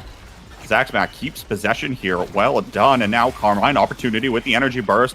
Joker dives up. Wee wasn't ready, and it goes right back to Zaxmac. So maybe possession will be kept here, but Wee's going to get his energy drone procced away, or recovery drone, I should say. But a slice and dice as Wee's made his way back to the other side of the pitch will be what puts the goal in. Even though Barcode and Kainoob got a brilliant clear through that turret, in the end, Wee was just present there and was able to get it in. So good defensive work, but as of right now, Wee's Little Bees have all the tools they need to just continue building up the pressure and continue to potentially build out the set lead here. Uh-oh. Back around the backside. Sad Boy's angle, but it doesn't matter. Barrier falls anyway. And another opportunity for Wee's Little Bees here. Joker's used everything in the kit now. Wee sends it up to the top side. Barcode's got the strike shot this time. Gravity Well has dissipated. And Carmine using the abilities as well, but actually going to get stopped by Kainoob. Very small era here. We'll be looking to keep this one in the corner. Right back up to Joker. Joker's going to get KO'd. They find the barrier, but at what cost here? Power play opportunity for Wee's Little Bees. Wee's going to continue collecting here. Zaxmac has the Blobbo, but didn't keep the pressure up quickly. Carmine stays in the corner here. Top of the box. Denied by Barcode. Sent away, but Zaxmac keeps it forward with the Blobbo. Well done. It's another set point here for Wee's Little Bees. There's only so many abilities, there's only so many strikes you can have to defend, and if you have the Blobos being thrown at you like that consistently, at one point, it's just gonna be a bit too much. What else is gonna be a bit too much is that buff and that dash punch though. Now, Showtime in a power play. Power play opportunity here. Blobbo's already down from Zaxmac on the offensive here. Carmine's rotated back into the box. Wee's back online, and as that happens, looks like the transition comes through, but the core gets lost. Joker finds both goal barriers and now strikes it up to the top side. Very quick goal on a sloppy transition from Wee's Little Bees, and that's what Joker especially is going to punish you for.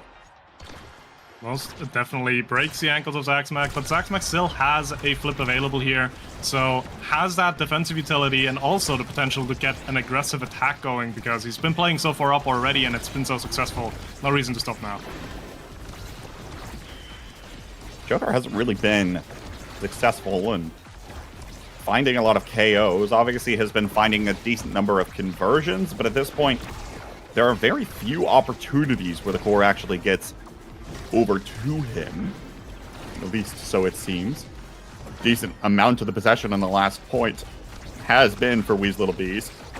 Glitcher Pop comes out here. Kainoob looking to keep it in the corner. Beautiful cross up from Joker, but Zaxmac got the energy burst this time. Once more, and I imagine that ought to go in. Wee's going to send it back up to the top side here on the opposite side of the pitch. Off the Gravity Well, Zaxmac will collect.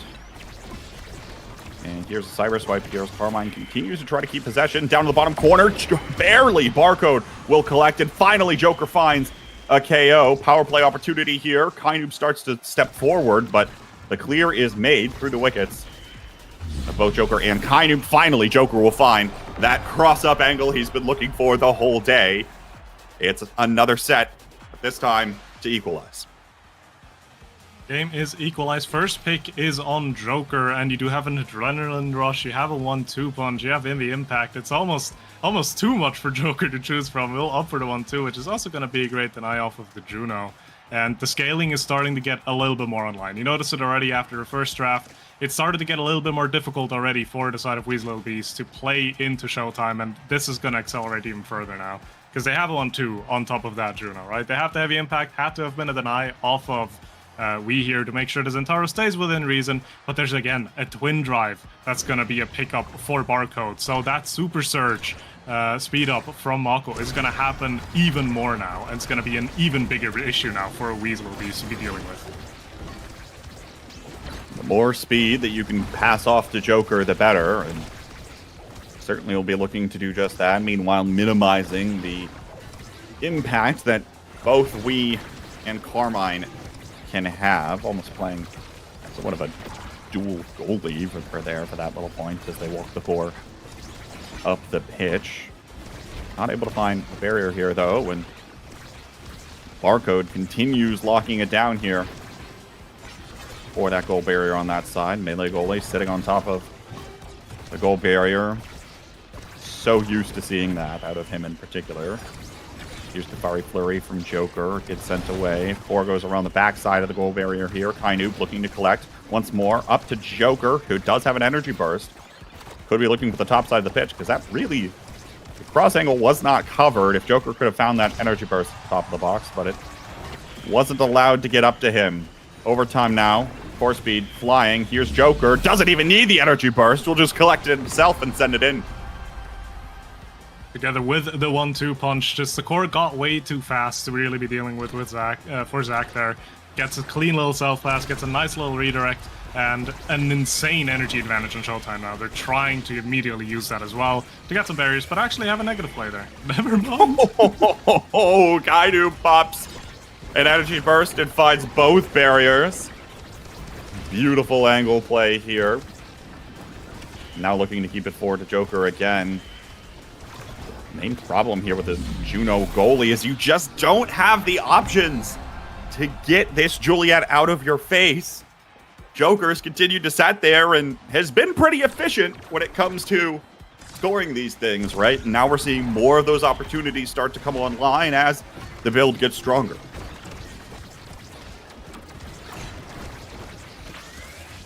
Energy burst now. Here from Barcode, bottom side. Joker's going to get sent off the pitch. The recover drone will get procced. Now, he gets procced out of the opposing brawler as well. Here's the bottom side. Goal barrier down. Strike shot will keep that south goal barrier alive here for Barcode, and Carmine also sent off the pitch here. Everyone's recovery drone now down. All three players that elected to take it as our starter awakening. Another time where it goes around the backside out of Carmine's glitch pop. Can't quite catch a break here. These little bees in this set so far. Also can't quite have the same level of possession they've had previously, and now Joker finds the KO. Power play opportunity. Here's the energy burst. Cross up again. Zaxback is there, but it's denied by Kainoob. Always have to pay attention to where he will end up, and hasn't made his presence really known so far in this game, but now certainly will with that denial and his pick of the litter here in this draft. Yeah, Kainoob and Joker have been so clinical up front and making it so difficult for Zack to really get any kind of clear out. Like, any angle is just completely covered. And again, we're in another point, we're in another draft, and that's just going to be even more snowball that's going to find its way into the hands of Showtime. Team player going to help a lot with getting a fast attack going and getting that set up. Some more size for Joker, also very much worth highlighting, because that's going to make the dash punch even more difficult to deal with, and obviously just basic strike wars as well. We getting a good amount of damage with the Stinger together with Missile Prop on Carmen as well, but I'm not sure if they can still consistently find KOs after that Showtime's been scaling so much already. It just doesn't feel like it's going to be enough quite at this point, right? Joker is going to be even more impossible to move around. Doesn't really, has the extra stagger, has the reptile remedy here as well. Continues to heal up. You're not going to be able to just get rid of this guy. Now he's got plenty of extra size, plenty of extra damage. You can tell because we ends up getting taken down quite easily, quite frequently. Hasn't been KO'd yet, and almost finds the goal there, but the slice and dice comes up just a little bit too short. Gravity Well is there, and beautiful play from Wee here to collapse on the goal on the other side of the pitch off that opportunity. 1v1 versus Barcode, and we will take that. It got a little bit close towards the end. A lot of damage has found its way onto Wii, which is that danger when you are playing Zatara, right? You're not necessarily healthy compared to other strikers, but talking about healthy, those barriers have been gone way too fast at Showtime. They're just looking to close this one off almost immediately and try to get themselves another goal here as they walk up and the flip comes out from Kainoob. Yeah, we'll just translate that. Excellent play. Silent for a decent chunk of the game, but silent no longer.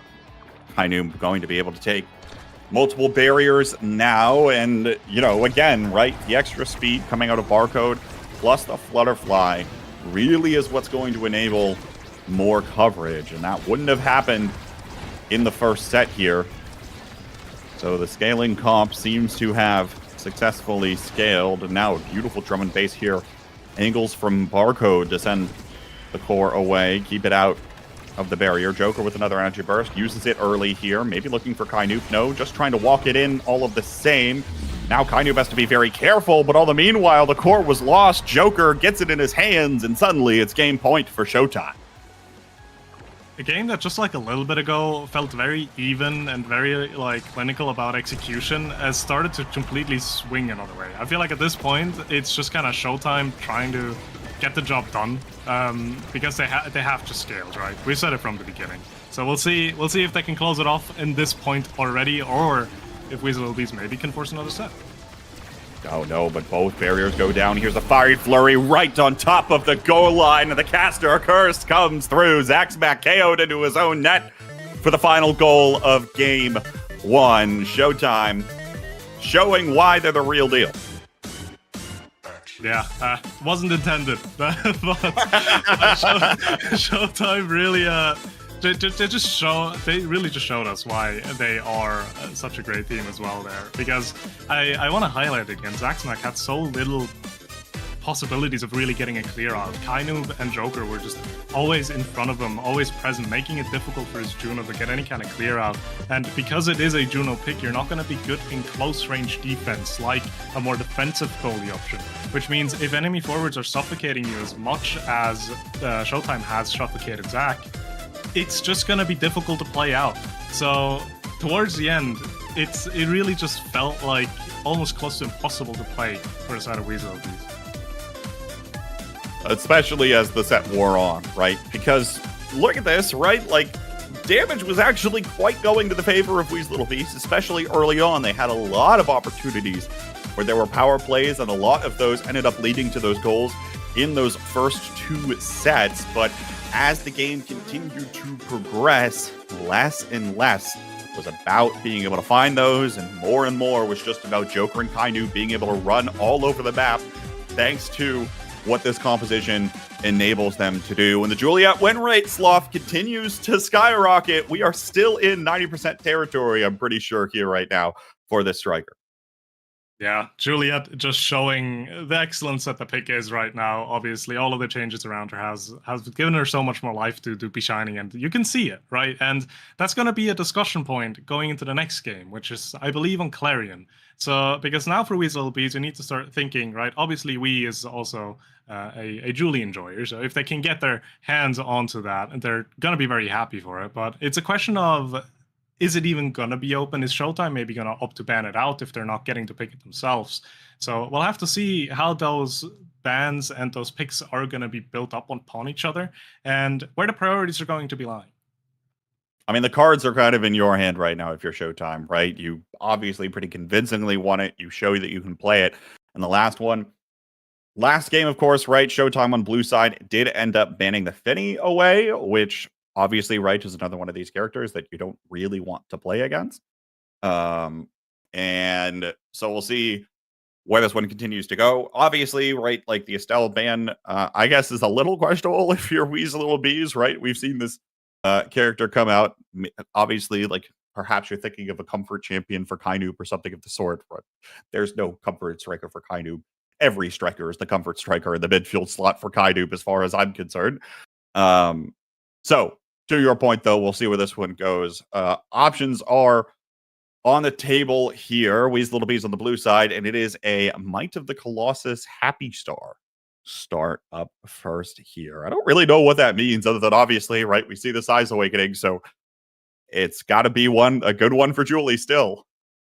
It's always a good one for Julie, and especially if you have something like Might, again, it adds a little bit more threat to the pick, because if you can add something like a Mako or an Arrow to it, that can also give you some size. You're also being given more damage, right? Extra Special, on the other hand, quite a few differing picks that enjoy themselves a little bit of the Extra Special. You can look at Amy with the turrets, play around that, play with that aggressively. You can also opt to just go for something like the Juno again, right? Juno Blobos are going to be very difficult to deal with, especially if there's so many on the field. And I feel like I wouldn't even be able to pinpoint where the picks are going to be going with this one, because it seems pretty widespread. There's a large group of strikers that can enjoy either or the other awakening, or just one of the two awakenings, which means it can go anywhere, really. It's just going to come down to maybe player preference or meta reads. So going to be intrigued to see where the bans are going to be and where the picks are going to be for this draft. We'll see. Hopefully they end up starting this relatively soon. Of course, remember, in the most boring map select of Omega Strikers ever, Game 3 will be Night Market, should we get to that point. And I imagine if you're Showtime, you're feeling confident there because you just run back the Kitten Comp and you call it a day.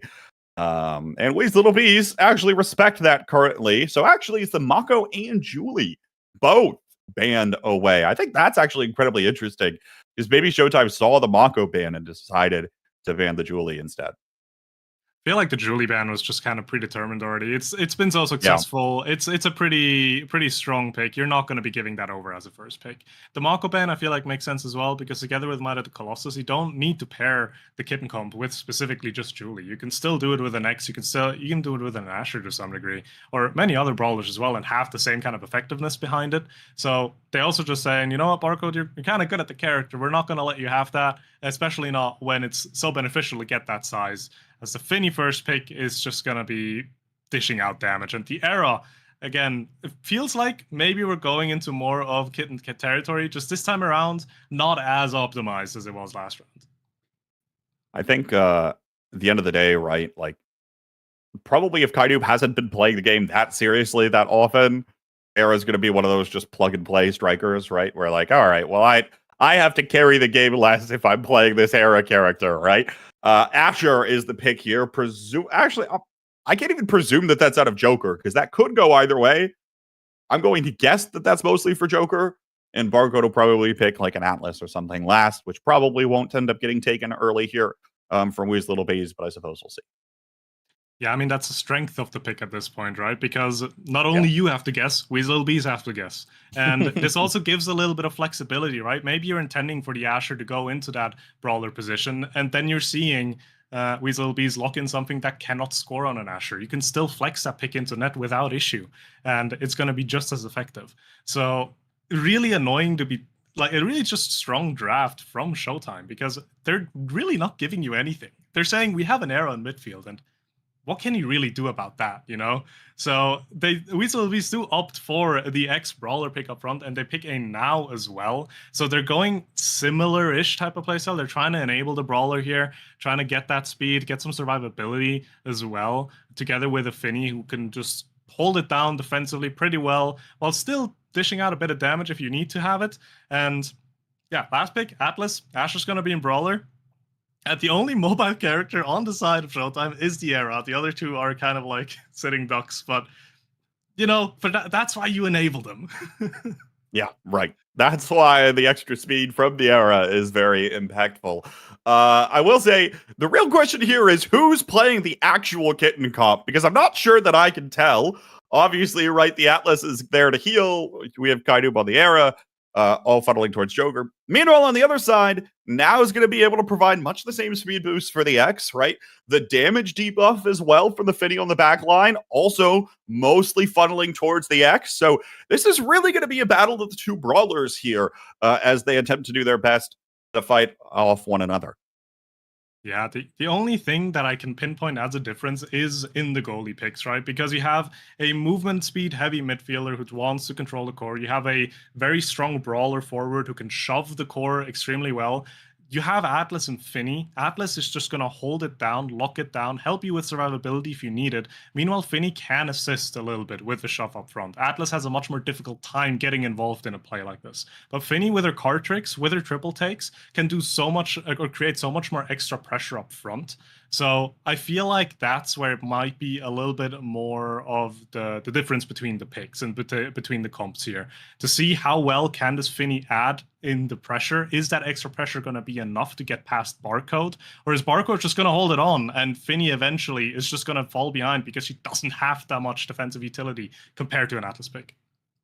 Yeah, well, just keep in mind, right, that there's plenty of opportunities for Barcode to pick up things like projectile distance, and in fact, does have the strike shot here, right, as the main gear thing, which you often see, right, for Atlases. That's no real surprise, but it is worth noting that extra projectile range really does make an impact, and so it might not feel, especially early, like Barcode could get very involved on those aggressive plays, and sure, won't probably have as much stuffing potential as a triple take on the other side out of Carmine, but when you pair that with the defensive might of a melee goalie overall, it can be that much more impactful. Gold Bearers go down here early. Zack Smack is back to help out here as well, and Carmine also trying their best, but combined, they can't get it done. Kainoob steps up to put the goal through.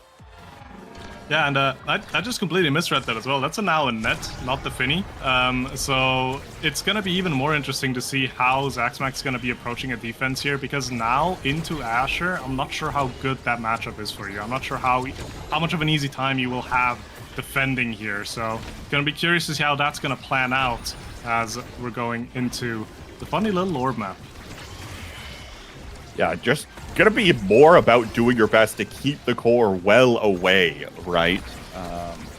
Which obviously is going back to basics of Omega Strikers 101, which I imagine if you're playing Omega Strikers at this point, you don't really need to know the basics because we've been doing this for this long enough. But even still, right, like,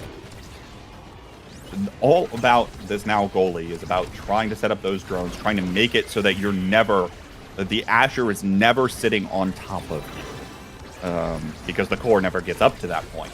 And so the more that that can happen, the better off that Wee's Little Bees here are going to be. Meanwhile, though, the offense is going to start coming through. Joker finds the Energy Burst to find 1 KO, while Wee picks up the Project Maelstrom Orb, and we'll have a little more of a commanding presence for the first part of this power play. Now we'll pop the Energy Burst here, but Joker doesn't really feel much of damage at all from that X Maximus and the Energy Burst combination. Path Splitter, beautiful timing on that, right up as the core meets that goal barrier.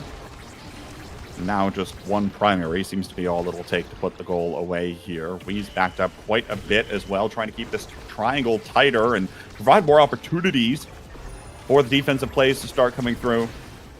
Barcode luckily does not need to commit the Energy Burst on that little goof there.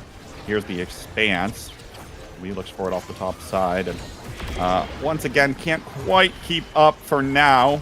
Joker, this time, taken off of the pitch. Kainu burns the Energy Burst, even just as defense for a moment, and Wee finds an interesting angle. I don't know that that was fully intentional, but you'll definitely take that here for the Bees. It's always intentional. It was so intentional, I don't think anyone in the lobby saw it, you know? So...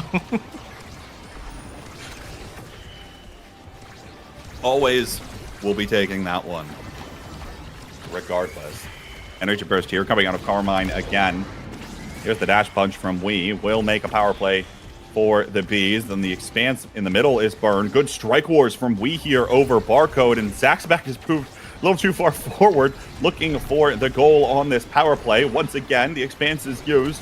Skyrockets the core forward, but enough members were around, and the power play is dissipated. Carmine sneaks up forward, and the core gets over to Wee decently quick enough. So good overall consistent pressure there coming out from Wee's Little Bees. They're now on set point.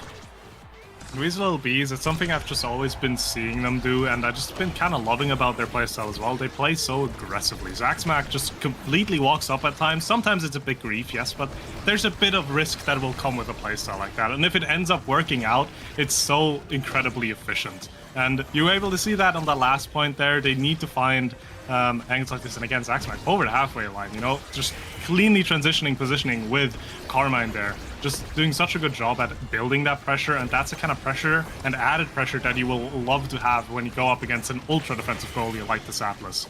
It's a flip from Joker, actually comes out, and the goal just barely goes in. KO found for Wee though. XP advantage. Small little XP advantage. But yes, to your point, something we've been noticing a lot in the past 2 games. We have to be pretty careful here because pretty soon we might be calling it the Zaxmack line rather than the Yeesh line. If he's not incredibly careful and picks his battles wisely. Kainu, once again, Bewitching Beam finds its mark and takes the barrier. Seems like most of the time it's just a formality, but actually the map geometry here favoring Wee's Little Bees right now keeps it in this corner, and you see the lifeline come through for Zaxmack getting involved on the front lines. Joker low. Here's the X Maximus pops, trying to just get the KO, and we will find it here. Power play opportunity now with the Asher not to worry about. Dashing in, Expanse is burned. Here's the Energy Burst from Barcode as well, but now the Atlas has exhausted his resources. Kainu will step forward to get a nice little strike, stall out for a little more time, and Joker finally will come back online. Some of those cooldowns have come back up for Barcode by this point as well, and Zaxback again has to start walking backwards. Here comes Joker trying to collapse on the goal. Not this time. Dashing forward is Wee, maybe looking for the KO there, or just popped the button a little bit too early. Zaxback once again gets a little careful with it. Pops off the post and will stay out for now. Here's the pass down. Now trying to find the connection back up to Wii, but Carmine can't quite do it. There's nothing in the way for now. Finally, it's there, but the X Maximus doesn't come out in time. Barco now uses the Expanse to prevent himself from getting KO'd and stall out the X Maximus again. And so the defense continues to hold, at least for a while longer.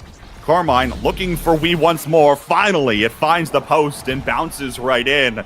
But how long was the iron wall held?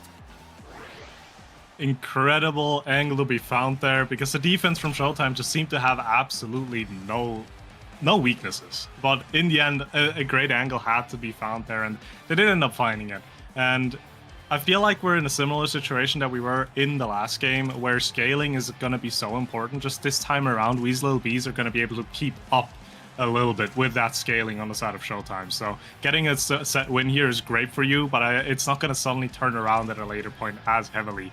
And looking at the Awakening picks that have been picked up, Sparkle Leadership is a great start for Wii. It makes every single Spark so threatening for them to pick up in the future. Missile Prop going to help a lot with damage for Carmen as well, and Hotshot, obviously a great Awakening for them now. So even though you have a decent amount of Awakenings, right, Monumentalist era is still incredibly effective. I feel like Weasel Bees is incredibly happy with how this draft has gone through. I actually have to go back and look, because the other part of the missile propulsion could also be the denial away from barcode, right? Realizing that there's an extra higher priority on that extra projectile range for the projection of this Atlas. Of course, we'll see whether or not that denial makes it even more difficult for Barco to get involved. But for now, even on the penalty kill, Kainoob finds some goal barriers, just walks right up here, and the play is not set for Wee's Little Bees. Finally, they'll be able to find their mark here. Goal barrier down. Triple take was out. Zach's back down to Carmine. Here's the misdirection. Beautiful big finish. Sends it right around to Wii. And the team play comes together. They did such a good job controlling the core there. You even had a little section beforehand where Carmen was just kind of self-traveling off the middle. Just aura farming, essentially. But it just works so well because the team comp of Showtime is so immobile. They have such a hard time getting to core if it's not in your face already, which means if Weasel Bees continuously play away from where Showtime currently is, they can't really contest you anymore. So as long as they can keep that consistent, they're looking really good going into this set as a... I mean, they already have a lead, right? Currently do have the lead in the game so far, and now another opportunity for a goal as the power play comes through. Energy Burst is used at a Zack Smack here as well. Wonder if Carmine will burn his in a moment. Doesn't look like at least quite yet. Once again, looking for this play, maybe waiting for a couple of Awakenings to come online. But meanwhile, here comes Joker in the Project Maelstrom Orb. Carmine will use his Energy Burst to get that core out of there. And the big finish has come out here as well. Right back up to Wii. Beautiful finesse of this Finny ultimate. Zack Smack looking for Wii, but it actually hits a triangle in the middle and means that Showtime will intercept. Joker's got to be careful here, otherwise might find himself KO'd once again. Doesn't really have many things in the way of survivability right now. And you mentioned these strikers not being able to be mobile. It means that they're just the constant target alive for damage to pile on top, especially when the Finny debuff does connect. For now, though, a little bit of a stall. Beautiful patience here from Zack's back, waiting for Kainoob to back on away and prepare on the defensive side. Joker takes a shot. Zack Smack is there. Triple take, big finish, out again. Probably looking for Wii. Almost is able to set it up once more. Kainoob actually this time is going to be the one that takes the Project Maelstrom Orb away. And we're in overtime. Core speed starts to pick up. Beautiful little pass there, but Joker just wide with the shot. Here's an Energy Burst. Once again, patient. Looking for the connection here. Carmine actually just throwing it forward in the big finish. And it's the second set point already for Wee's Little Bees. And what a beautiful pass there from Wii, by the way. Noticing, hey, I'm not going to get this past the Atlas in any way, shape, or form. Carmen walks up to help and sets himself up beautifully with that Finny ultimate there. So incredibly well played to, first of all, see the pass and then execute on it so well as well. Now, Carmine's been in the lab here with some of these Finny ultimates. The way that the core has been able to move around seemingly always to get in the right spot at the right time. in the plays that do end up becoming successful is a big reason. But even while we was busy getting a KO, Kainu, not to be outdone, will pop the energy burst, send the core through, and shows that there's still signs of life here for Showtime. Still very much signs of life, but they're still playing an uphill battle at this point. They're fighting an uphill battle because Carmen has a flip, right? That is going to be a bit dangerous to deal with. It is gone. That's actually huge. Already burned away here. We forced a retreat, though, and now is going to be KO'd all the same. Finally, a power play opportunity here for Showtime as they look to the top corner. They use it in an effort to get the goal barrier. And are now looking down the bottom side. Big finish this time was interrupted. And it's back over to the blue side of the pitch here. Kainu sets up the Maelstrom. The core doesn't quite get in front of it in time. I'm just looking to send this one, keep this one away from Wee's Little Bees for now. Joker just doesn't really have enough tools at the moment. Big finish is out. Here's the energy burst here. Carmine, only so much you can do as the Finny with the Brawler core flipped in the top of the box. Set point for both teams now. Yeah, and that is the downside of the risks that Zach is taking, right? By walking up so much. If the core goes around you, it's just going to be incredibly difficult to defend, especially if you just allow the Asher pick on Joker to be so aggressive, so upfront, and so consistently threatening there. It's going to be difficult to hold on to those points. Both goal barriers already down now. Showtime looking to just equalize the game here. Feels like we've been here for a while, but no, folks, this is only set 2. Core flip used.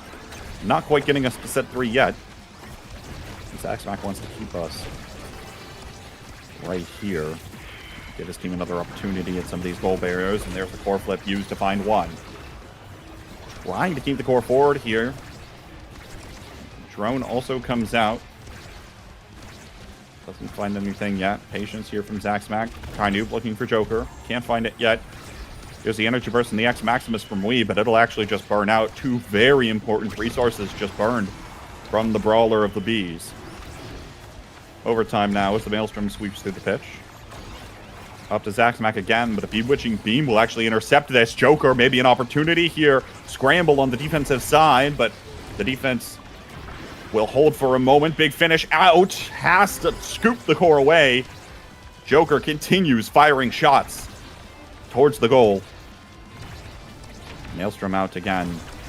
Not able to team up with the core here. For Showtime. Meanwhile, Barcode holding on the back lines. KO comes through. Power play opportunity now for Showtime. Strike shot comes up just shy. Here's the energy burst. Barcode almost looking for the shot himself. Doesn't find it there. Triple take. Intercepts the core away from Joker in the passing lane. Interrupted again between Kainub and Joker. Carmine with the energy burst here. Has the misdirection. Again, covering that passing lane.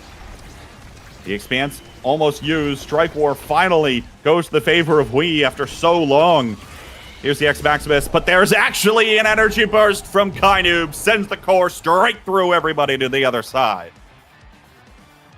That was such a controlled and, like, it was such an intense point, but not hectic, if that makes sense. Both teams just controlling the core, getting it into areas to play with, making sure the enemy doesn't get a touch on it if they don't want it to them to get a touch on it, and making it so difficult to play. And in the end, Showtime, especially with that flip from Kainu, just was enough for them to find that angle and get the goal, as they're now going to be rewarded with more speed on the era. A spark pickup for Barcode, largely going to be a deny as to not get cooldown for the entirety of Wee's Little Bees. Some size onto X is going to help a bit as well for Wii here. The heavy impact, by the way, for Zaxmac, going to help a lot with those cooldowns. Going to make sure this now can enable her forwards so much more consistently here. I was definitely expecting the spark of agility to get picked up from Wii, but actually just passed on it altogether. So there's only one more spark in the game right now, despite Wii having the spark of leadership picked up as the first pick in the first draft. Seems like it could have potentially led to not the highest amount of impact on the game. Obviously, size is size when you're playing any brawler. But Maybe we'll wonder what could have gone differently later, especially as speed was picked up for Kainoob, especially with those stacks on stacks. Obviously, some more size here out of Carmine. A little bit of extra speed there as well, but a small little Fitty. How much is it going to be able to do? Dancing around the pitch here in the midfield. Actually, quite a bit, right, with the summons and such, but I digress. Here's the dash punch coming out of Wii. Denied in the core flip is Joker, and now the triangle comes out. There's a beautiful bell ringer right back to Wii, who will punch it through.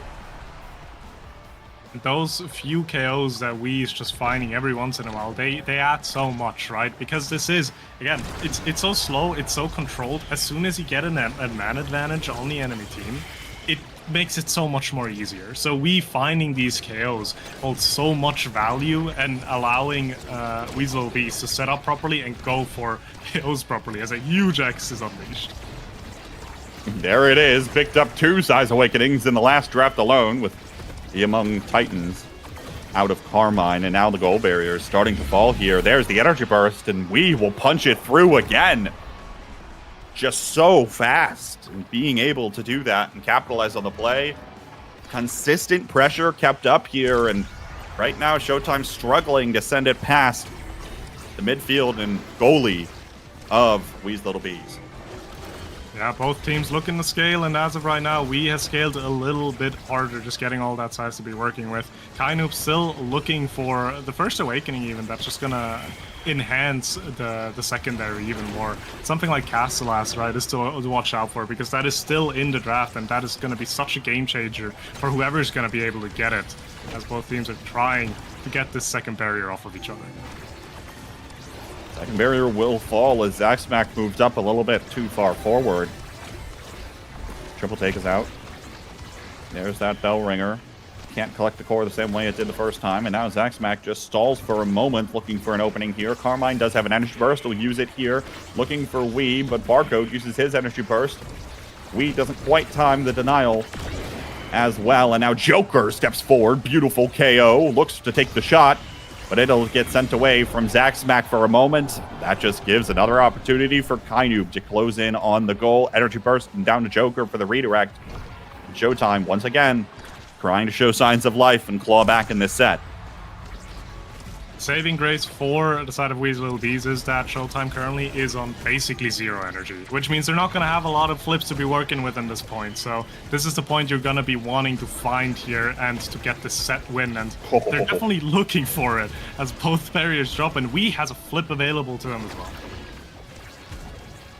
That energy burst online is going to be critical here unless it has to get burned to the defensive side. Joker finds the barrier versus Zaxmack here. Drone is out. We might be looking to collect here. The big finish is out, but the core is sent away before the explosion. Here's the energy burst. Comes out maybe a little preemptively and can't guarantee the goal. Stays out for now. Kainoob up to Joker. Joker's not there in time. Doesn't have any speed whatsoever on this Asher without that Flutterfly bonus. We'll be looking for it, but it doesn't matter. Carmine continues to take care of business himself with those big finishes. Has been the finisher for multiple goals so far, and Wee's Little Bees just 1 set away from taking game 2. Ooh, that snowball is starting to get a little bit stronger for Wee's Little Bees. We will have the choice between Adrenaline Rush or Specialized Training here. Just getting a bit more damage. Goes for Reptile as well. And actually, not even that bad, right? You want that extra survivability. You don't necessarily need more damage to continue playing for these KOs. But the primetime pickup for Kainoob is going to make Wee's life a lot more difficult now, because I do not believe this X is going to stay big for very long. Other than that, just speed being picked up across the board. Joker getting the Adrenaline Rush for himself. So if the side of Showtime can find a KO and play off of it, that's going to be an immensely strong power play. Both teams probably looking for plenty of power plays. I imagine that's part of the logic too from Wii, is denying away those defensive awakenings and preventing them from getting out of hand. Though the one thing I will say is that at this point, it feels like if a Bewitching Beam comes out of Kainoob, Wii just shrinks back down to normal size. And it's not actually that big of a problem. Obviously, not exactly what you want as a brawler even still, right? But maybe not quite as damning, I suppose. All things considered. Here's Joker looking for the fancy footwork. Flutterfly is out of Kainoob. Can't collect the core, and it just drifts down to the bottom side.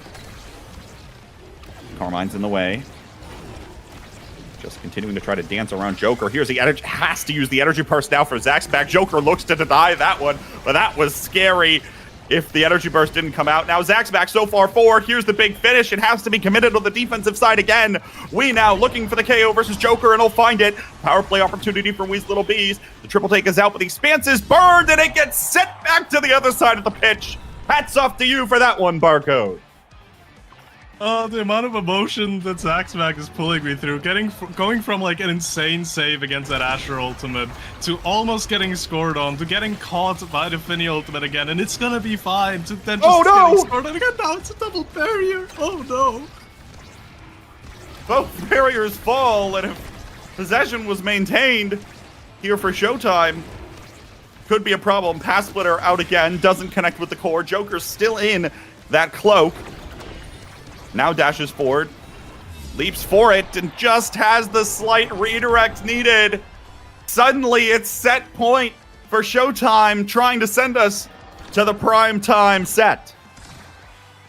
Ooh, that is a very scary set to go into if you are the side of Wee's Little Beast, because I mentioned it before. Castellas still on the board. If Kaino was even close to the start of the next Awakening draft, you are gonna be in for some trouble. Oh no! Both barriers drop. Uh-oh. What is happening now all of a sudden from Wee's Little Bees? You looked so calm and composed earlier, but now it's double barrier after double barrier after double barrier, it feels. Could have been 3 quick points for Showtime here in this 4th set to really pick up the pace of the plot. Looks like they're still looking to finalize the goal. Can't quite do it yet. Wee is backed on away, but there's the core flip on the goal line. And here we are, folks. It's the primetime hour. Asher is getting the first pick, so at least it is not Kaino. If Kaino gets the first pick here for the Castellas, it's looking a very, very grim. Asher's still gonna be able to get up an insane amount of Awakening, so you have some more size you can go for. Twin Drive is something that Barcode's gonna be eyeing, and I mean, someone's gonna have to take Castellas from Wee's Little Beast. Fortunately for you, both X and Now are kind of fine with it. So I believe this is going to be a pickup, yes, for Wii, making sure that that's not going to go on to the Era, which is a saving grace to some degree. You have more cooldowns on Barcode, picking up a second Spark here, and obviously Twin Drive, an incredible pickup for Zaxmack as well to help with those mines and that upkeep. But if you're Wee's Little Beast, you're already not happy you're in this 5th set in the first place, and now there's more power on the side of Showtime, so you're going to have to find a very strong approach for this set here. I'm actually very curious on this one here because the size, of course, on the big fish, of course, is important for Joker, but the little bit of extra stagger, too, might play more of a role than we think, especially given by the fact that he already had an additional one, going to make him a little bit more difficult of that target to fall. Now, unfortunately, it doesn't say anything about his midfielder, who's already taken off the pitch here to start off our 5th set. Carmine collecting the core, just trying to keep possession here. Zaxmack was pretty far forward, but we'll keep the core away from the barrier for now. The Flutterfly speed is out, as is the secondary speed from Zaxmack. And the core drifts to the red side of the pitch. Here's the bull rush forward. Barcode, beautiful energy burst, keeping this away, but there's the X-Tech, uses the X-Maximus to find the goal barrier, and 3 energy bursts are online right now for Wee's Little Bees. Everything in the toolkit here could be thrown towards the goal, and 1 will go around, 2 gets denied by Joker, and now all of a sudden it's 2 energy bursts for Showtime here as well. They can send this one right back the other direction, and we low on resources at this point. Separated from Zaxmack on the front lines. Maelstrom looks to walk in the core. Beautiful energy bursts exchanged here. Zaxmack keeps this goal barrier alive. Really important and crucial right now. Continues to do it and then sends it away again. Finally, a KO comes through here. Joker taken off of the pitch, and the pitch opens up all of the sudden for Wee's Little Bees, but the core continues to fly and feels impossible to control. Joker's back online, and here comes Kainu with the Project Maelstrom Orb. No, doesn't quite collapse on it soon, but there is the Bewitching Beam to send it through in overtime.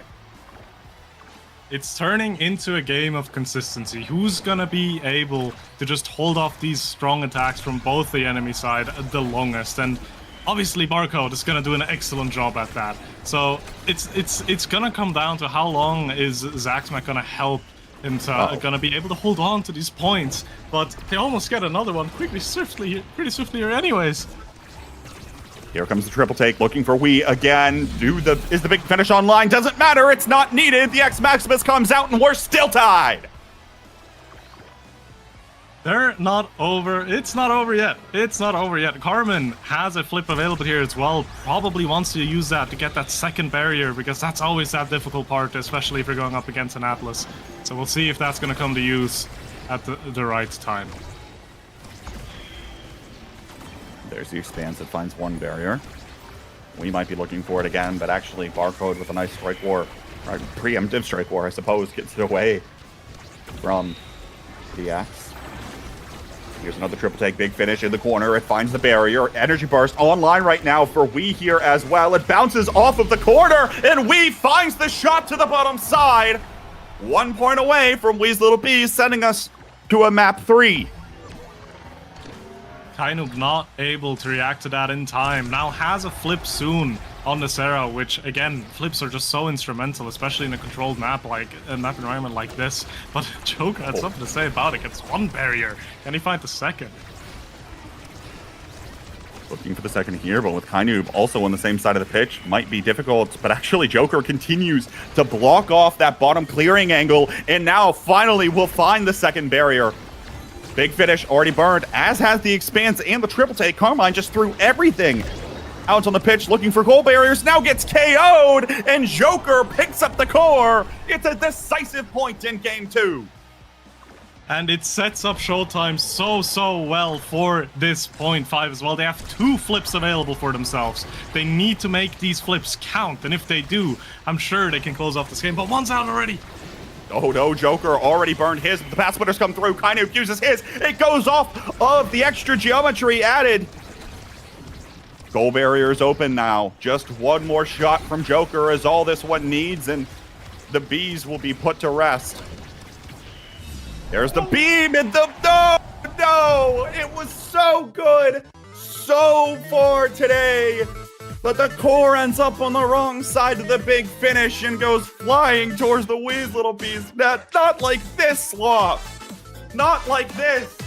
Oh no, they played it so well. They were keeping up the fight for so long, and in the end, the funny little Finny ability was a bit too much. The goal is found for Showtime, and Showtime finds the victory. Oh. They had so much going for them there at the end. Everything seemed to come together. And then at the very end, they're going to regret that one for a little while, I'm afraid, on that one. Beautiful play from both teams here. And again, right, like, I think here's the most interesting part, I think, about this series. Coming into the season whatsoever, oh cool, Wee's Little Bees qualifies, but like Showtime has won every S tier for the longest time. That was not the presumptive best team in the league stomping against the newbies, right? Like, that was incredibly close in the season that we expect to be incredibly close. 100%. Wee's Little Bees, they had chances to just they showed the potential to take it multiple times, and they just kind of fell short at the end. But it's still like, it might be a loss, but it's a loss to the current defending champions. You know, like, it's fine, and you had an incredible showing with it, which is also great for yourself as well. Obviously, if you can choose, you wish to not start the season off 1 and 3, but it's still an incredible show of strength and a good sign for them going into the remainder of the season for sure. No team is a sleeper team in the North American Strikers League, as the next 2 teams will continue to prove. It's PPL versus the Sundubu Strikers on the other side of this short break.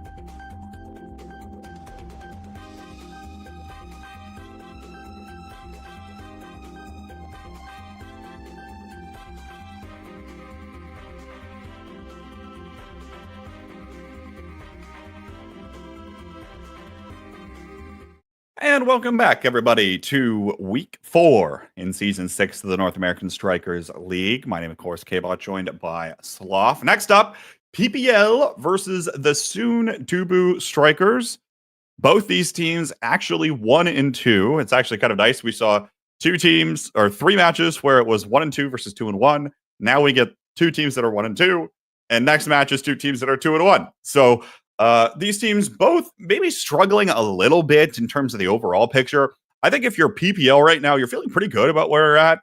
Your losses, to Showtime and to Hungry Like Nephew. So, like, if those are your 2 losses, you're kind of chilling, I think. Soon-to-be Strikers, of course, last week of play, coming off of a 0-6 against Return to Form. Did not quite look like themselves, and today they're actually not playing with their full roster either, Sloth. Yeah, today they are playing with Cardbox in that midfield position. So it is Shapeshifting Cardbox and 3Z going at it, and we'll see how well they're going to translate into that substitute roster as well, as we're starting off with a little bit more of a chaotic start. Demon Dice, and we have Big Fish with Adrenaline Rush, and PPL seems to have a very clear game plan here. Triple Adrenaline Rush start. KO them, as it is, although not running a traditional brawler. It's the Aimee plus Estelle combination here for PPL. Maybe a little on brand, I suppose, for PPL in particular as a team. On the other side, of course, right, 3 Big Fish, mostly prioritizing that extra size and not playing towards the Adrenaline Rush at all, which is actually interesting, Sloth, because the soon-to-be Strikers are the team that actually ended up picking this stage. Historically, right, Demon Deus has been known to be one of those ones where the damage meta especially is really going to thrive. A character like Vice in particular, right, having that extra damage, those extra explosions, and ability to cover the goal barrier. So interesting here to see the soon-to-be Strikers not really opt for that damage at all. Yeah, most definitely. I feel like they're just going to go heavily into the control because, I mean, look at the comp that they've drafted, right? They have the Julie, obviously. And then again, just 2 enablers with Cardbox on the Now and Shapeshifting on the Era. So I feel like that extra size is just going to help them be more consistent in those strike wars, in that strike war area. You're not really farming for Adrenaline Rush procs, right? So you're just going to try to out-control the essentially triple midfielder comp that PPL is running, and it seems to be working out just fine so far, because once you get 3Z into any kind of close range situation on this Julie pick, you can't, like, none of the enemy team can defend that, really. It's a Juliet, folks! We've been talking about it for the majority of the day so far. And here it is again. It's picked and piloted by perhaps one of the players who's been playing Juliet for the longest at this point. As a presumptive main, of course, as I talk about him, he instantly gets KO'd, and the goal barriers for his team will fall, as is per tradition. But nonetheless here, right, like, the second that you get this Juliet in the position, which should be able to be done with the amount of extra speed that's being provided to the striker, probably going to be in pretty good shape, especially as things continue to rack up now, right? The other caveat is, well, if PPL can really start getting that damage online, potentially there's an opportunity where the damage will start to scale completely out of control. It'll also be important to minimize that, but of course the goals are continuing to go in now for the soon-to-be Strikers. Yeah, just the base control is going to be a bit stronger for now, because you do need to find more damage if you are the side of PPL. Unless, I mean, you can also just do that, and that also works perfectly fine, but more often than not, you're probably gonna be able to find, gonna be needing to find more damage. And for as long as PPL not finding more damage awakenings, that pure speed and control game plan from the side of the soon-to-be Strikers is gonna be a bit more effective. So I'm expecting them to take the first set here if things keep going the way I would kind of guess they would be going. Well, they're certainly going that way now, as it's Average Alex taken off of the pitch by 3Z Breezy. Here's the energy burst here. A lot of defensive resources being committed now, and now Shapeshifting with a Maelstrom sweeps through and gets Bloom off of the pitch. It's a 3-0 early set here for the soon-to-be Strikers. 3-0 early set, first pick for shapeshifting on the era. This could be dangerous. We have a Castellast. I repeat, a Castellast is in the draft, and that's gonna go on the era. So yeah, the snowballing again. Throughout the entire last series, I was talking about it, and now as well. Again, snowballing is gonna be a big thing. Goes for the aerials actually here, which I guess it's gonna make you more effective with the speed, right? You probably don't need specifically the duration of the speed up, more so the efficiency of it, because you have a lot of speed ups anyways. And again, like Cardbox also picking up Fighter Flight here is going to be massive. 3Z getting a little bit more size is going to help a lot as well. But honestly, on the side of PPL, you're pretty happy with the 1-2 with the Trin Drives as well. I still feel like the Sundubu Strikers though just got more of their win con, which is just, hey, we're going to be faster and you're not going to be able to deal with us anymore. Yeah, the other thing, right, to comment on with the aerials pick instead of the Castellast is the aerials is something that Bloom might want, right? The extra dash range plus the projectile range, especially on an Estelle goalie, could have been incredibly impactful. But shapeshifting denying that right up away. So not only is it potentially more beneficial for the era, but also takes out a huge best in slot for the Estelle on the other side of the pitch. And continues to be the same game plan here for the Sundubu Strikers. Just procure 3Z the Rock and let them punch it in. Seems to be doing the trick just fine up to this point. Damage set aside. And even still, shapeshifting. Beautiful couple of defenses there with Cardbox teaming up. And power play opportunity now for the Sundubu Strikers as 3Z in the interim was able to find one of those KOs. Energy Burst here, preemptive out of Maloom, but even less resources now. 3Z burns his early, but it's over to Cardbox at into the net. Really good passing play for 3Z there again, realizing, hey, I can't get it past both of them on my own, but Cardbox has an angle.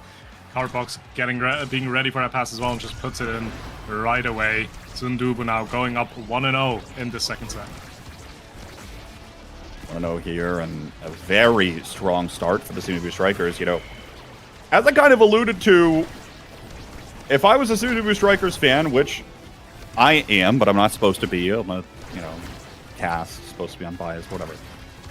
But I would, heading into the day today, I'd be a little worried, right? Like, coming off the last one versus Return to Form, who, by all accounts, shouldn't necessarily be one of the best teams in the league, right? You would have expected them to be maybe toward the bottom of the pack. They picked up a handful of decent wins and kind of got the upper hand quite significantly in the series 2 weeks ago versus the Sundubu Strikers. Struggling a little bit to put the pieces together, but for now they've come out swinging. It was a 4-0 open for them. And finally the drought's been snapped here by PPL getting their first goal on the board. But even again, right, like I think PPL is going to have a lot to prove as we continue in this season, right? They'll probably always be considered somewhat to be the underdogs in this league, no matter what they end up doing or who they end up beating. Around the backside here. Energy Burst is out, and now power play opportunity. Adrenaline Rush has been procced, and that'll allow for the goal barriers to fall. Now beautiful use of everything in the kit, and everyone gets involved. Just shoving the core through. Yeah, that extra kind of pressure that comes out of 3 characters with a dash ability, right? As soon as you're going to be a little bit close to that barrier, to that goal, we can just immediately all jump on it and add that pressure. And obviously the Era pick, not going to be, again, not going to be the best character when it comes to close range type of defense. So excellently played by the side of PPL, as now they're trying to hold on to this point for now, lose both of their barriers pretty swiftly. Now 3Z maybe trying to set up a dash punch here, almost gets it in, but defended really well from the side of PPL. Just enough room for the defense to be there. And didn't have the punch either to secure the goal. Fiery incredibly low on stagger, has to be careful here, and 3Z is in pursuit. Goal barrier will fall, and here's the Supernova from Average Alex. There's the Fiery Flurry out, but Fiery does have the dodge to get away from that one. Shape-shifting, able to keep the core away here. Energy Burst is out, down to the bottom side. Sundubu Strikers maybe trying to pick up some pressure here, but can't do it yet. Here's the Energy Burst from Average Alex, looking for Fiery, denied from 3Z. And now the connection is made. between Cardbox and 3Z. Looking maybe again, but at this point, 3Z doesn't have a lot of speed inherent in what he does, but he has plenty of abilities once those cooldowns come back online and is able to get it done. We're on 0.5 here in set 2. Yeah, that double size together with the Mighty Colossus was just enough for that Juliet dash punch to connect. And now 3Z has a flip available as well if he wishes to use that to get the barrier down. Bloom has one to defend with, so we'll see who's going to get more out of their flip value-wise here. As soon as the Strikers just immediately start up an attack again and get one barrier off. One barrier down, energy burst used out of Bloom, trying to get it away, but the Sundubu Strikers are right back at it, shape-shifting up to the midfield line here, looking for the gold barrier, will be able to find it just there, and now the Fiery Flurry out of 3Z here. Thunderstruck comes in a little late. Shape-shifting will be back in time. Defend this gold barrier, and Cardbox teaming up here with the drones. There it is, just gets right up to 3Z, and he'll pick it up to put it in. That was the value of the aerials, right? Just at a moment's notice, that aerial secondary was being used there, and 3Z almost immediately able to just run up into Bloom's face and get that dash punch through. Not much you can do defensively there, as we're going into another draft where Cardbox will have the choice to go first. It has a primetime pickup, which is going to help with, again, just core control, being present across the field as well, and more importantly, going to be a solid deny pick off of both Bloom and Average Alex, as the extra special finds its way onto Shape. Again, really solid as a baseline for Era, but also makes sure that this turret from Fiery isn't going to be up all the time. And another size awakening, by the way, for 3Z here. So while we're getting, again, everything that Sundubu kind of wants to have, there's also a lot of damage being found on the side of PP Legends, because that's a specialized training for Average Alex. That's a missile prop from Bloom, and a second spark now for Fiery, both the cooldown and the power spark in his hands now. So this could get a bit scary if the future drafts are going to be more spark heavy.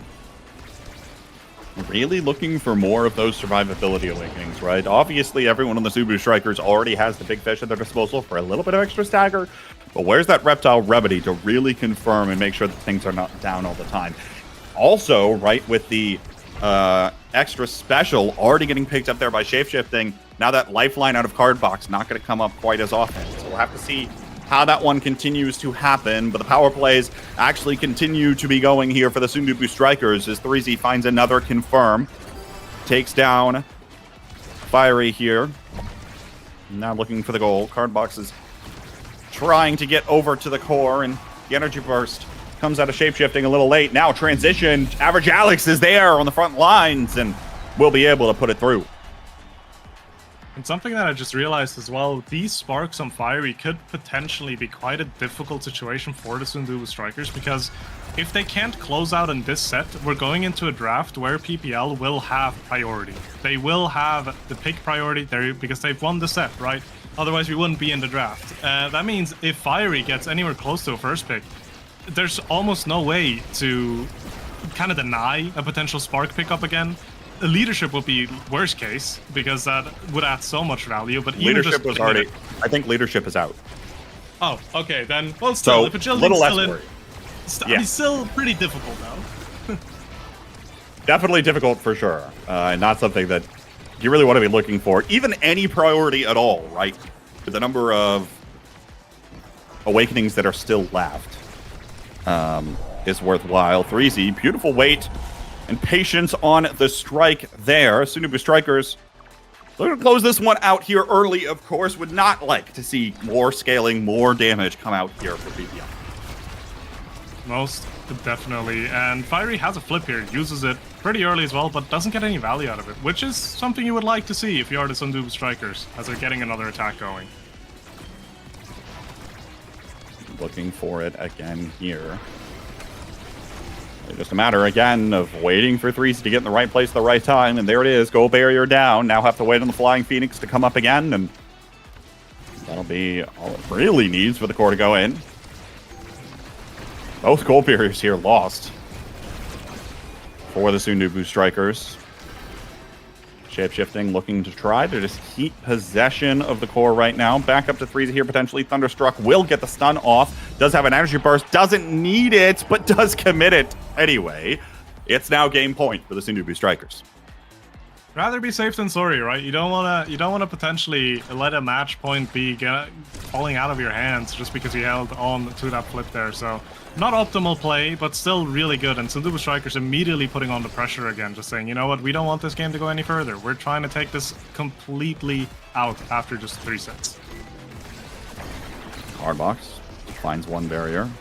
Breezy stunned away again, picks up the core with the Fiery Flurry. It gets sent away, but it doesn't matter. He's still right there. Flying Phoenix is out, but it hits the retracting goal gates. There's the energy burst out of Bloom, but even still, it feels like it's possession for the Sundubu Strikers right now. Average Alex steps forward.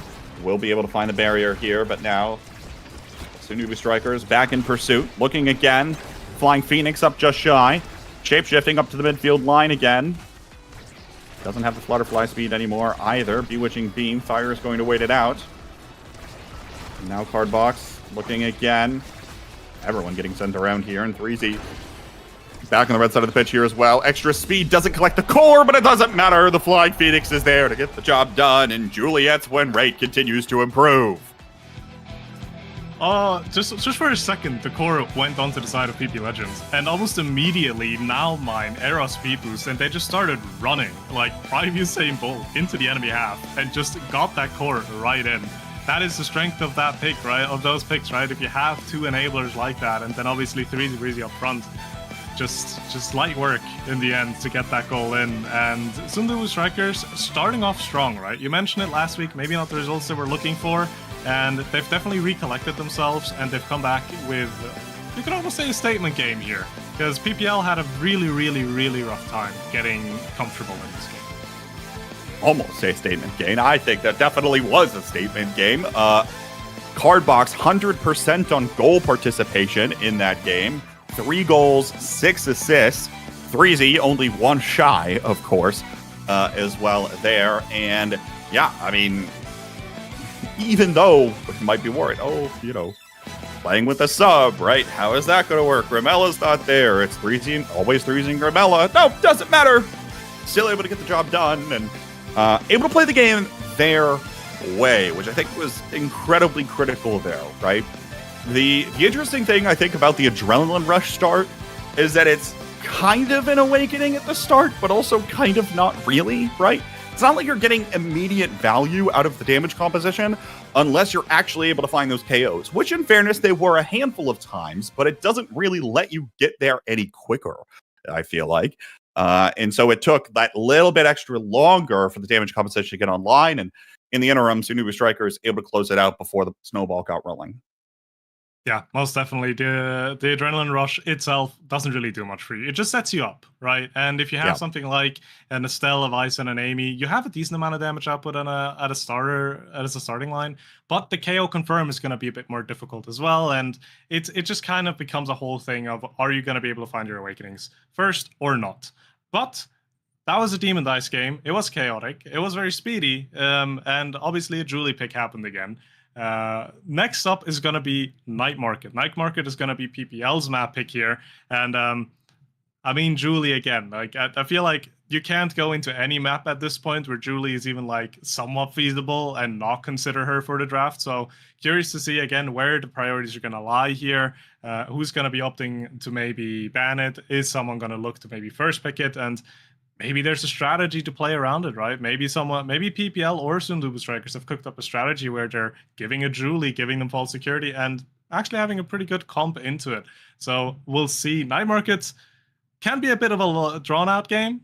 So we'll see who's going to get the more solid team comp here, which I feel like is going to be very valuable.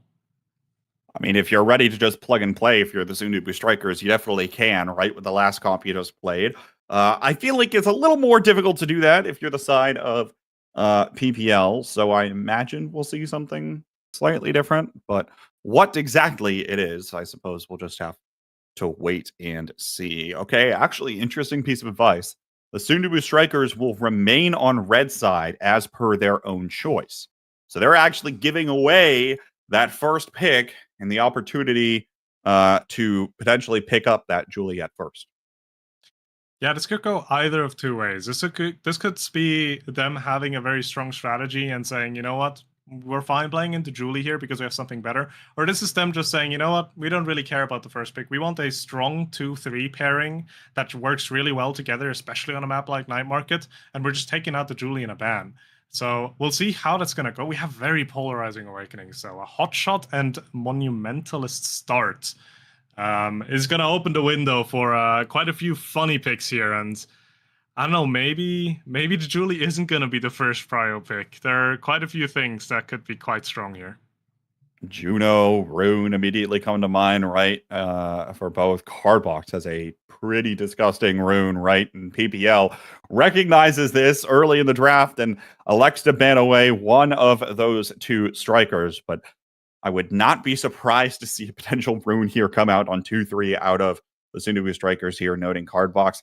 I imagine soon-to-be strikers might just ban away the Fitty again. Might as well. Worked last time. No need to change up, reinvent the wheel here.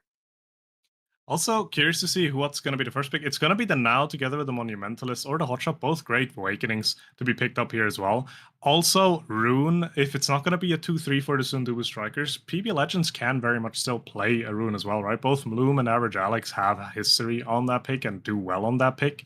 So we'll see how that character is going to be incorporated into this draft, because it is a very strong pick as a baseline already on its map. Dude, Sundubu strikers, they see Era. Oh, they're just, come on. Why overcomplicate it, you know? Like, just the fries in the bag. Oh. I was like excited for a moment, Sloth. I was really excited that we'd maybe get to see a Rune again or something. And maybe we still will, because it's probably just Shape picking up the Era again. So maybe we still will. But put the fries in the bag. It's the Juliet again for 3Z. Is what it is. All good. Hey, the win rates don't lie, you know? You just gotta prioritize it at times. And again, like Arrow Julie together is just so strong if you get both of them. So we'll see where it's gonna go here. As Erasmus, Kai is gonna be the pickup for the PP Legends. So they're just kind of going for an all-rounder comp here, wanting to go into that core control area, wanting to have a little bit of that survivability with the Now as well, having a decent amount of shove as well with Erasmus. Erasmus also into the Era could be an interesting matchup, because the Erasmus obviously likes size. Era's just going to make him small, but Era also doesn't deal incredibly well with playmaking, and Rasmus has the potential to playmake quite heavily here. So curious to see how that matchup is going to go, as the Amy is going to be the last pick, and unfortunately for us, Rune ignored. Maybe another time. Okay, no fun allowed, I suppose. It's week 4. We got to lock in. Yeah, whatever. I mean, right, the comp is going to work, right? You plug and play probably these 3 strikers anywhere you really want to right now, and it's going to be just fine. To your point, right, the all-around comp right now for PPL, probably favoring a little bit more towards that core control side, could be more challenging. I'm also curious to know whether it's Now or Kai goalie. Obviously, we saw I was about to say Maddie, because that's just the PPL goalie I'm so used to for so long. Bloom was on the Now in the last game, right? But will be interesting to see if that's still the idea or if we end up straying away from that. Yeah, most definitely. It's going to come down as well to just what are you more comfortable with, because you're going to have to defend against the Julie. And Julie's not easy to defend against. You have tools on both Kai and the Now to defend against it, especially with the Now, with the Mines and the Monumentalist. You probably have the easiest way of dealing with it. But a Kai Barrage, a well-executed one, is also going to do quite a bit of work. Although I probably would lean towards the Now being the goalie pick here, because again, it's just going to be the easiest one to execute. I'm going to be curious to see how well PPL is going to be playing just the core control aspect of it, because they need to be very careful around those edges. Because yes, we've highlighted Julie. We've talked about Julie all the time. It's a great pick, but she's not the only character in this game for the side of the Sundubu strikers that can KO close to the edges. Amy has a pretty strong KO around the edge of the map as well, with that cyber swipe, with those glitch pops. So that kind of area of the map is something you want to be avoiding as much as possible, because if you're playing around there too much, you're probably just going to get picked off.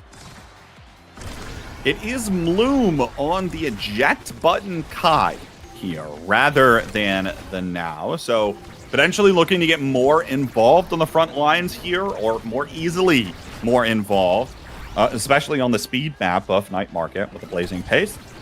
We'll see whether or not that ends up, of course, panning out, as a lot of the historic, right, really solid speed awakenings for a eject button Kai really aren't picked up that often anymore, so it feels. So we'll see how this one comes about, but at least early on, Bloom has popped that eject button a couple times, and it has gotten a little bit more pressure towards the Sundubu side of the pitch. Cardbox has the energy burst for the second gold barrier, and now 3Z awaits the core, but doesn't matter. The Giga Blast comes out, and that's a hot shot Giga Blast. Core goes flying into the net. Yeah, Bloom doing a good job getting involved a bit up front early already, and those Giga Blasts is not something you should be underestimating, because that hitbox is rather massive, meaning if you are not careful around it, stuff like that can happen. And Shape had to find out the difficult way now, but obviously first goal, nothing's over yet, and we're again back to a pretty even state on the map. Here's 3Z again, does have the energy burst, doesn't pop it right away. Going to be looking for it on the dribble here, potentially denied by Average Alex. And the core will stay on the red side of the pitch for now. He's got Brooks again in the corner. Fiery moving forward. Shapeshifting will have the energy burst to send that one away. And now back up to 3Z. There's the Juliet, folks. There it is. It's the same thing, you know, in love.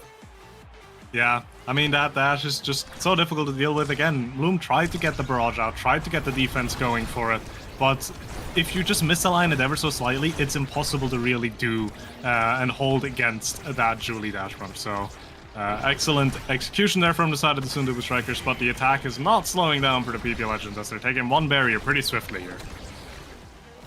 One barrier down, 2 energy bursts to their name as well. And there's one used for the KO against 3Z Breezy. Power play opportunity now for them. Barrier, second barrier will fall. And now there is the pendulum swing to put away the core. Well done on the execution and the pace to get that core into the net. Most definitely made the most off of that power play as well. Said, you know, we don't have to waste any time. We're just going to put it in. We're not even going to give you the chance of coming back into the play and do anything about it. And now they are just one goal away from taking his first set, with a flip on Bloom as well if he does need to use it defensively. We'll see if that's needed. Cardbox also has a flip, potentially to use on the offensive side. This Bloom will burn his.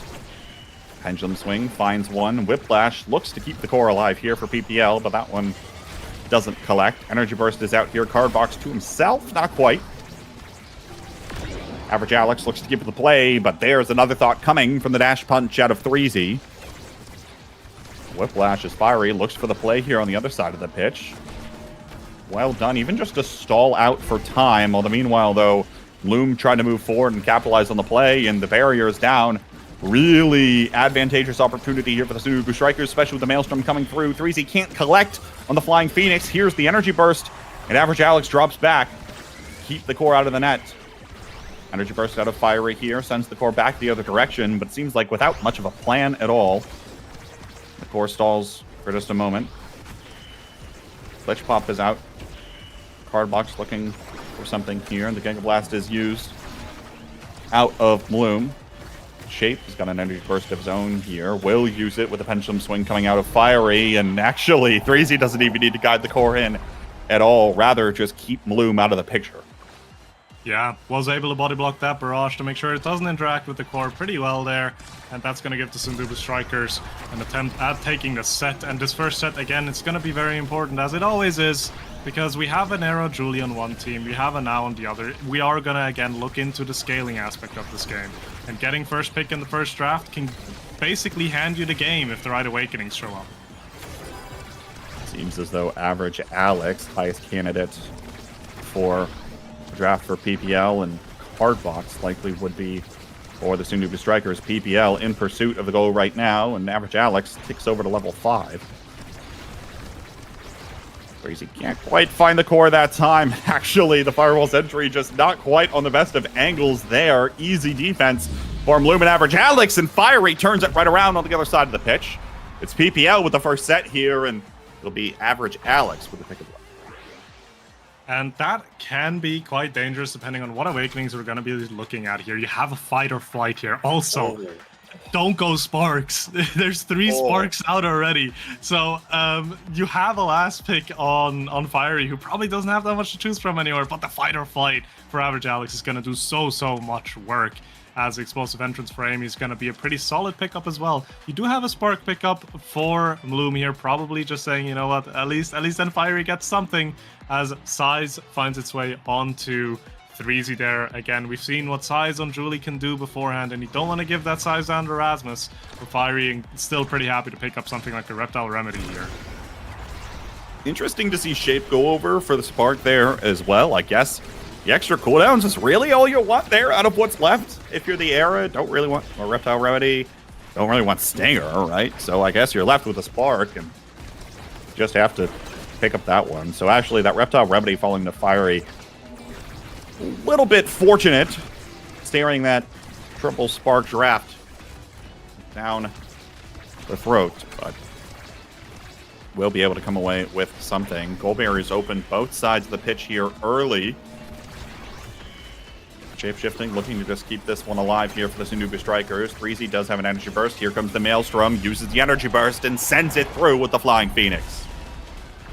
Yeah, not much you can do defensively there, even if Bloom somehow got a strike on it. Cardbox was right there with the Cyber Swipe as well, just shutting down any kind of potential angle there. So incredibly well played out by the side of the Sundubu Strikers here, as they're immediately kicking off again with a barrier take.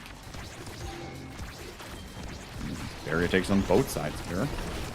Bloom's got the energy burst online, as does Cardbox. There's 3Z taking another barrier. Fiery will take a barrier here as well, and a little angle comes out of the Night Market corner. Shout out to the rounded corners on the map as per usual, and that one will find the net for Average Alex. Yeah, difficult to predict that one, but it is Night Market. You're going to have to deal with it, and the side of the Sundubu Strikers will have a flip available from Cardbox here, as they're dumping damage into Average Alex and Bloom here, potentially even forcing a KO. They do get it as well, actually. Huge power play in favor of them now, as they're just trying to translate the Skull into a quick 2-1 lead in the set. But Fiery doing a really good job in that midfield area on the Rasmus, shutting that down completely, and Bloom finally back on the map. Bloom is back online. Here's 3Z, maybe looking on the triple. Cardbox as an energy burst. Already uses the Flying Phoenix, though. Won't have that to put the core away, and Fiery's been in position here with the Whiplash for some time. Lich Pop is out. Here comes the Maelstrom off the top side of the pitch, but it doesn't reach the enemy side of the map. 3Z almost to an energy burst here, and likely with the Flying Phoenix almost online, they'll be looking for the same kind of play to score the first goal in this set. Here's the energy burst, set up with a pendulum swing, takes down the goal barrier. Average Alex looking to keep the pressure alive. Shifting will get it away from Fiery. Lich Pop comes out to stun Bloom. Average Alex is up. 3Z almost gets KO'd. Has to play a little more careful perhaps here, especially with that energy burst online. Here's the Fiery Flurry. Almost gets it up to him. There's that energy burst. Bloom is there. Narrow angle with that Maelstrom sweeping through, and Average Alex, top of the box, will get it done. It's really just turning into a consistent war of just core control in that midfield area. Who gets these crucial strike war wins? Who gets these crucial attacks first? And who messes up first to some degree as well? And this time around, Shapeshifting wasn't properly answering that attack from Fiery here. Loses both of the barriers pretty swiftly, but Sundubu Strikers looking to retaliate pretty swiftly as well. Shape does have the energy burst online here as well, although I don't know how often that has truly helped in the open goal gate situation. Average Alex will use his. There's the Bewitching Beam. Strike War won by Fiery, but Shape has got that energy burst and will keep it out with it this time. Maelstrom is out. There's the Flying Phoenix. It secures 1 goal barrier. Cardbox has got the energy burst here. Fiery will able to stall out that Firewall Sentry, and now the KO comes through. Power play opportunity here for PPL. Average Alex looking to just take it himself. Maelstrom is out. Can't quite find Fiery and not getting fully set up, but finally the opening is made towards the top side of the goal, and PPL up 2-0 here. Yeah, the difficulty for the side of the Sundubu Strikers so far is the fact that you can't really get the core very consistently all the way up to 3Z for 3Z to really do all of that Julie work, get those dash punches in, to get the barriers, get the goal in the end, because there's so much midfield control coming out from Average Alex and coming out from Loom. And in that regard, you get a team player on shapeshifting that can help accelerate the build-up. But now you also have to deal with a prime time on Average Alex, which is just going to make it even more difficult to get through that midfield area. Getting some extra size on 3Z again is going to help, as the extra special gets denied off of Cardbox. Cardbox opting for the missile propulsion, making that turret a little bit longer, giving a bit more range on the glitch pops, but I don't think that's going to be a massive game changer in the end. Yeah, I mean, right, it's like, okay, some extra size, sure, for 3Z. Yeah, you got the extra core speed from shapeshifting.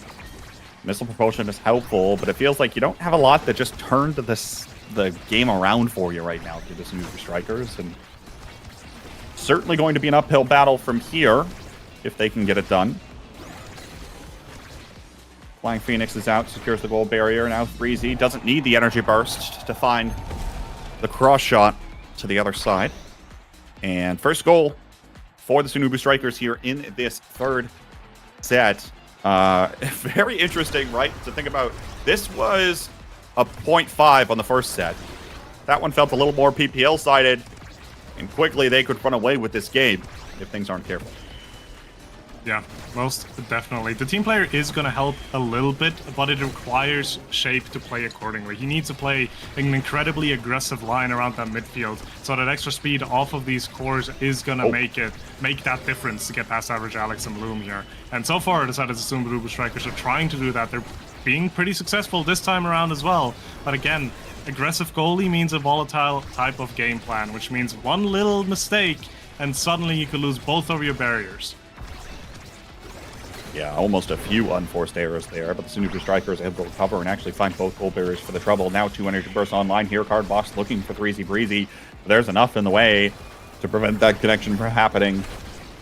3Z with the energy burst potentially here. Already has used the Flying Phoenix. There's the energy burst from Average Alex looking to get it away. Overtime now is looking for a little bit more, and 3Z will step up to put it away there with the energy burst. Goes for the close corner, makes it difficult to defend against that properly. Average Alex not really ready for it, and Bloom guessing the wrong corner.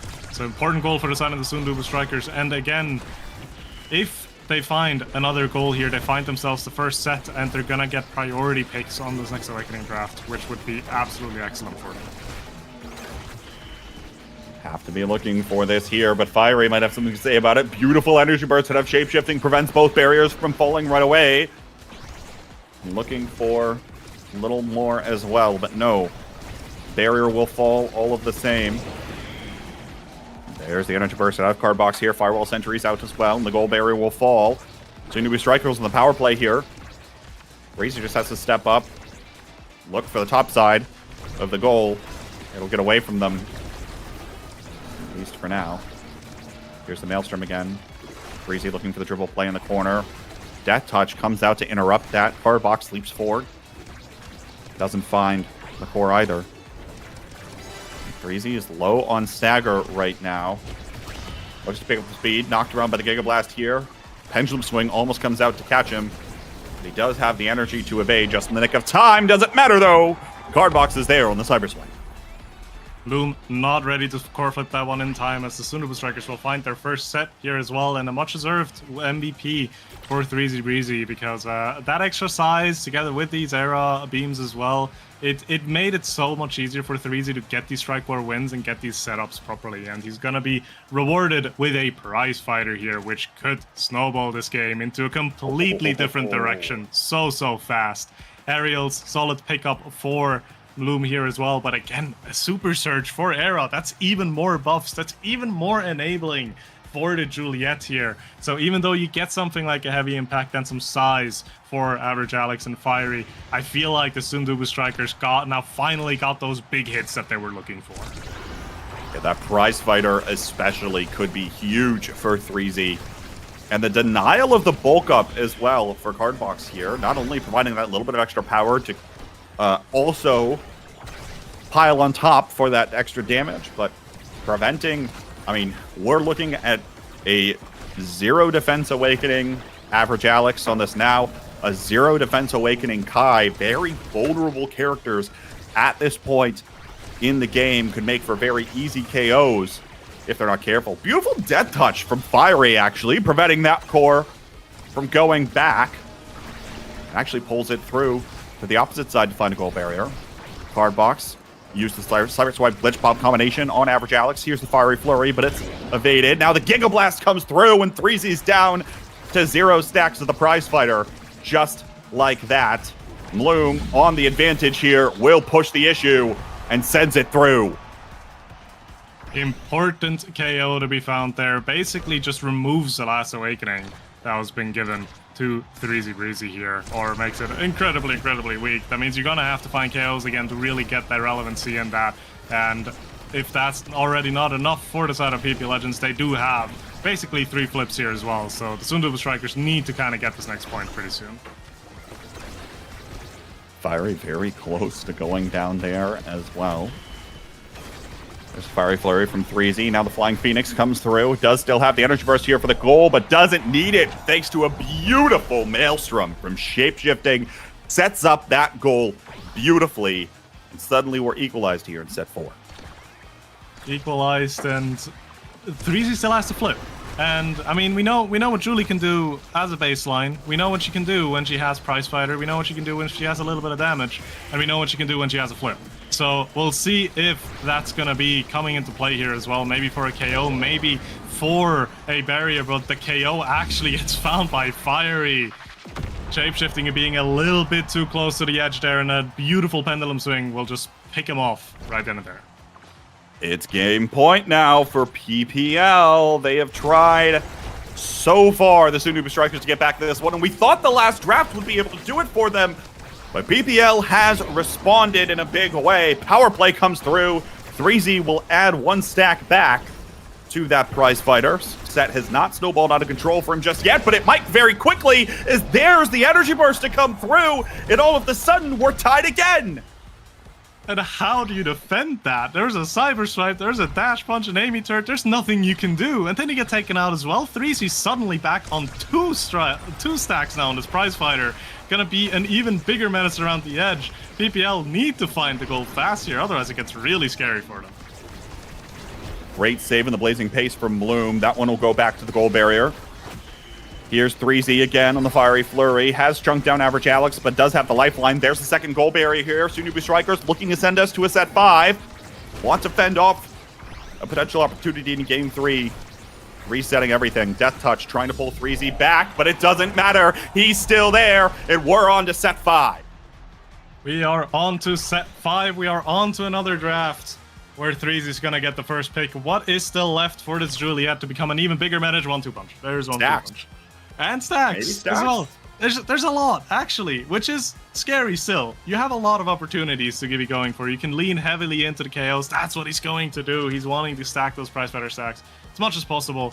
And the Twin Drive being the pickup from Loom, allowing the stacks to potentially fall down to Cardbox here, which is interesting. The Deadeye being a pickup for Fiery, potentially wanting to deny as much of that damage as possible, not wanting to give that KO out to the Sundubu Strikers. But a Sparkle Leadership as well, picked up by Shapeshifting. Cooldowns a little bit lower across the board now. Here's the thing, though. You denied a little extra damage, but you haven't made the game any easier for your teammates to play. Bloom taken down to half. Sure, the lifeline comes out, but now you've forced that 30-second cooldown out, and you're going to be sitting ducks unless you get that energy up pretty quickly. Goal barrier is falling for the Sundubu Strikers. Average Alex maybe looking forward here. 3Z now will be able to collect, and boom, the core goes skyrocketing with the 1-2 punch through to the net. Loom has almost no chance anymore against 3Z Breezy in a 1v1. 3Z Breezy with all that power, with all that core speed, hot shot, 1-2 punch, prize fighters that can only get stronger from here on out. are just going to be really difficult to be dealing with. So you need to make sure that core gets interrupted before 3Z even gets close to it. You find a huge KO here though. Power play now in favor of PPL as recovery drone gets pro. Yeah, that was shapeshifting taken off of the pitch. Oh, barely misses the goal barrier there. It's just outside in the bottom corner. Will find one. Power play looks to continue as possession is maintained here for PPL for a decent chunk of it. Finally, Cardbox looking to walk the core up. Here's 3Z again, coming through. We'll be able to find something, and now another power play opportunity. This time, though, for the Sunubu Strikers. Shapeshifting up to the top side. Gigablast sends it behind him, but it doesn't matter. Fiery looking to collect and keep the hopes alive for the PPL right now, but it's just done enough. There is the goal barrier falling, but it falls on the other side as well. Gigablast just shy of setting the core through. There's a fiery flurry, and it comes in on just the right angle. Match point for the Sunubu Strikers. And a game that at one point looked so securely in PP Legends' hands has suddenly just completely 180'd itself into the Sunubu Strikers' hands now. They're one goal away, and they have energy to work with. And they're already on the offensive. The firewall sentry's out, and 3Z will find one barrier. Meanwhile, Fiery on the other side of the pitch, looking for another, but it's denied by shapeshifting. Locked down, and hopes are starting to feel dashed. If you're PPL, shapeshifting forward again, the Bewitching Beam has come out, and there's 3Z, KOs Bloom, adds one to the prize fighter stack, and now might be able to add another win to the nasl resume. Fiery pulls it back with a death touch. 3Z can't quite collect the core just yet, but it doesn't matter. The fadeaway shot to the top side is all that's needed, and the Sunubu Strikers are back up to the 2-2. They have done it. That last draft just gave them everything they needed, and the PP Legends just didn't really have a really good way to navigate it. And towards the end, 3Z Breezy was just such a menace up front, so difficult to be dealing with and playing around with. There's not a lot he can do. You can see it in the stats as well. 10 goals, not a single assist. That's a brawler right there. Hey, all that's needed is to get the job done, and 3Z got the job done. That's for certain. Cardbox, 38,000 damage, leading the chart there as well. And I think when things really started ramping up there towards the very end, when 3Z is able to find those KOs, especially because those defensive awakenings weren't prioritized early. I can't stress this enough, right? Sure, there was a lot of damage out of 3Z, but that was still base stagger, now base stagger Kai into the Juliet. We've seen Juliet. Hey, Juliet gets another win, right? There it goes again. But and obviously is very proficient at exactly what she does. But against those two strikers in particular, with such a low beginning stagger amount, going to make it incredibly difficult in an uphill battle. Certainly was there for the back half of that game.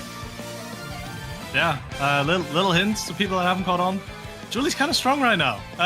She's doing quite a bit right now, so maybe a little bit of a prio pick to be considering. But yeah, in the end, the Sunubu Strikers, I think all around PP Legends had a really strong showing still, but the Sunubu Strikers just had a little bit more of that consistency needed, a little bit more of that execution and game plan that made it work for them so well. And obviously great for them that they are now 2-2 into the season and are looking to expand that score even further.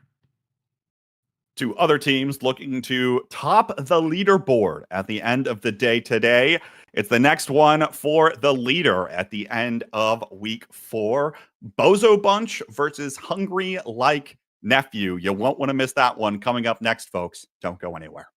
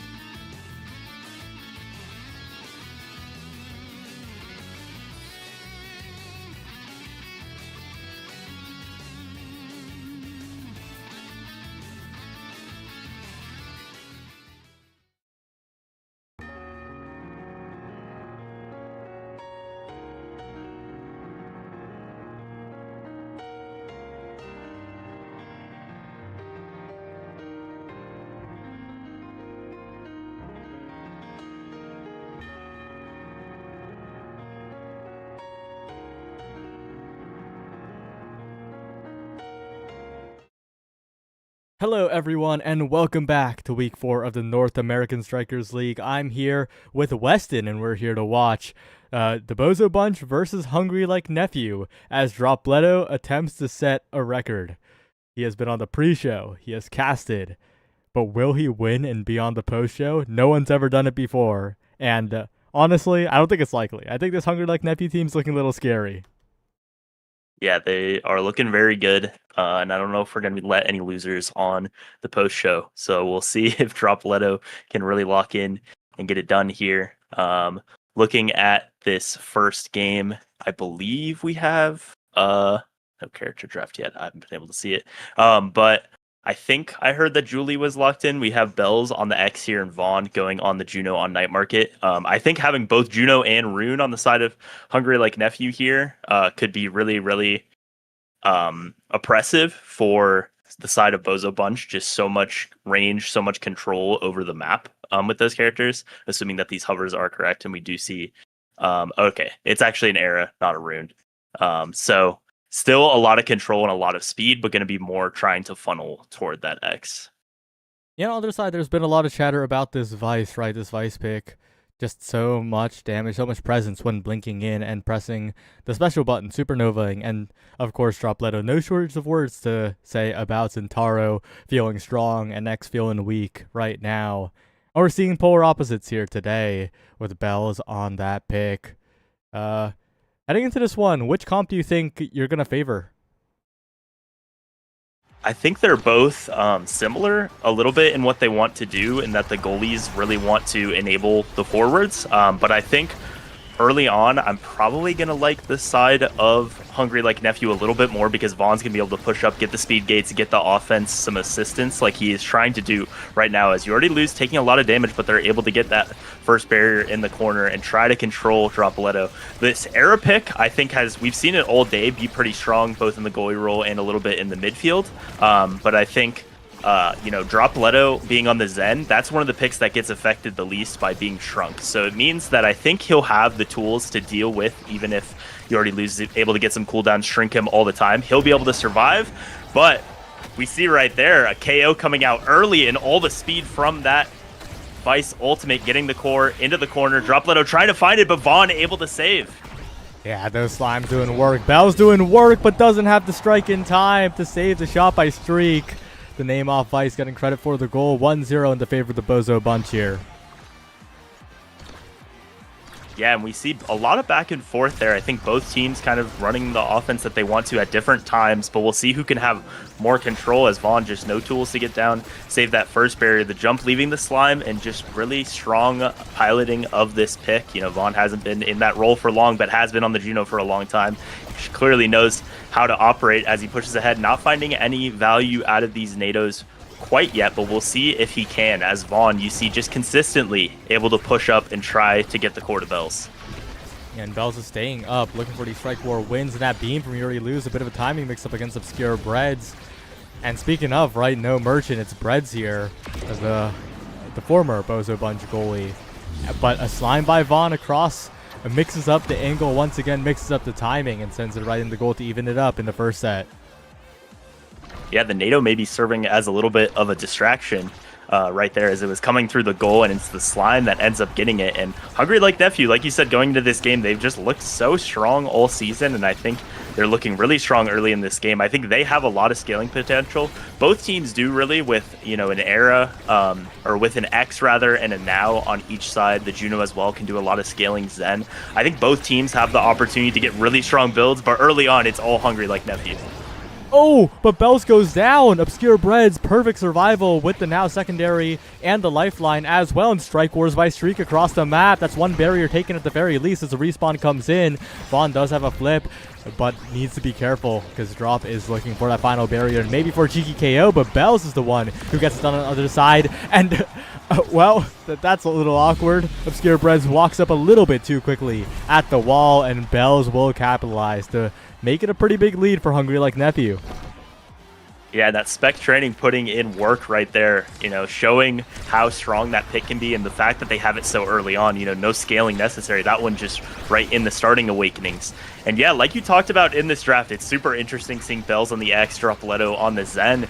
And so far, the awakenings, that glass cannon for Dropletto, I think, against an Era and a Juno who can just have so many hits onto you, not really giving any value, whereas the spec training is. So we'll see if that means that maybe the Zen is the one that really needs to scale in this game, because early on it looks that way. Dropletto is looking for a KO on Vaughn, barely doesn't find it, but on the other side, Bells is able to get the goal open. And not just get the goal open, but get the strike reset for the goal. Doesn't even need the flip, just holds on to it as the set concludes. Amazing evasion by Vaughn and Bells with the follow-up. Make sure that Hungry Like Nephew are on top in this first set. And bulk up has landed. That is multiplicative scaling here coming in for the X. Yeah, that's going to be a really scary build, and one that can build even more. If Reptile Remedy shows up, that could be more stagger to do the same. Era getting prime time as well is going to be really strong. We'll see what they pick over here, but just those first two picks on your forward duo are going to give you a lot of potential. The Fight or Flight for Dropletto is going to help him set himself up for some more plays. That speed is important, although I think the Awakening sometimes is a little bit better in the midfield. The Twin Drive for Obscure Breads is going to give just more cooldowns that help set up offense and defense, so I don't think it's a terrible draft for Bozo Bunch, but Prime Time and bulk up on your X is going to be really difficult for Bozo Bunch to try to deal with here. Yeah, they do have one big win condition in the Vice, right? They do have that special very powered up. But right now, they got to worry about their health bars dropping breads. Under attack, Bell's going in. The Bewitching Beam from Yuri Luz. And these barriers are dropping so rapidly here. A great save by Breads, but taken out. Not even a necessary flip, but might as well. Hungry Like Nephew keeping the train rolling right now. I was also thinking exactly, not a necessary flip, but, they just wanted to make sure. And they just have all the momentum in the world here. A lot of KOs found in these last few points. The spec training just such a threat at all times. And I think you already lose with that prime time. It has such an easy job of controlling the midfield here, making sure that Bells is set up with Vaughn jumping in as well. And, I think they're really going to have to switch up the offense that they're playing to try to not let life be so easy for Vaughn, because it seems like he's just at the midfield line, pushing ahead, taking the speed gates all the time here. He's also using the secondary quite well. He's using both the jump and the follow-up slime to make it more difficult for the offense of the Bozo Bunch to even get started here. Dropletto with a lot of meter, but the health bar is looking as low as ever. The one weakness of the Zentaro is that lack of stagger after all, and Bell's looking for a flick to the top side, not quite, but Drop is perma shrunk, perma damaged, can't really do anything here. Tries to get in on the play to specialized training. Supernova comes out as well, but it just feels like so little. Yuri Luz and Bells are so consistent in keeping the core forward. Yeah, and it just feels like Dropletto can never get the core. He has Fight or Flight and he has Mag Souls, so really like Mag Souls and Slicks in a way, and it still feels like he's just not able to control the core as much as he wants to. He was able to get the barrier there off the flip once again, but you already lose, shrinking him down, and now Bells with that specialized training, finding the KO as well, pushing in, trying to score. There's a flip on each side here, so we'll see who uses it first, as Vice with the ultimate is able to force that out of him, but still just nothing able to be returned so far by Bozo Bunch. No pressure really put on Vaughn. Yeah, and Bell's taken low, but not taken out. Importantly, a few missed abilities by the Bozo Bunch. Drop with a chance to score, but another slime by Vaughn, perfectly played, and now the core speed in overtime is getting insane. Bells in position with the dribbles, not quite enough, and Drop trying to return the favor, but Vaughn is so fast. Finally, Bells goes down, but the Bozo Bunch, they still got to be careful. Vaughn has so many ways to defend here, but finally punishing the dribble is Dropletto. The slice and dice is enough, but it's only going to tie the set up. And that's the win condition you talked about, that specialized training and extra special for Streak there, whose name off right here, was able to find a huge KO there to convert the power play. So we'll see if he can continue to try to punish some of those mistakes, but there's really not a lot of them that are coming out from Hungry Like Nephew. Bells at the start of the point taking a little bit of damage there, but it's just all right back, and that bulk up as well means it's really hard to find the stagger kills. Really, he has to catch them on the edge, and Hungry Like Nephew are just such experienced, smart players that they're not going to let that happen, it seems like. Good individual play by Dropletto in the midfield, but again, right, Yuri Luz just drops back to help defend. Finally, a barrier take here, but the Bozo Bunch have to work for every last inch, every tiny advantage here. And of course, Yuri losing Bells. They're so consistent with it. Drop Leto brought low, no meter available. Could be the target of the next KO. Same could be said about Bells, but he at least has that evade available, and you got to watch out because he has that explosive damage potential. The NATO setting up Bells well here, gonna force out the flip, and the flip is a little bit too late, so Breads is not able to keep the goal open. Vaughn pushing all the way in, but does miss a strike, and it is just gonna get to the end. Bells goes down as well, so we'll see if Vaughn and You Already Lose have a miracle defense in them here as they try to set Streak up. The pass down, double flip, so all the energy is out, but still nothing found yet. Bells spawning back, but Dropletto with a perfect strike just in time to the top of the goal. And as much momentum as Hungry Like Nephew had, Bozo Bunch just 1 point away from tying it up here. Yeah, the Bozo Bunch maybe have a chance meter low on absolutely everybody except for Dropletto. The flips seeming so far away, but I feel like if the flips are far away, Bells is the scariest player on the field. Low evades on absolutely everybody, and Bells is just walking in knowing that the X Maximus strike reset could be the difference maker here. And we'll see if Streak, while they're starting to get the energy and they have evades now, he goes for the ultimate right there, but not able to find too much value, and You Already Lose making good use of the evade as well as the strikes. Is a great defense from Vaughn and You Already Lose there, just completely connected there. And as much as Dropletto tries to put the pressure on, it's now him being pressured with Bells using a lot of abilities, putting a lot of damage on here, but finally he's able to get the core, use the flip, but not quite finding anything. Yeah, and the Make It Rain is perfect from Vaughn. Clogs up the entire flip play coming out of Dropletto. And now it is an awkward spot for the Bozo Bunch to be in. Once again, drop low on meter, but finds the play around Vaughn. Finds the dribble to the bottom side. Obscure Breads maintaining possession. Streak on the top side, ready. But not quite ready enough here. Trying to set up for the drop, but he's not long for this world. X Maximus on top of him, but drops a little bit faster. Wait a second, the Bozo Bunch brawler stays alive, and Bread still has flip on the defense. It gets set backwards, and maybe the Bozo Bunch have a chance in this set. They have a lot of energy here as Streak gets close to a flip. Breads has one as well. Bells there almost found the right timing, but it ended up being the NATO that blocked it, so nothing found the energy used. Breads has the flip, but probably going to have to keep it for defense, but we'll see if they're able to get the core to Dropletto, who it feels like is just shrunk all the time, so it's so hard for those passes to get through. Finally has the core now, trying to make use of that fight or flight, but with the size differential, they're just able to get it around him so consistently. That's the jump used by Vaughn. That's a big cooldown gone, but it's going to come up before too long, and the core speed, once again, a problem. Dropletto goes in, but the flip from Vaughn. Wait a second, Streak with the core stop. Big opportunity for the Bozo Bunch if Drop can find a strike here to the top side, but Vaughn gets there in time. Really close to Streak getting KO'd, but it's Bells with a follow-up X Maximus strike, and now a flip available for Dropletto. An awkward spot, an awkward angle, not quite enough, in position, not quite still, and Bells will rocket it forward with the bell ringer. 2-2 now in this set, and Hungry Like Nephew looking to continue their dominance. Yeah, it felt like everything hinged on that, but we still have a 5th point here with everyone level 7 and level 8 in this second set.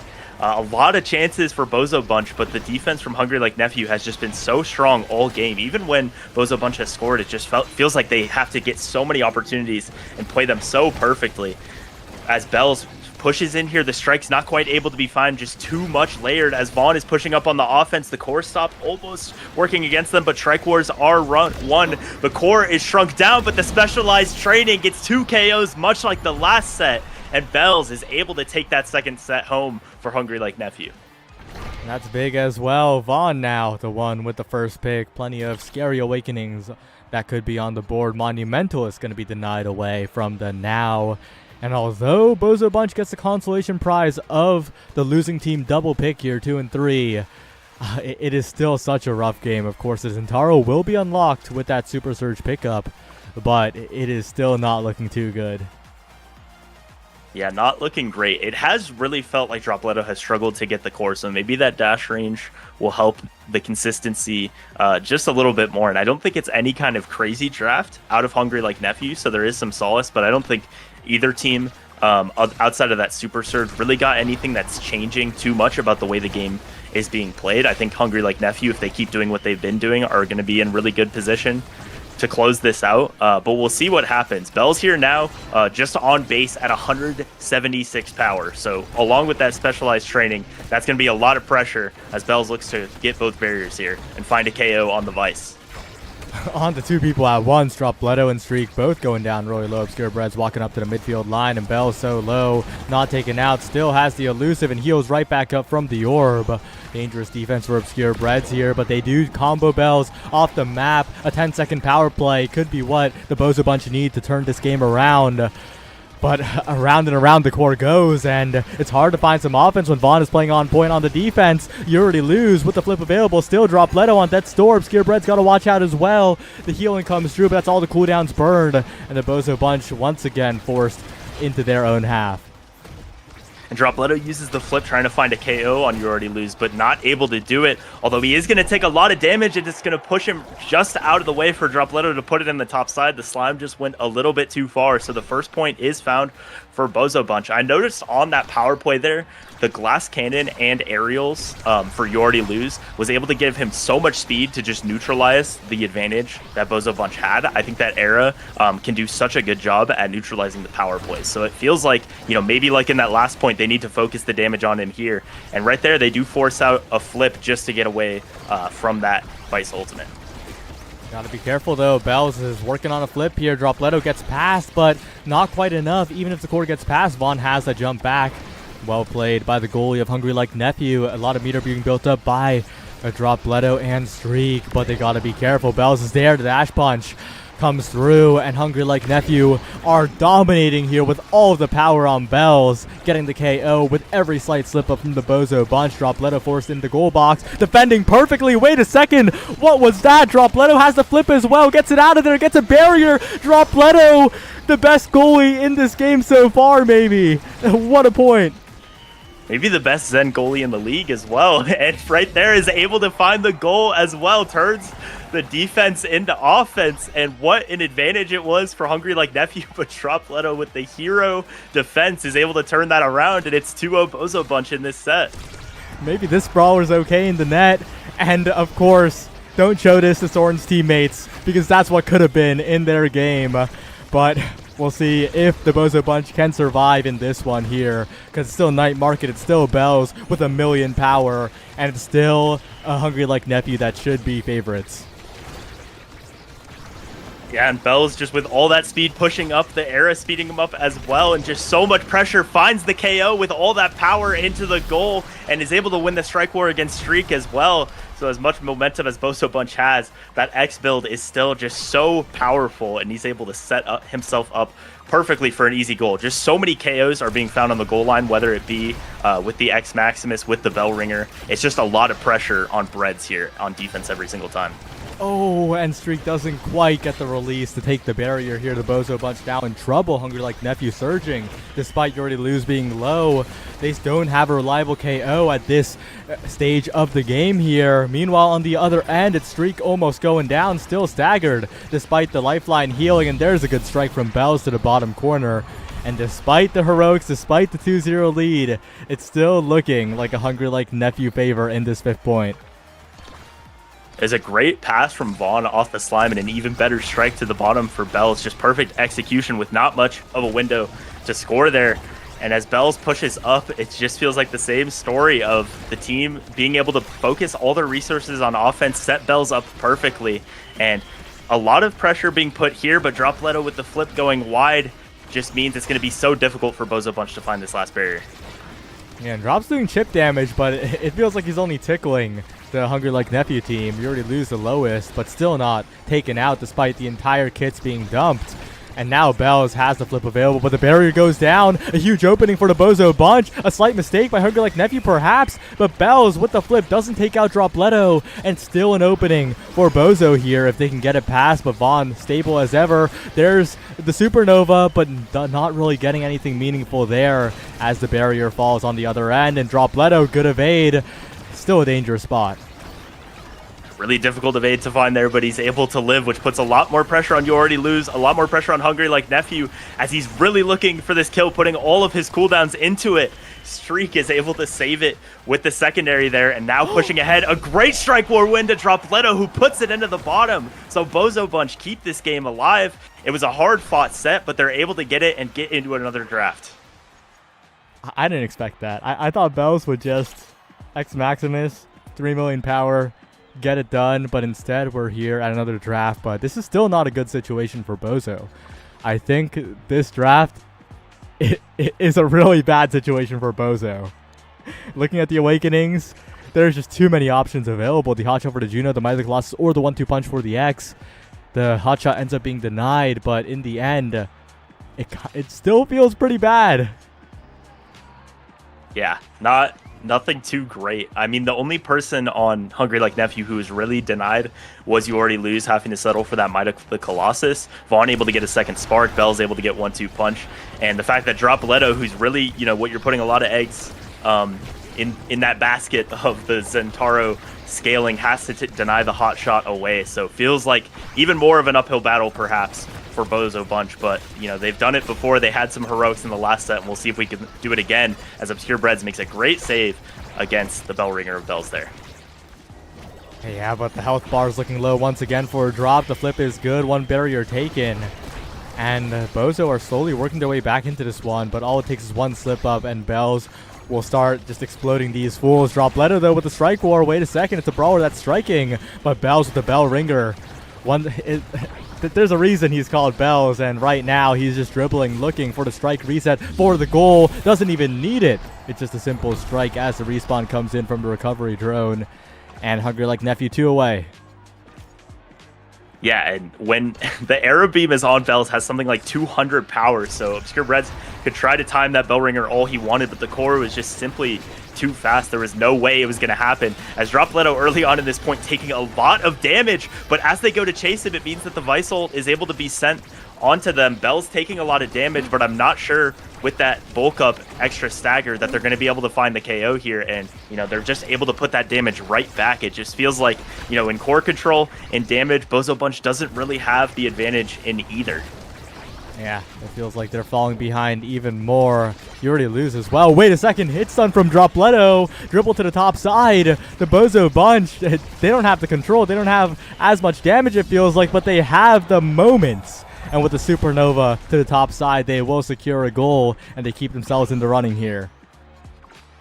Yeah, just a perfect pass by Streak was found to Dropletto there, who had a beautiful hit stun. And then the perfect angle as well. It feels like it has to be true perfection in the plays from Bozo Bunch to find these points, but they're managing to do it enough to stay alive in this game, as Dropletto looks for a KO on You Already Lose, not quite finding it yet, and has to use a lot of cooldowns as the Maelstrom sets up the offense. Vaughn pushing ahead, looking like the old rules ahead of You Already Lose, but each team is able to keep one set up for now, and we'll see what this next Vice Ultimate is able to do, how much pressure it's being able to put on. But Dropletto is somehow just finding these barriers barely, wins another Strike War as well to force out the flip, and we'll see if he can set up an offense, as 2 flips on the side of Bozo Bunch are available, and a KO is found. This Dropletto guy's doing everything. The hit stun at the very end, winning Strike Wars against Vaughn. And now we're suddenly at a set point for the Bozo Bunch. They have all the meter in the world, and there's none on the side of Hungry Like Nephew. This is Bozo Bunch's chance to turn this all around and maybe get a draft in their favor, but you gotta watch out for Bells. Oh no, and you gotta watch out for your own Vice Ultimate. Unfortunately, finding the barrier there, although a lot of damage is being pushed. Dropletto finding the KO on Bells. Has those cooldowns to try to find You Already Lose as well, who's going to have to drop back. Vaughn pushing ahead to try to stall out this power play, and a lot of abilities coming down, but so far it's a great job of stalling by Hungry Like Nephew, and Bells is able to spawn again. Respawn once again on the top side. No meter available, but Dropletto is shrunk. In position, though, for another Strike War win versus Vaughn. This is not how Brawler versus Goalie usually goes here.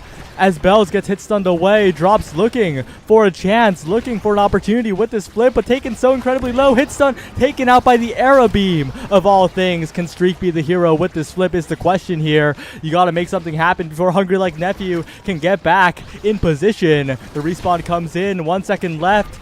Bell's rushing forward, but Dropletto is back. And Streak still has that flip available. You got to watch out for the overtime slimes. But I think that they might have secured a little bit of insurance here. But again, Bells is just getting in there over and over.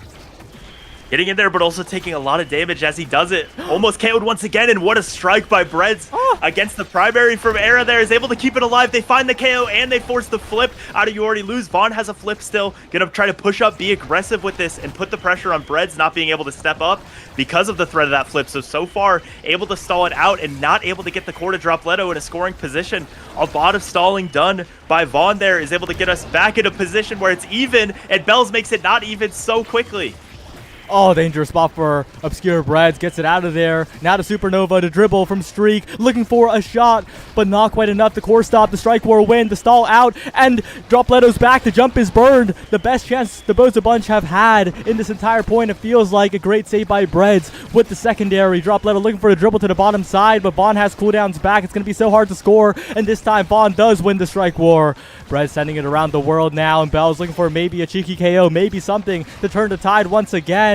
As Drop chases Shrunk once more. Such a difficult spot to be in for both the brawlers as the core goes flying past them, looking for something. But a rare error from Vaughn. The core goes right past him, and the Bozo Bunch got exactly the break they needed. Dropletto in that set, he had the hype moments and he has the aura right at the end to make Vaughn somehow, that jump just doesn't quite catch the slime. And so we're going to a set 5 after all of that. What a crazy set we had. We'll see what Dropletto is able to get here, what he goes for. I think leaving that heavy impact for potentially the Now or the Vice, but it'd be a really strong pickup on Era if it's picked up. Taking the Reptile Remedy means he's going to be able to be out there more, try to get more opportunities with those Strike Wars. The Era does end up taking the heavy impact, so it's going to be Adrenaline Rush on the Vice instead. Not a lot found. I mean, that Prize Fighter on Bells is going to be very scary if they let it snowball, but they've been able to find enough return KOs that I don't think it'll be a problem unless Bells does something like finding 2 KOs right at the start of a point, and he almost does find 1 right there, but not quite. Yeah, Obscure Breads forced to fly away with the lifeline. 2 barriers down already. And Bell's chasing, looking for the stacks on this Prize Fighter, the win condition for Hungry Like Nephew, and Bells with a shot right in the middle. Perfectly placed. Hug once again with the lead here. We'll see if they can hold on. Yeah, beautiful passing plays found amidst the chaos of the Vice secondary. All those abilities flying through, and it's just a simple pass up to Bells that's able to find it. We'll see what he can do, as every single time that X Maximus and the specialized training with this now 200 power is such a threat, and it's able to get both barriers down early on as they rotate the core around, try to find some kind of offense for Dropletto, who's having to do it all himself here. Doesn't quite find a KO, but they do get 1 barrier, and we'll see what Dropletto can do as they finally have a consistent offense here in this set. Yeah, it spreads through. The slime's scary, but they get it around here. The Timeless Creator making them a little bit larger. The bounces making them a little bit scarier for Hungry Like Nephew. The flips available for Streak and Drop. Can they move the core forward is the question, though. There's so many slimes, and You Already Lose is always there to follow up afterwards as Bells goes in for some positioning, for the Strike Wars, for the rebounds. A flip forced out of Breads, and Vaughn walking all the way forward, but it'll be Bells with a shot to the bottom corner. And now Hungry Like Nephew just 1 goal away. Both points just so perfectly set up. The Maelstrom into the bottom corner meant that Breads and Streak both had to walk up, and then Bells knew to strike it right there. Just beautiful execution. And as much as we've seen the heroics from Bozo Bunch, we're going to need even more here as both barriers are opened early on, and they're going to have to fight back from quite a deficit here. Yeah, just lack of control, it feels like. Dropletto trying to get in position to find a goal, but it's so difficult. A good Strike War by Streak, but Vaughn's approaching. Bell's approaching. Top side. Obscure Bread's almost a save, but it'll be Bell's once more. And Hungry Like Nephew will secure this first game.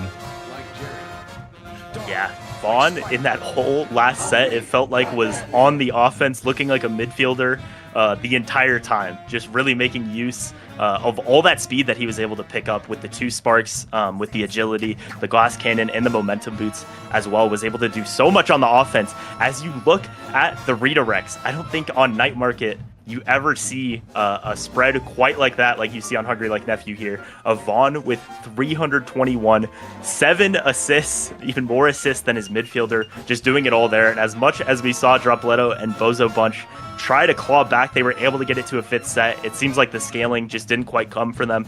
And Hungry Like Nephew just consistently played, their game and to a T. Yeah, he really just controlled the entire map. He was walking up so much as well.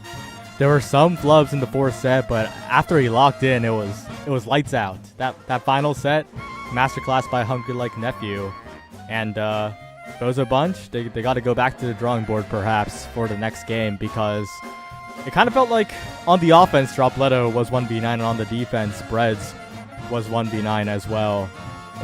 It's difficult. The Vice provided a lot of damage, but it just felt like possession was always in Hungry Like Nephew's side. Yeah, way more damage for the side of Bozo Bunch and that Vice leading the charge in that damage, but just still so many more KOs able to be found by Hungry Like Nephew. I think in the draft, the fact that they had that spec training from the very start was just so much pressure. We saw in those first couple sets, the first 2 being able to be closed out by the KOs on the goal line by Bells. So yeah, we'll see in the next draft what they're able to do differently as far as if the brawler switches up. We're going to be on Demon Deus, I believe, which is a very comfortable map for Hungry Like Nephew. And I know Vaughn in particular just has so many picks that I think will scare you here. Like that Vice that we've seen throughout the season, obviously a really good pick on here. The Finny, going to be a lot of pressure as well. So we'll see what the Awakenings dictate as far as that. But if I'm Bozo Bunch, I'm a little bit scared of what Hungry Like Nephew can do on this Demon Deus map. Yeah, and of course, there's always a looming threat of Juliet, right? That pick, the sample size is growing ever larger. The win rate is rising. It's not even falling, it's rising as the sample size rises. It is getting a little ridiculous here, and we're probably going to see a first pick from the Bozo Bunch, because I do not think that they're going to allow Hungry Like Nephew Bells, the Juliet guy, to get that one. Yeah, we'll see. That pressure pick, the Finny, the Vice that I already mentioned, it makes for a really interesting one. And I think the Era as well, which we've kind of seen all game in every series, it feels like, also a really strong pick in the goal box or the midfield on this map.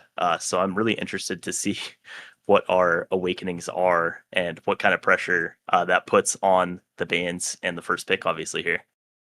Yeah, we had a visit for a moment from I saw that from a certain Dubu, but looks like we're heading on to our next map, Demon Deus. The draft should be here shortly. I don't know, Weston. You already talked about some of the picks. Finny, of course, priority for sure. But the question is, where do these picks line up in terms of priority, right? Obscure Breads excels on the Finny, but the Juliet is such a threat, and I think Dropletto is going to be like, whoa, we need to do something about the Juliet. And on the other side, Hungry Like Nephew, of course, they're very flexible in that manner as well. But of course, I think they're a little less stressed with that win on the board. Yeah, and it's their map pick, so I'm sure they've been planning a lot and thinking a lot. I mean, maybe they hadn't been hearing the Julie win rate discourse all day, so they weren't, prioritizing it quite as much as maybe we're starting to see. How much of it is just data noise, or the sample size is getting up there. So it's something to really consider now. But once we have the Awakenings, we'll be able to see if that Julie is really, it's a strong start where you have to ban it or pick it.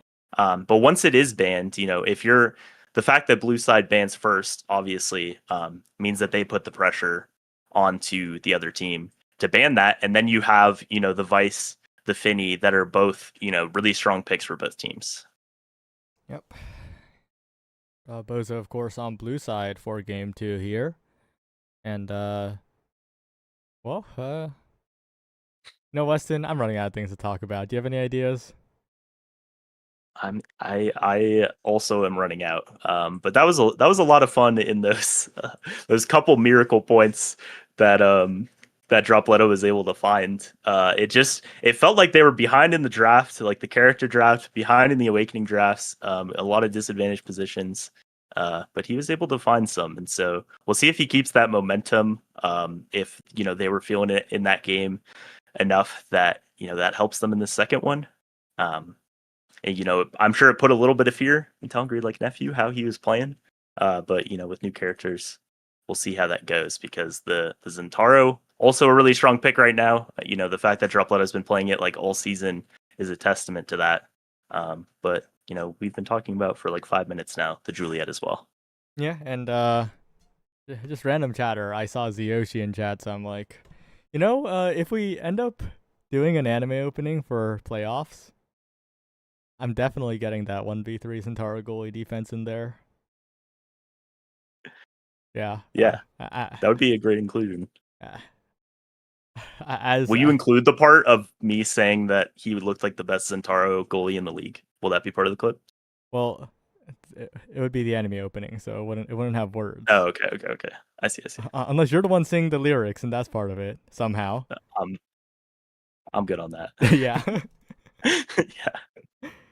But it looks like draft should be getting started here. Yep. Starting Awakenings are here. And taking a look at Missile Prop Super Surge. What do you think about this one here? Missile Prop Super Surge, Starting Awakenings. Doesn't really incentivize Julie, but like it doesn't disincentivize it either, really. So yeah, the Super Surge is that is really interesting, because the Zen and the Julie both look strong here. And it's not a lot for Finny. The missile prop can help a little bit. But yeah, that is very interesting. I'm curious what Bozo Bunch ban here, because I think all the pressure is on Hungry Like Nephew to potentially ban that Juliet and see what happens. Yep. And we're just waiting for the draft to get started. We'll see. But I don't know, Weston. They're taking so long. They're really making our jobs hard. They are. It looks like it seemed like you need some help. Wait, they started like you need some. They started draft. They started draft. All good. Ah, shucks. All good. Oh, did they lose their ban for Streak being name off? Is that what happened here? It appears so. And that means that they'll probably... Oh, they don't first pick the Juliet. They just lock in the Zentaro at Super Surge start.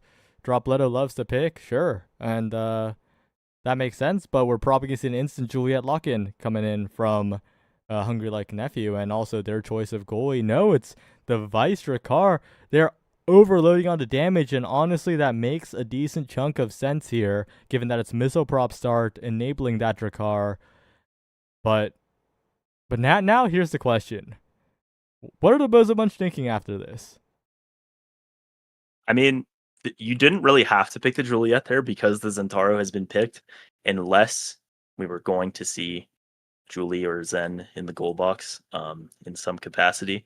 So you've really, now the threat of the Juliet is in that third pick, and I think it really means it becomes like kind of a damage arms race here of how much can Bozo Bunch do to match the Vice Drakkar Julie. What if they pick the Julie? What if they pick the Julie here?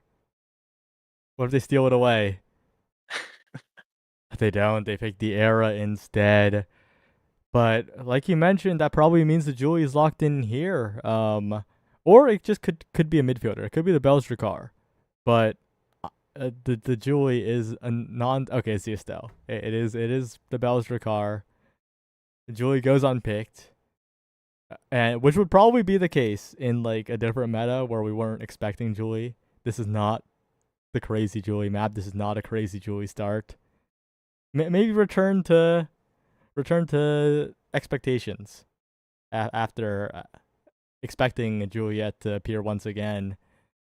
But taking a look at these two drafts, how do you think this one will play out here? I'm a little bit worried for Bozo's survivability. Yeah, I'm worried as well. The size against, the Era being able to reduce the size, I don't think does a lot against Hungry Like Nephew's comp. I'm curious. I'm assuming this is an Era goalie. So it's going to be Amy in the midfield, and I think Aragoli is really strong on this map. Regardless of the size isn't even the most important part. She just has good tools to set up offense and defense. So I really like that pick, but I do agree that I'm a little bit scared for the damage that Hungry Like Nephew can output here. And I wonder how much of an effect the no ban from Bozo Bunch had on that, because maybe you would have banned the Vice, maybe you would have banned the Julie, which didn't get picked, but it maybe affected things here. And yeah, we'll see what they're able to do to try to stay alive, but it is Obscure Breads on the air goalie here.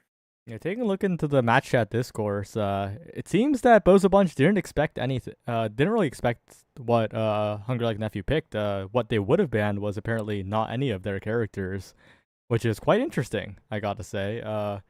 What they have banned then? Maybe the Juliet. Yeah. maybe we talked about it for like 8 minutes, so you would think it is. But yeah, maybe Juno as well. But as much as we talked about the damage, it's Dropletto finding the KO early on, but Vaughn just wins every single strike war and is able to find both barriers, and not much able to be found out of this power play quite yet from Bozo Bunch. Yeah, it's a bit of a negative power play here as Bells goes in. Streak taken relatively low as well. Got to be a little bit careful when playing up here. Once again, the dribbling plays between Bells and Streak, and the hit stun away. The strike war wins, though, from the Bozo Bunch. Somehow, a miracle, they get it out of there, but it's still only one barrier taken. Dropletto really doesn't want to use the flip here, but is forced to. They maintain possession, though, and the point is really evened up, and Vaughn is exploded to the top side. Maybe a swing for the Bozo Bunch, but it's a really volatile first point. Yeah, and with the eject button able to get to the safety of his own goal, and Dropletto just doesn't have the speed to chase him down here as Vaughn comes in with the ultimate, forces out the flip from Obscure Breads, but the ultimate from Dropletto, the dash as well, is able to find it. So kind of a disaster early on in that point for Bozo Bunch, as they lost both barriers within about 20 seconds, but they're able to bring it back around, and first point goes to them. Yep, but we already saw the damage output being a little bit crazy from both these teams. One slip up of Obscure Breads with no meter available. That could be the difference here as drop goes in. These primaries, these slice and dices have lined up so well, but Streak taking a ton of damage. Same can be said by Yuri Lose. In both games so far, the Era natives have been doing so much damage. Yeah, a lot of damage there, and Yuri Lose kind of being forced out of the play, just barely finds the save as he dies right there, is able to keep the point alive, and Bells with a good dribble is able to keep it away from the pressure of Bozo Bunch, wins a strike war as well, so they're able to survive in this power play, but it just feels like the damage is adding up here on Bells. Same can be said about onto Dropletto, barely avoids getting KO'd by the Rose Thorns, and a strike war, a casual strike war against the Supernova. Perfectly played once again by Dropletto, 2 for 2 in this game so far. And if the Bozo Bunch can win this one, I think they'll be pretty confident heading into game 3, but that is speaking way too soon. Vaughn is on the Vice, where he has performed so well so far this season, and Dropletto is dead, and Bells has flip, and Hungry Like Nephew, they're looking to close this one out. Yeah, damage found on Obscure Breads as well, and might be worth just saving the flip from Streak here, but instead uses it and just barely misses the goal, being able to open up from You Already Lose, the primary from Vaughn trying to set things up, but nothing yet. Streak just being able to control this corner, win strike war after strike war, and keep the pressure on, but there's no tools to be able to find this last barrier quite yet. Oh, Bells goes for a crazy dribbling play, but the side effect is that he gets a ton of chip damage. Dropletto, though, looking for some solo magic here, but the bounce isn't quite favorable enough. It's favorable enough to get the barrier, and Streak keeps the core alive, but Yuri Lose gets in there, while Streak doesn't have it controlled. Well interrupted by Yuri Lose. That was almost a disaster for Hungry Like Nephew, but they get it done in the end. Yeah, and the damage is keeping them in a power play. Keeping one team in a power play for forever, it feels like. Just so much pressure and no tools for survivability for either team. The energy forced out of Streak there is going to make his life very difficult here if they put some pressure on, and Vaughn looking for the abilities but not quite finding it. Streak looking to get it in the corner and keep it on offense where you can really push that damage in the corner like they are on Dropletto right here. But well-timed strikes, they're able to get it out and keep it alive, but the damage from Hungry Like Nephew is starting to build up, and Dropletto is at risk of being KO'd, and there he goes. Dropletto down, Vaughn blinking in. The collapse from Hungry Like Nephew looking effortless right now. And the follow-ups come in. Obscure Breads with the Strike Wars and Streak right through the gap and getting the strike out. Pass up to Dropletto, who dashes in with the EI rush. And once again, the Bozo Bunch, they recover, but they got to be careful. Whichever team takes control of the early damage really just starts snowballing, and Bells will catch Streak a little bit off guard there. And the Bozo Bunch are just watching the core go in. Another passing play. Hungry Like Nephew looking solid here as they just look like the better KO team.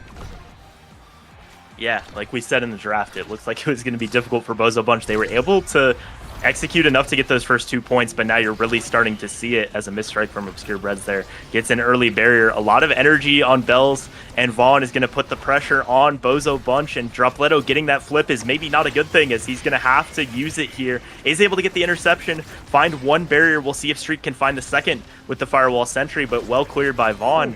The strike from Obscure Breads, though, is able to get it, and it could be anyone's game here as the Maelstrom goes into the corner, not quite timed right, so it goes back to an even state where either team can find it here. Dangerous for Dropletto. Bells collapsing, Vaughn in the corner, and there's the lock and load from Bells. It was really dangerous for Hungry Like Nephew, but Vaughn played it so patiently, got in the corner, and Bells found the final shot. Really well played here from Hug, and they're going to start scaling even harder, but there are quite a few very impactful awakenings in this particular draft.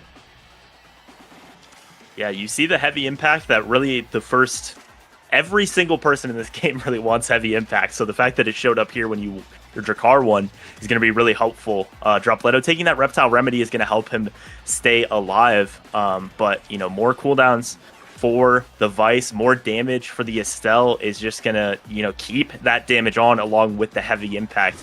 Dropletto was able to get some survivability, but he's not the only one being KO'd here. One thing I didn't notice when we loaded in, Obscure Bread's going for the momentum boots, which I think is usually the go-to pick on Era, but on this map and against that team comp, I'm a little surprised he didn't go for the Powerhouse Pauldrons, which would be helping him stay alive. But so far early on in this point, he's not needing to, as it's a power play for Bozo Bunch. Yeah, I think the goal is to be able to step up the midline for as long as possible, especially in barrier advantage situations. But the Bozo Bunch, not many barrier advantage situations so far, but when they have the lead, when they have the net open, they do convert quite swiftly, as Dropletto does there. It's a 1-0 lead for now, but they got to close the set out. Yeah, it feels like they really have to win the kickoffs hard and get the goal open because, like you said, they've been able to convert that pretty consistently. The Amy and the Zen are able to put so much pressure on the goalie, especially a goalie with not a lot of defensive tools. But when the point starts to go longer and the damage starts to add up like it is on Obscure Breads right here, it just feels like it's Hungry Like Nephew's points to lose. And they're doing all the winning so far in this one as they pass down to Vaughn, who's going to try to set up an offense, although misses the strike, and the core gets away from him. Oh, and a great strike war by Streak as well. Gets past Bells, who is incredibly low. Potentially a KO target, but instead just playing offense around the Drakkar. It looks like Streak's got to be careful, though. If you find yourself a little bit too close to the edge, you can go down. A creative angle by Drop. Almost gets a good rebound, but not quite. And Obscure Breads, of course, has got to watch his health as well. Follow up by Dropletto. You already lose, taken low, almost KO'd, and the barrier's falling. This is the win condition for the Bozo Bunch. A glitch pop to the top side, a bewitching beam to send it forward, but not quite enough. Now, the core speed, Streak's follow-up is good, and the Bozo Bunch, they need more of that, but it's not going to be easy. Yeah, and the damage specifically on You Already Lose that point was able to force him out of the offense for pretty much the entire time, just having to hold hands with Vaughn in the net and try to defend, but eventually there's enough confirms to bring it down. But completely different story this point early on, as Bells is able to find a KO with those Palm Warriors early on. You Already Lose able to get the prize fighter stack that he lost last point back as well, so it's going to be a lot of pressure, but no barriers found yet off of that power play. Not yet. Bells with the dribble, looking for the barrier. Good strikes by the Bozo Bunch, as Vaughn as well looking for a dribble. Good evade against the Oni's blade, but a glitch pop from Streak is perfect coverage. The passing play right through Bells and Vaughn, and Streak goes in for the shot. It's a set win. It's clean from the Bozo Bunch. They found their passing lane so reliably there, and of course, once they have the barrier advantage, they have a comp that can convert.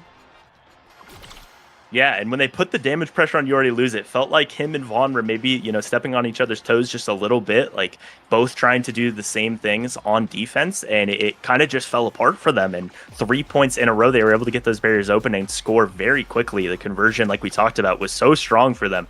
And Streak now with the specialized training and the extra special is going to put so much pressure on that defense. Just the damage as well, going to force out those evades and hopefully for them be able to find those barriers as well. The Monumentalists with those NATOs coming in, it's just going to be a lot of creations that put the pressure on the net here. You already lose with that Among Titans is maybe going to be able to get away from some of that pressure, but I really like the creations scaling that Bozo Bunch was able to get here to start to put the pressure even more on that defense.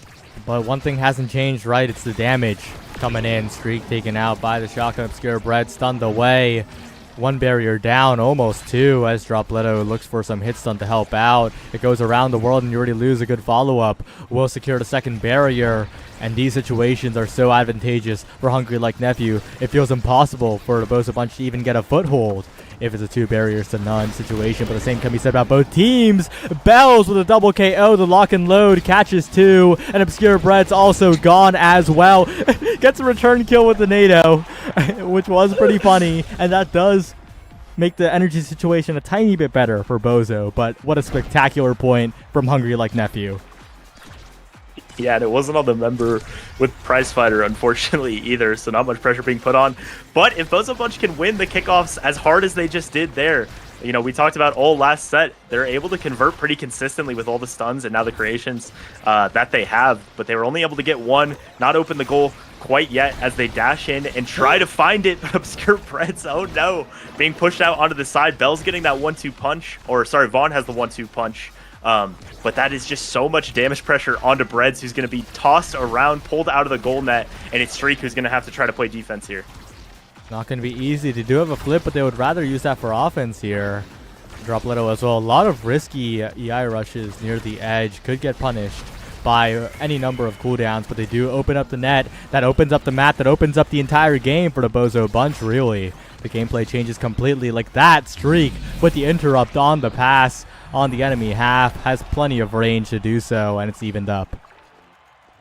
Yeah, just nothing left for Vaughn to save it there. He was able to get the orb right at the end for the extra energy, but nothing going there. And, Streak, we'll see how he uses these turrets, if it's consistently for damage, if it's consistently to pressure on the barrier. It looks to be, more zoning and damage that time, but it's not able to find much. And Vaughn, with a great setup, is able to find that first barrier and force it into these corners where that lock and load, that pressure from Bells is going to be so scary. But the core gets away. Dropletto trying to find the KO, trying to find that second barrier, but it's his teammate Streak who ends up going down.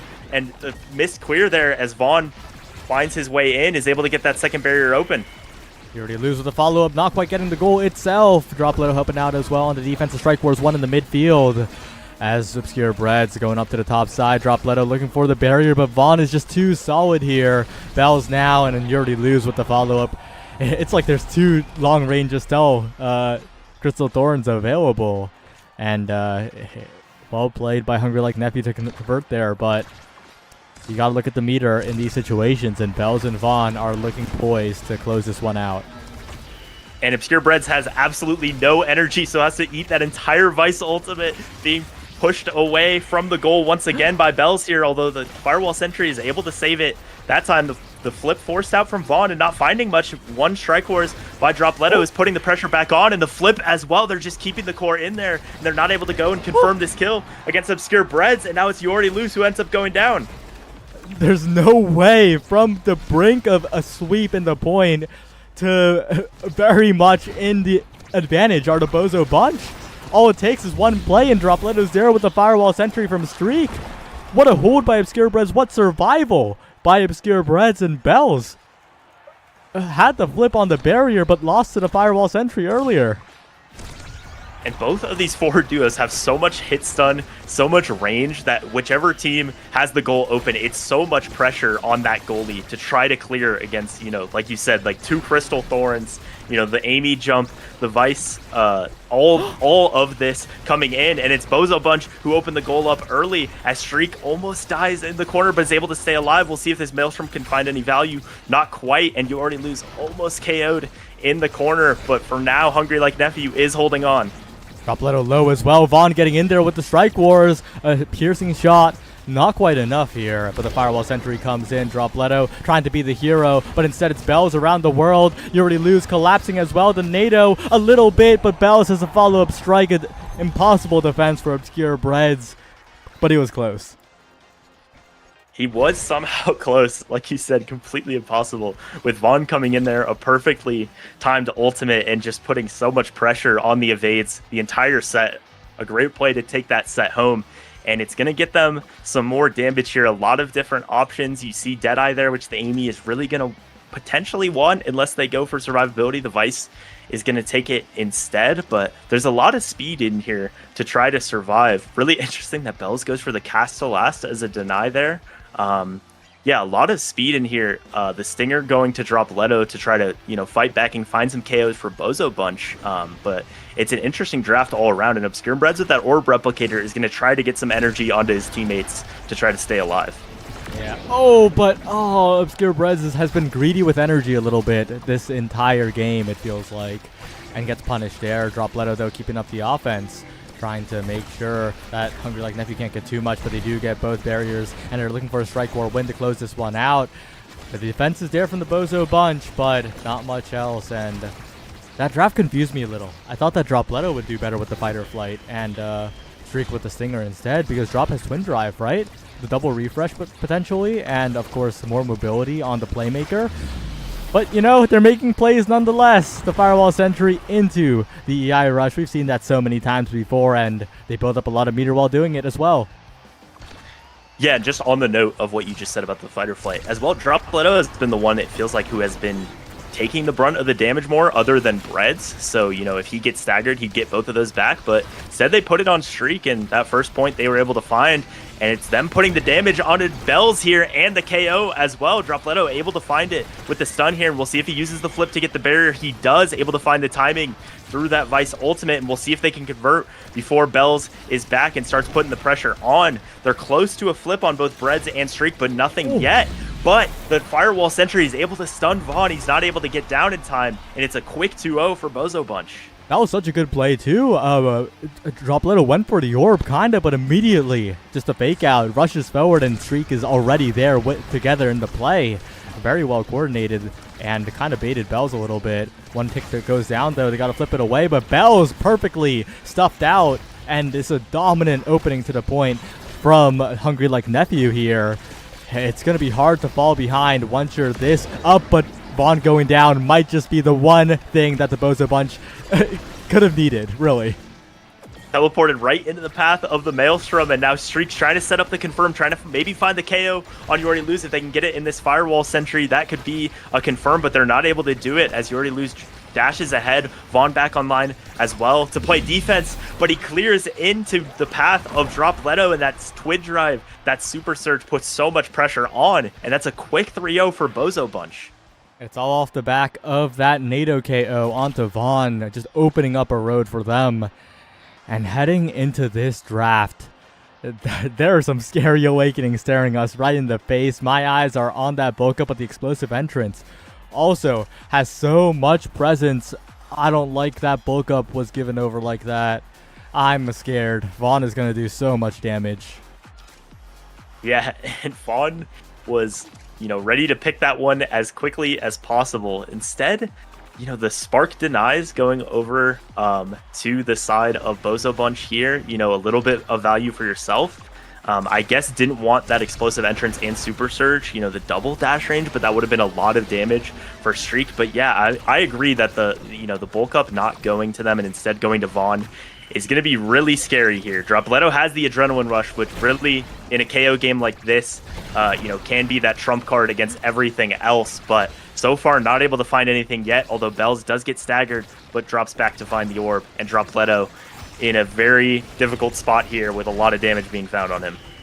Doesn't get KO'd, though. Somehow stays alive despite all the pressure somehow gets unstaggered, and now if they can find a KO, they're the ones in control here.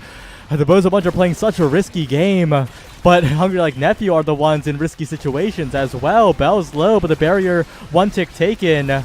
But that's Obscure Breads going down. That could be disaster for the Bozo Bunch. Their defense looking shaky. The Strike War is being won for the moment. To the top side it goes, and the barrier still stands. The respawn's going to come in now. And Dropletto finds a dribble around. Yuri Luz wins the Strike War. And what a shot by Yuri Luz, despite the KO coming through. He gets it done, and Hungry Like Nephew once again are up in the final set. Yeah, even though they couldn't exactly confirm that barrier, the fact that they were able to make Dropletto play defense and not confirm the kill on Bells for so long there, as he couldn't get that adrenaline rush, would have been his, first of the point, first of the set, and can really snowball things, but wasn't able to find it. A lot of damage being found out of Bells and Vaughn here, so we'll see if Dropletto can confirm those kills, but every time he has to drop back and play defense, it's more time that they get to try to stay alive, and unfortunately try to find it. They find the last barrier, but he does get it. He has that adrenaline rush up now. A great clear from Obscure Breads is able to keep the point alive. But they need to get this barrier right now. Yuri Luz has the flip. That's such a huge threat for the Bozo Bunch. They don't get the set piece. The setup is not quite there. The barrier taken. Streak needs to find something now. An awkward flip. Dropletto tries to read the play, and Obscure Bread so fast trying to run forward. There's the KO. Dropletto's in there with the Oni's blade, but this defense is so scary. Vaughn has the passing play, so much power, so much core speed, and Bell's in position. But they clear it right through Bells. Dropletto finds a dribbling play. They get it away for now. And all it takes is one cyber swipe, one big play here. But the Supernova says no to all of that. And Bells with the core speed. Vaughn getting in there. Has a flip available. Staying up forever. Vaughn's all in. He's all in. He didn't eject back, and it pays off. Yuri Luz gets the goal, and Vaughn keeps the flip.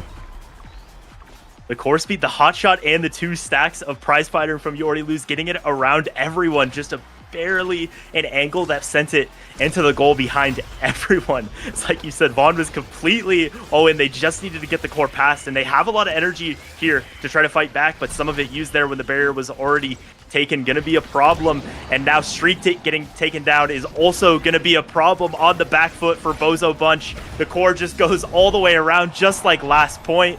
And the same story as last game. Bozo Bunch with some heroics are able to take it to a set 5, but it's Hungry Like Nephew who end up taking it home in dominant fashion in this last set.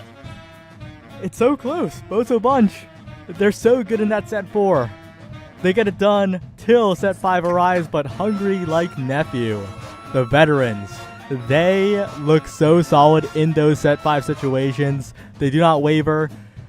They might get randomly KO'd throughout the game, but the moment set 5 hits, it's over.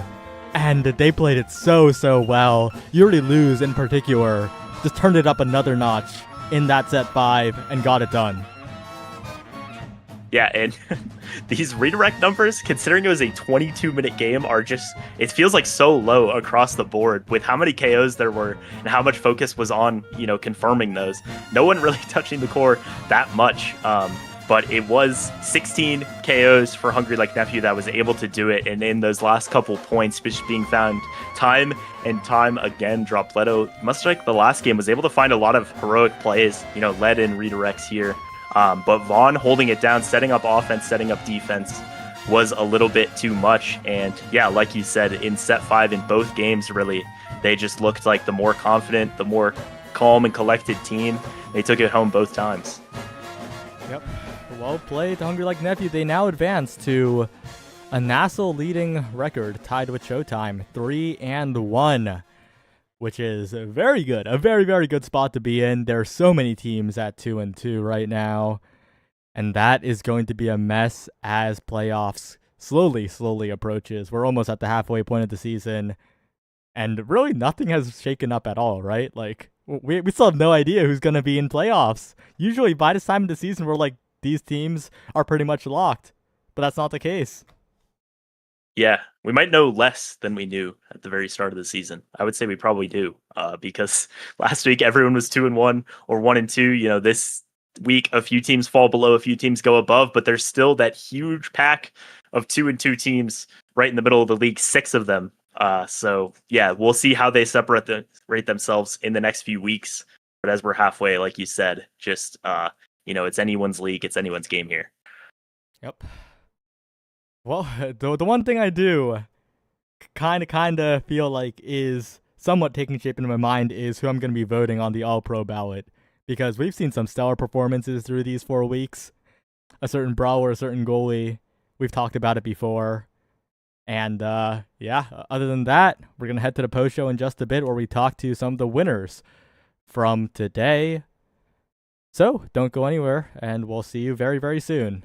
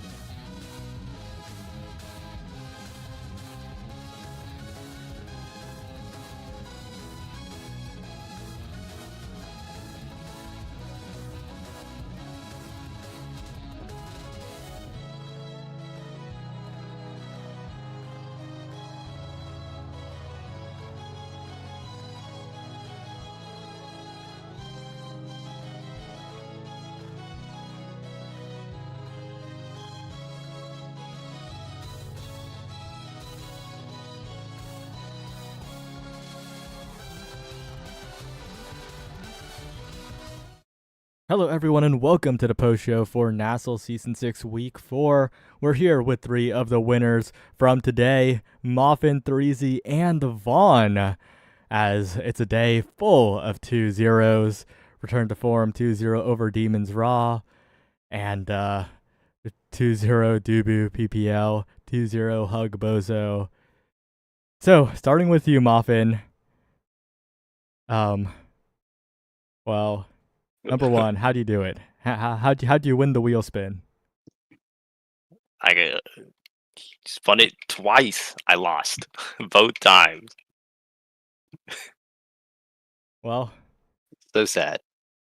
it happens. But speaking of, it was 2-0 over Demons Raw. Return to form, looking very solid. I guess. What are your thoughts on how the season has gone so far? Because you face like a pretty wide variety of teams. Before the season started, I thought it was gonna go a little bit better than how it's been going. But overall, I think it's actually been getting better, way better over time, especially with the weeks full of scrims and the teams we've been going against. Been very fun and unique in different ways. And I guess taking a look at your match against Demons Raw, I guess how'd you go into it thinking of that matchup? I didn't think it was going to be too bad. I think we were just with the map pool. We were just kind of hoping it wouldn't go too terribly. And seeing Amy's app, it was like, It seemed went fine. All right. Well, 3Z, Nindubu Strikers versus PPL. It was close in the second game, but you managed to get it done. 10+0 scoreline on the Brawler. I guess how did it feel after that win? Something. Juliet is weak. Something. Not all brawlers. Juliet. No, I mean this week we were locked in. Josh couldn't make it, so Box Guard stepped up. WCOM Dubu Strikers, getting it done. Yeah, we just had really sufficient prep this week. It felt nice. Felt like we had a game plan. We executed it. Game 2, we had to be resilient like Jerry. That happens. PBO had a good adaptation to us in the draft. And they played better in the second game, which made it harder for us. But we had to adapt again mid-game, and we did so, and that's why we won. Yeah, and expanding on some Juliet thoughts, I guess. It might be a low sample size, but it is getting ever larger, and the win rate is staying stable. Any words on the pick? Yeah, it's pretty simple. I told my Dubu compadre, my EU fellow sloth earlier today. I said, character's good with core control. It's good with damage. Therefore, it's the best brawler. It has 110 power. It scales insanely with like every awakening besides predation. Yeah. I think Juliet's just incredibly strong right now, and I think she's not pick ban, but the team should definitely have a priority on the character. All right, and Vaughn, a bit of a action-packed final series here against the Bozo bunch. But as back and forth as it was in those set 5s, it was all hungry like nephew. How do you keep your composure? I think the biggest struggle that we've been learning since doing this role swap is trying to reshape how the three of us interact in game with one another. I think we have we're the longest standing team that's never split. Like, we've been doing this since like May 2023, right? Give or take. So there's certain sets where you see us look like absolute dogs. Like, let's keep it a buck. Like, there's about one set, sometimes every game, sometimes a series, but like there's a set or a point where we just look terrible. So there's a lot of times, like I would say like set 3, I think every time we went up 2-0 and then we lost set 3, and then we lost set 4, and then we won set 5. I felt like that every time, even if it wasn't the case. And every time around like set 3 or 4, when we started to lose, we would just say like, hey, let's make this adjustment. Like game 1, we were doing great, and then we were on the back foot, and then Bells just went yeah, well, let's just not play any more defense. And so then we just played like extremely giga aggro, or like game 2. It felt like we were dying early. And then, I mean, I most helpful calm, by the way. I just said, "Hey, Caleb, let's if you can figure out how to live, we're golden." And then he smurfed. And let's be clear, like set 5 of that last game, that was the Caleb show on Estelle. Like he got it done. So I think it's just the fact that I think everyone is willing to be flexible in how they're approaching the game, and they're receptive to, especially me, kind of sometimes being like, "Hey, like I think we should do this now. Like go do it," or "I want you to do this now." So I think that is a big reason why we were able to tough it out. And we've been in set 5 so many times. So that's probably how I would summarize that upside. Mm-hmm.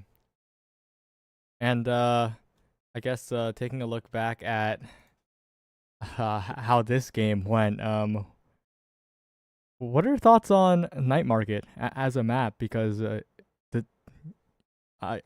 Hungry Like Nephew did feel pretty prepared for that map, and especially how you played on the defense. It's a classic map, of course, but it is making a return after a bit of an absence. Yeah, so if anyone is friends with me, they know that it's my actually the most hated competitive map as a midfielder. I think I want to blow my brains out playing Night Market as a midfielder. Goalie, you get to do whatever you want. You can pick any character in the game. You can like do a Gumi impression and just run around with your head cut off. Like the map is super chill. We had never played it before though as 3, because we've scrimmed once, and it was versus our subs, and we didn't win a single game for 2 hours. So we only played the maps in that map pool.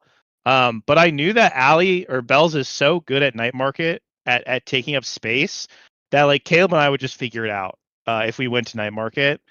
And I was really excited to pick the Juno, because way back like 2 years ago when I first started learning Juno goalie, it was because I would pick it on that map on the off rollers. So it was good. I think we can obviously improve at it. And Bozo was really resilient. Bread's Streak and Drop are all beasts. But obviously we got it done, and I think Juno goalie is really good. I think she's really OP. Zach Smack was on to something week 1, so I'm going to keep picking that character. All right, and with that, we'll just go to shoutouts. Breezy, you got any shoutouts before we close? I got hella shoutouts. Hella. First, shout out to the warm uppers. The Fool, the Fool, Samuel Zoro Zychinsky, Eternal Arctic, and Jeffrey. W fellas. Shout out to my teammates. Fox stepped in this week. Shape shifting as well. We had some good scrims this week. We don't talk about our Monday scrim, but we do talk about our Tuesday scrim. Jesus. Thanks to all the team. Yeah, Vaughn knows the lore. Shout out to all the teams that scrimmed us. Bozo, RTF, and we don't talk about the Monday scrim, so I forget who scrimmed. Let's see. Oh yeah, shout out to the Bells and Gumi, Breezy, Juliet. Shout out to everybody that picked Ricard today, even though Snake lost. Shout out to the Texas Blast. Shout out to Liari, who picked Luna today. That was awesome, even though she lost on pick. W Luna representation. Shout out to Dropletto. That guy played like a beast today, even though he lost. Classic Dropletto loss into amazing performance. Unfortunate. Where my hug at? Facts. All right, well, you covered like a good third of the entire community. I'm down. Muffin, anyone you want to shout out? My team and my W coach Hook resets telling me what to change up and make you to pass for warming us up, and Sudubu yesterday scrimming us, I think. This bastard. All he does is Rasmus primary hook me. Babo flush. Oh. All right, Vaughn. Any final shout outs? Yeah, I'd like to shout out Cardbox, Wallaby Gangsta, We, Carmine, and Ratman Rob, and Cardinals 29, because these people will send me these like really nice messages, win or lose. Oh, and also Streak actually, and also Drop Leto. I forgot about those guys too. Okay, those guys send me really nice messages like before games, after games. And it's really cool because I like the positivity that I feel like is surrounding the league in general, at least for me. Like I've had a really pleasant experience interacting with the new teams that have formed, old teams that have looked different, and like players around the scene. So I'll take the second third of the community off of 3Z's shoulders. So I wanted to shout out those people and anyone else who's been really supportive. It's been really cool. Like it's been fun. Like it's a really good time. And otherwise, I just want to shout out my ref Potat because it was his first time ever reffing today, and I thought he did fantastic. So shout out to all the refs because it is a thankless job. Like That's true. Yeah. So obviously, it's always a shout out to Bestie and Slot, but I want to specifically shout out the ref army that we slowly have been developing. It's really cool that people are like stepping up to just like give their time to something that they don't really get anything out of. So that's really cool. Like obviously, just other than the satisfaction of the day. So those are my shout outs. And shout out Drakkar. I think our team is cool and we pick a lot of different stuff. I feel like you never know what we'll pick on the day, so stay tuned because we got more stuff cooking. All right, Where with my that, hug at? thank you once again for watching and playing and anythinging the another week of the North American Strikers League. It's been week 4. Next week will be week 5, and tomorrow, hopefully, will be the supercut of NASA and Nasty. So thanks for watching, everyone, and have a good night. Oh, wait. Exclamation point shop! Exclamation point shop! Exclamation point shop! Showtime Mako! Yummy! Okay, bye.